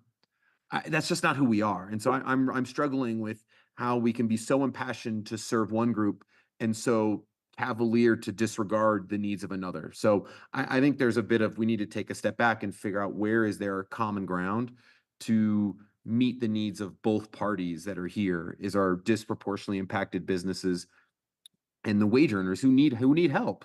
But they need help in a way that doesn't then jeopardize our most cherished industries. And they're not in a great shape right now. They're at 3% margins at best. One restaurant's gonna need $120,000 of wages, 6.5% increase to costs. At what point is that too much for all of us to bear in our community? Is it a $20 taco, a $30 burger? Is it a $15 beer? I mean, when is too much where we've pushed the cart over the hill? I have to really just sort of like, it comes back to, we just talked, Mark brought up, we have our economic development strategy coming up. It begs the question, all 9 of us strongly supported our economic development strategy. If we push really hard here and we kind of just turn our backs on the local businesses, our small businesses, how can we really turn around and then ask them to partner with us on an economic development strategy? That seems a bit disingenuous. So I think we have to realize, like, is that really a strategy we want to pursue as a priority? Maybe we need to rethink that. So I 15% is a bridge too far because of the costs. Now, I will say a thing I want to ask, and I'll pose it for another time and maybe under matters, but I want to tee it up. I would like us to evaluate our policy position, and I'd like us to add that we aggressively work with the state legislator to amend HB 19-1220 and see if we can create local control for exemptions for disproportionately impacted business groups, because that would change the whole landscape of this conversation.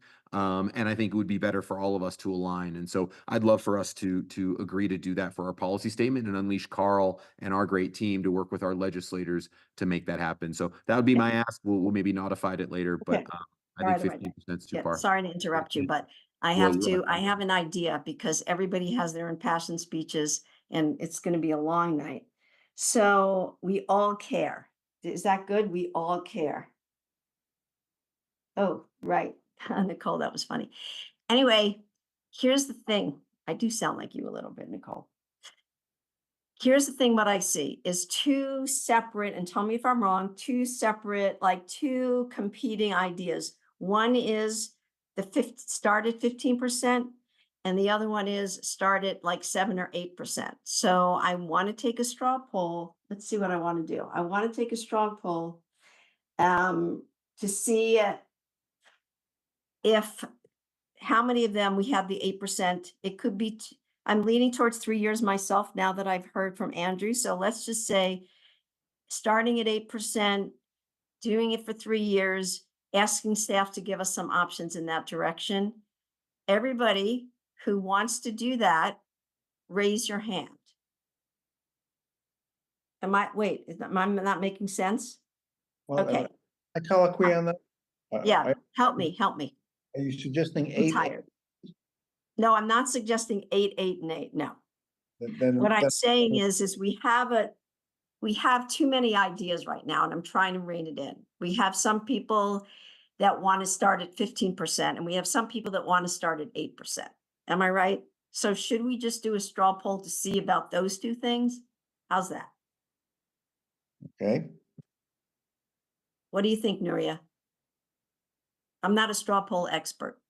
I think that's a good place to start, and there's nuances to that there forward. Exactly. There's nuance. Sounds like there are 2 places to start, and that may be a good one that staff can start to work with. Okay, let's go right now. Ready? All the people that want to do year 1 at 8%-ish, raise your hand.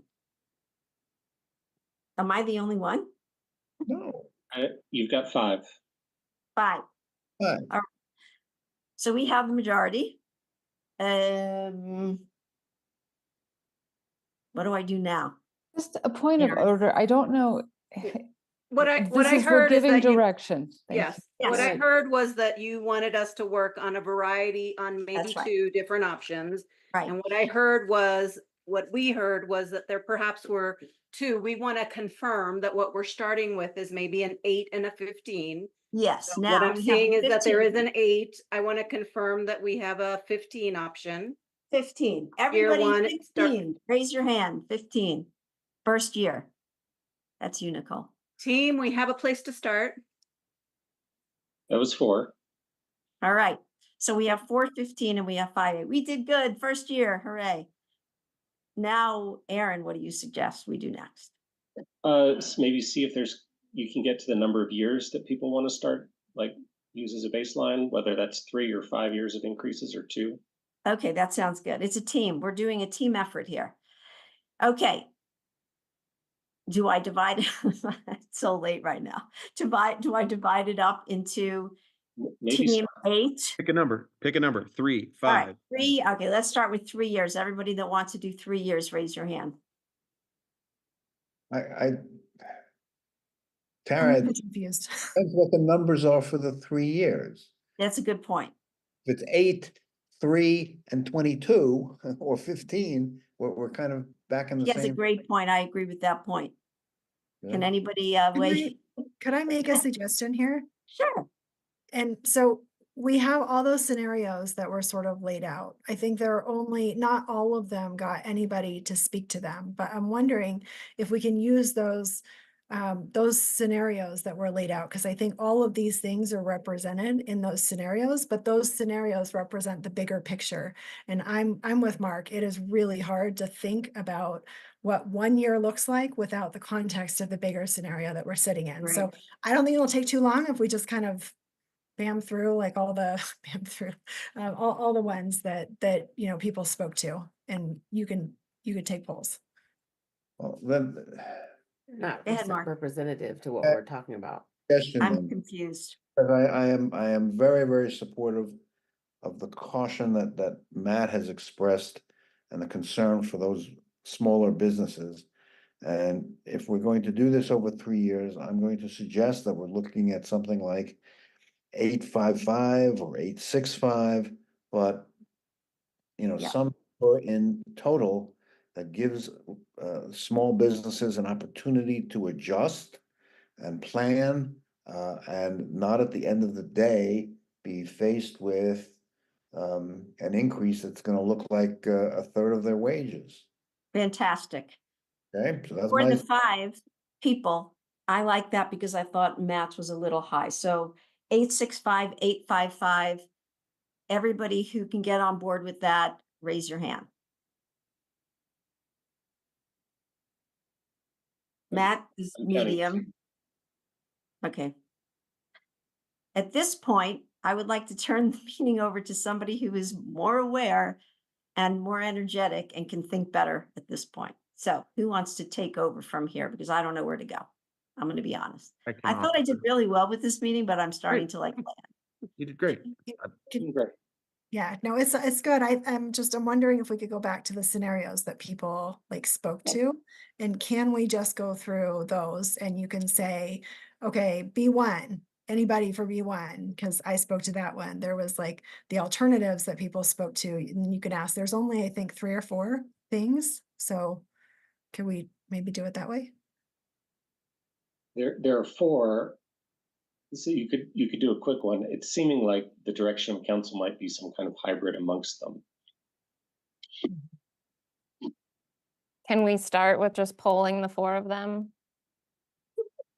Wake up. It's time to get up. Yes. Kind of redundant because it looks like it's some hybrid between B2 and I've worked on B2. this for the last 3 years. Could we at least just respect the effort that I've put into this and do this one thing that I'm Right. asking? It won't Okay, take that let's long. put the slide up for everybody that shows what we need to see.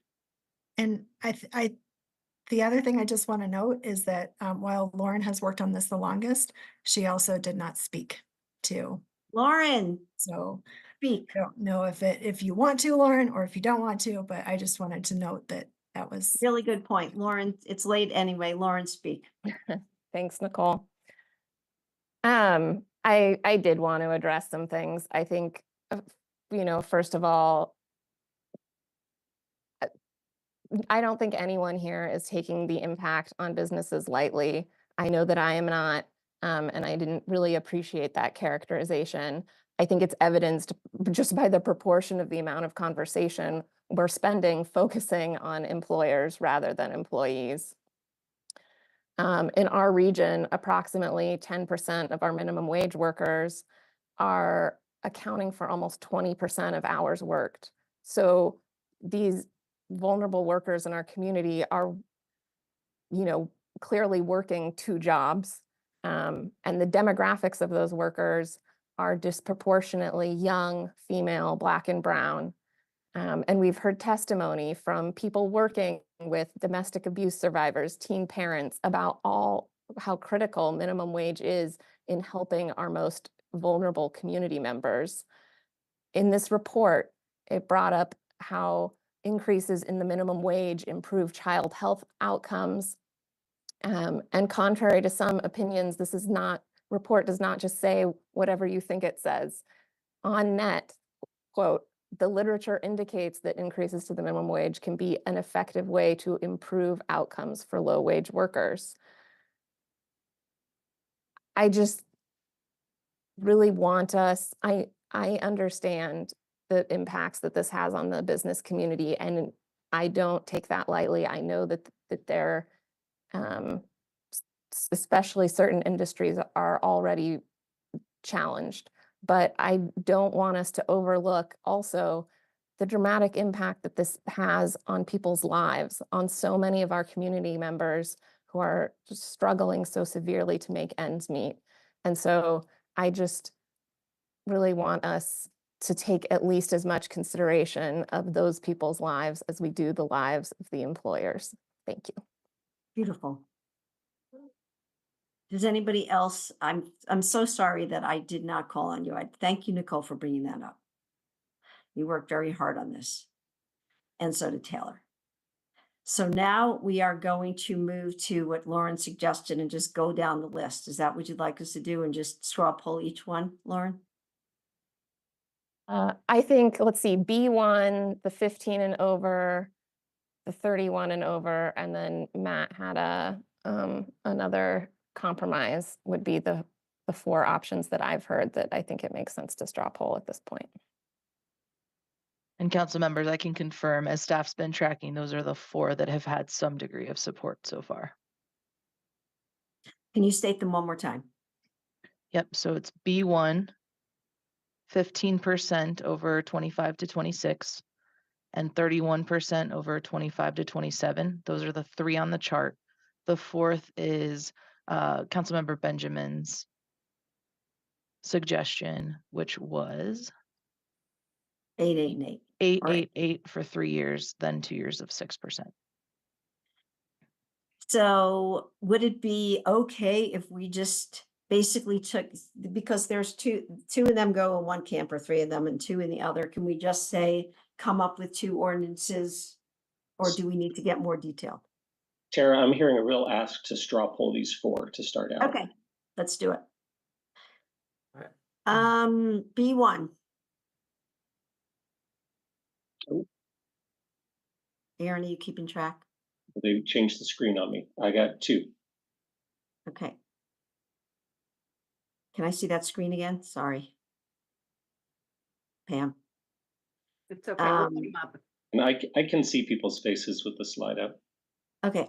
The next one is, I believe, 15%. Is that the next one? 15% or some variation thereof. Can you explain that a little? Yeah, more? can you do the year by year thing like you did the last one? What do you mean by 15%? Oops. So this is Tara's proposal from the hotline, 8%, 15% over 7% 2 year years. 2, and CPI after that. 15% over 2 years. So like 8 and then 7, and then CPI and rethink. However, I was compelled by doing a third year, So I would like, that's the question. I mean, I don't know what to do about that. I did the best that I could. And then, so let's just do 50% over 2 years, and then a third year yet to be determined that is either 8 or less. Does that work? That's not even under consideration. This is not my strength. So You're doing Aaron. great. Maybe we can just go back to the original proposals. So raise your hand if you support the 8% year one, 7% year two after that CPI. I want 3. Yeah. We want 3 years though. 3. But Taisha wants 3 years. So noted, 2 and a kind of a half from Taisha with a desire for a third year. And I wanted this third year. So that's a half for me as well. Tina likes the third year too. So you got 4 if you get a third year in there. Now go to this is Lauren's proposal from the hotline, 31% over 25 to 27. So that's 15, 8.5, 8.5, followed by CPI with the revisit in year 3. All in favor of that one? We got 2. And finally, we have Matt's proposal, which is 8%, 8%, 8%, followed by 5 and 5. I'm happy to trim it to just the 8 for the 3 years, since I'm hearing a lot of folks want 3 You're years. there. Trim off the last 2. Okay. Bam. So so now why don't we start over then? Okay, so clearly there's not majority support for any of those 4 items. Matt, did you want to offer a variation there? Yeah, just what I'm hearing of where some support is, just take the first 3 years of mine, which is just 8. It's a rendition of, what we heard is 999 back at some presidential thing some time ago, but it's 8. We'll go from there. So Could we do 8 versus like 8.75? So we have 2 choices and one in the 3 years.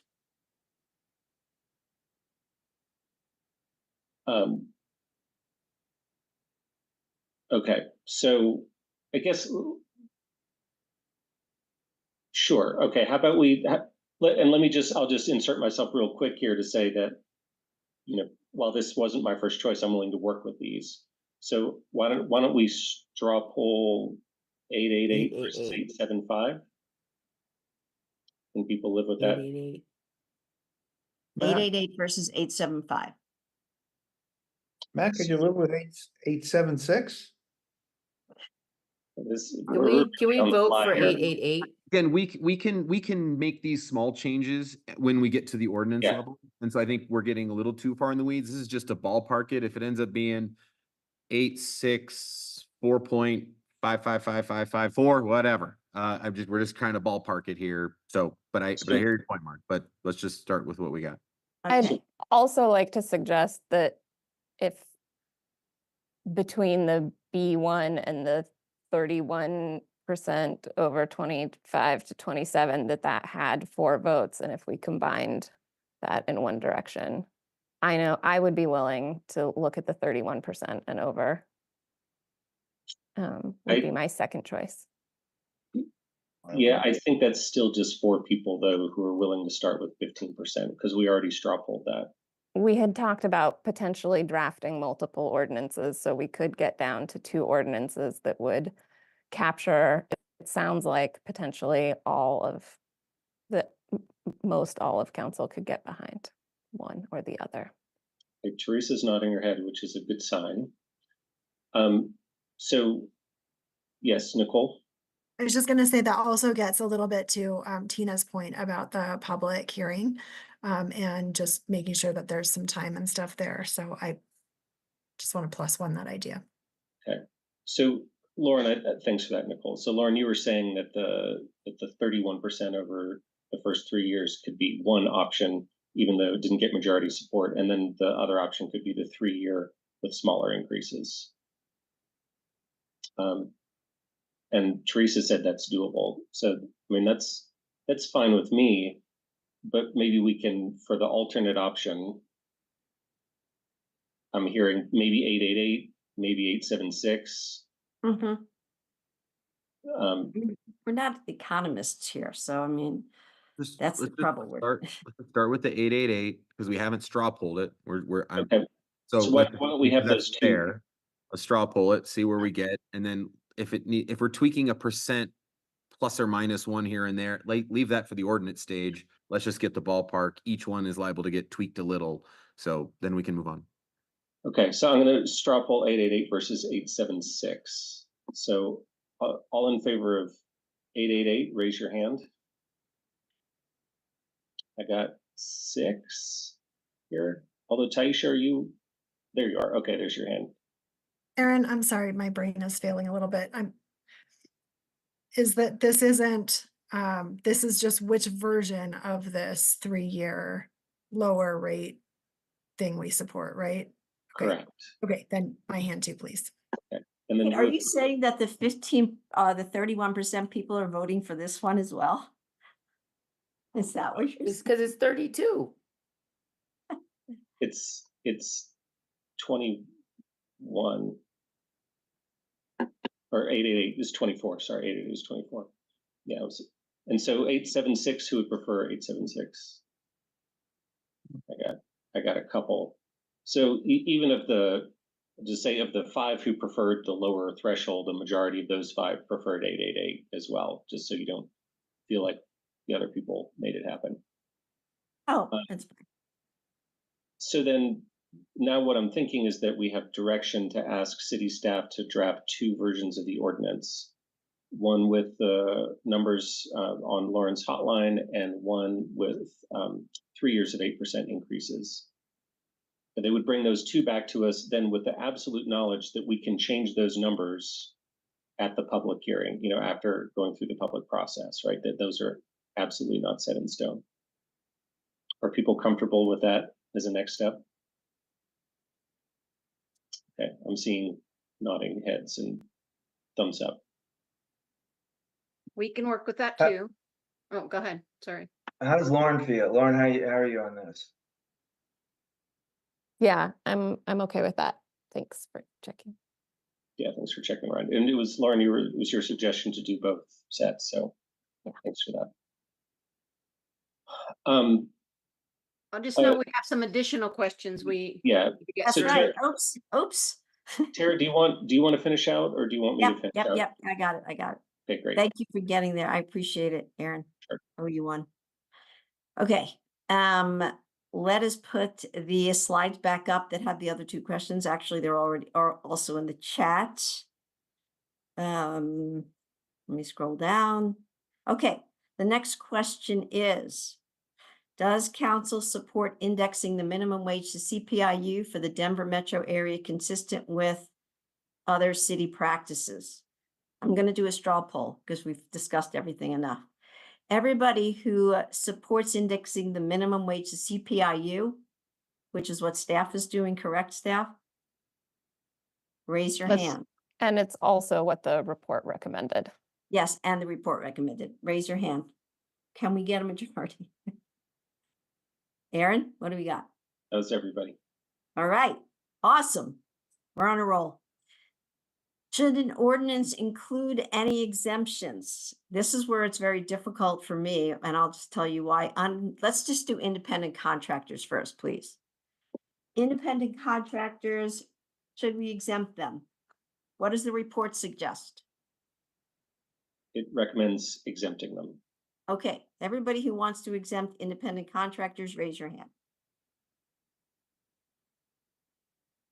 I think I got 8. Okay, that's pretty good. Okay, the last and hardest one is unemancipated minors. And the reason why it's hard for me is if I would probably feel differently depending on if the 8% first year versus the 15% first year. And that's why this makes it difficult.